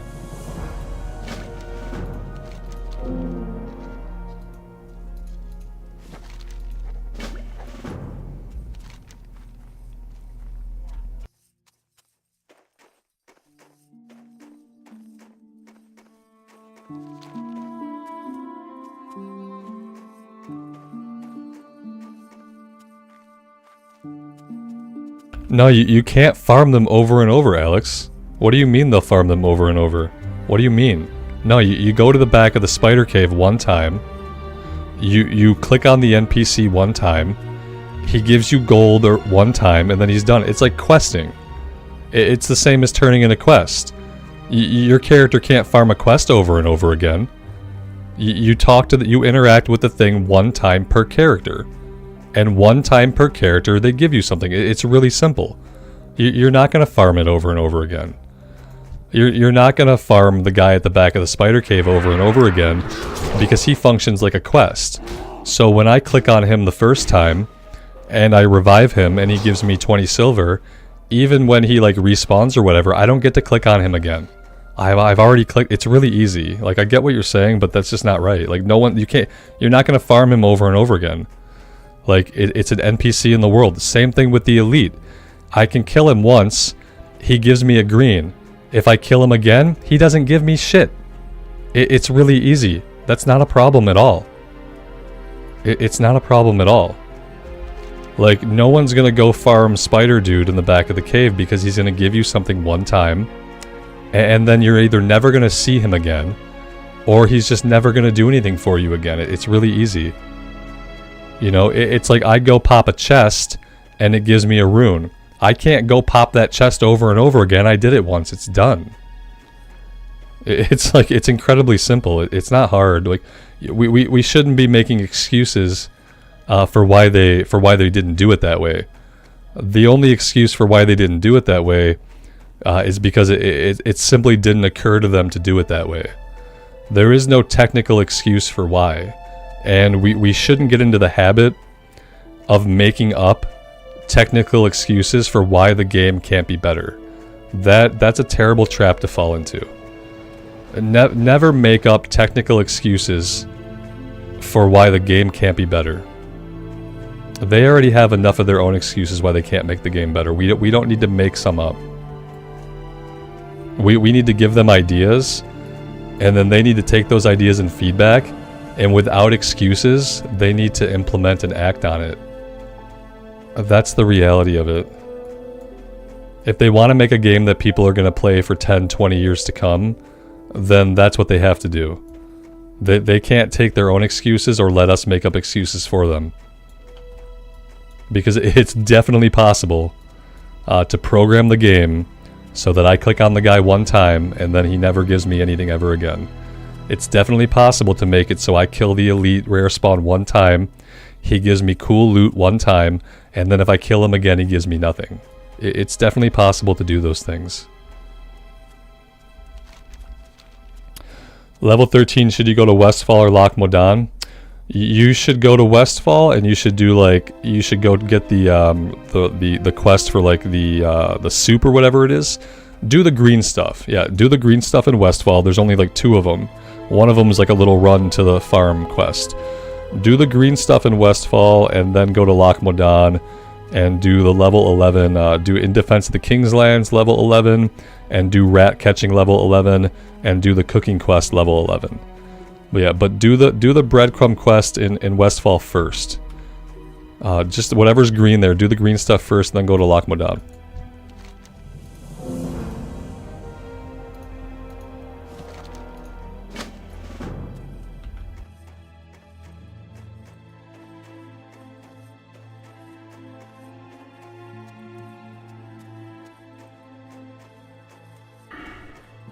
We have a talent point.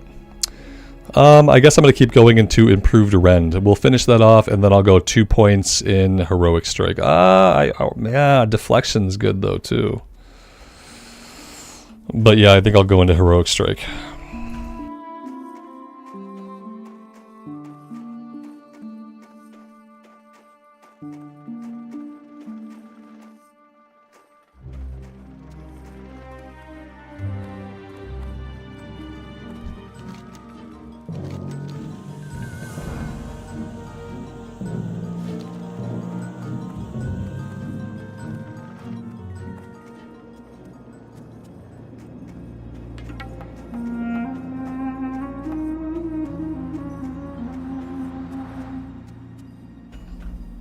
8-bit. One of the supply crates is for copper bombs.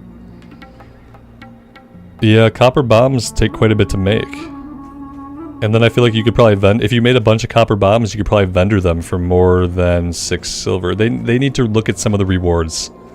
I feel like they need to add a 0. Add a 0 after the 6. And then maybe they just made it. Maybe Greg made a typo. And maybe there was supposed to be a 0 after the 6 and a 0 after the 1. And Greg just didn't type it in. Because I feel like, you get rep, yeah, but when can we use the rep? And also, has anyone visited one of the rep vendors? And have you seen, like, anything? Because I haven't even visited the rep vendor yet. So, yeah, I have no idea what they sell. I have no idea what level you can access what they sell. And so, I just feel like the immediate silver reward needs to be a little bit more than 1 silver for nothing and 6 silver for a full crate. I feel like if you add zeros to both of those numbers, it's a lot more appealing. And then whatever rep you get, yeah, I guess I need to find one of the rep vendors and see what they have. I don't even know where they're at. Does anyone know where the rep vendors are at for this rep? Or, like, I'm assuming it's a new faction rep. Let's take a look. Azeroth Commerce Authority, the ACA. Originally commissioned to facilitate trade across the Eastern Kingdoms, the ACA now maintains supply routes to the Alliance forces worldwide. Okay, I want that down here, I think. And so, yeah, I'm assuming, like, you have to hit friendly to get anything. It's gonna be a long road. Is it PvP rep? I have no idea. I haven't heard anybody tell me anything about the rep or what we can get from it. I don't know what we get from this. I guess I'm kind of assuming that the rep is only going to be useful to us at level 25. I guess we're not going to be able to get stuff from the rep while we level up. Sounds like a vendor for PvP stuff. Yeah, maybe it's in Ashenvale. Maybe these guys are in Ashenvale. And maybe that's the only place they live, you know?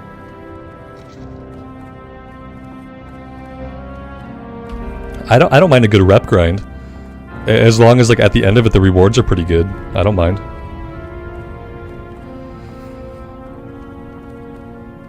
They said Ashenvale gives you the Warsong rep. Well, that's like the old rep though. Maybe you get the old rep, but maybe they put new items on the old rep vendors, which then begs the question, like, what the hell is the Azeroth Trade Commission or whatever the hell it's called? Azeroth Commerce Authority. We'll call them the ACA. Yeah, they added some new items to the Warsong vendor. So this is a different vendor then. Where is the vendor for the ACA? I would automatically assume Stormwind. But no one seems to know.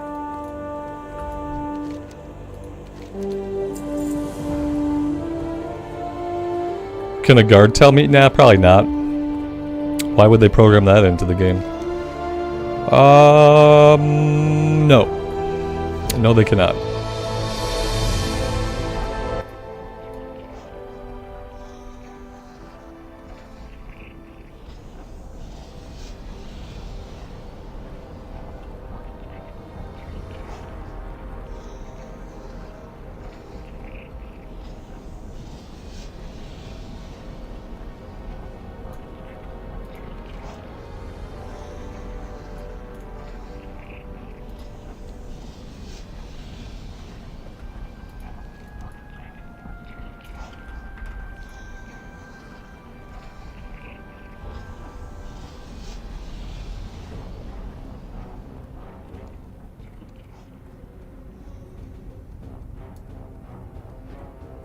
I mean, we could probably just look it up.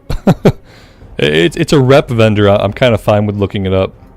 I don't think looking up where the rep vendor is at spoils anything.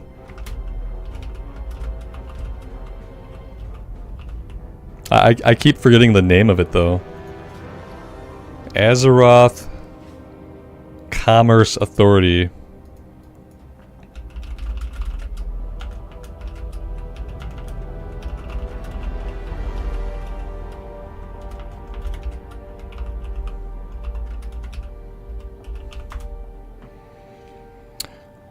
Azeroth Commerce Authority.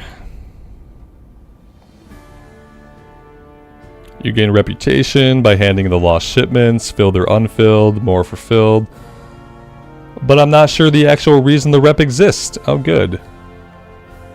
Upon hitting friendly, officer starts to sell items. A unique 10-slot bag, some BOP greens, etc.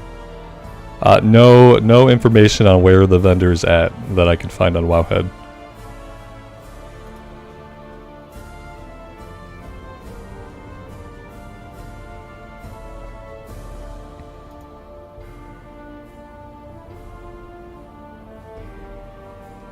Yeah, there's a vendor somewhere, but I don't know where it is.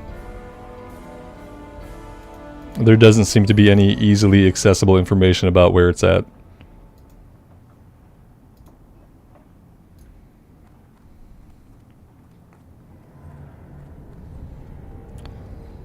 Yeah, I don't know. I guess we'll figure it out at some point. Right now it doesn't matter because we're only neutral. It'll matter once we're friendly, because at friendly there's stuff that we can get. So we'll have to figure it out by then.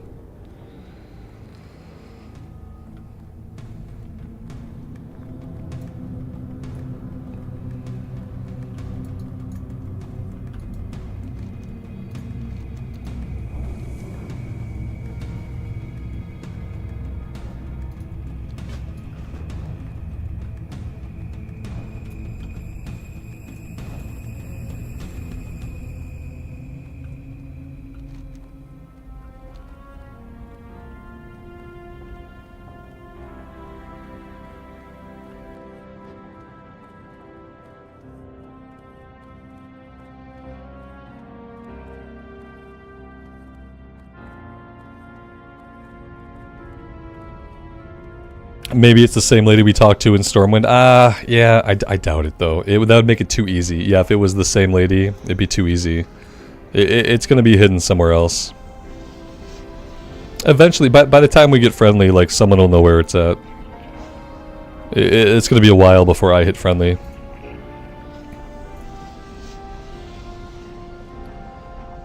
And so this one though, this is not city specific, right? I could turn this in Stormwind, I could turn it in Ironforge. It doesn't matter where I turn these in, I'm assuming.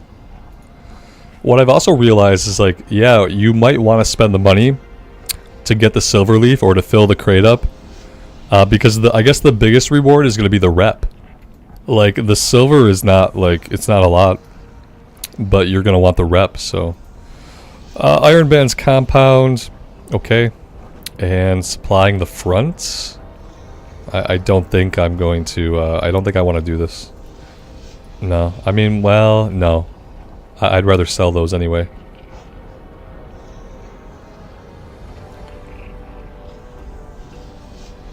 Alright guys, it is 3 o'clock. I do have a hard stop 3 minutes ago. I am going to put myself on a flight to Stormwind, and that is where we are going to pick up next time. I do plan to come on later this evening for at least a couple of hours. I'm probably going to get on around 7 o'clock my time, like after dinner time. And I want to play for a few more hours and see what kind of progress we can make. I want to grab fishing and cooking. I want to get that leveling up a little bit. And yeah, I kind of want to keep going and see how much progress we can make over the weekend. So yeah, that's the plan. Thank you guys very much for joining me here today. I really do appreciate all the support and you guys hanging out. Thank you guys so much. And until next time, take care of yourselves out in the real world and take care of each other. And we will see you back here again very soon. Bye for now.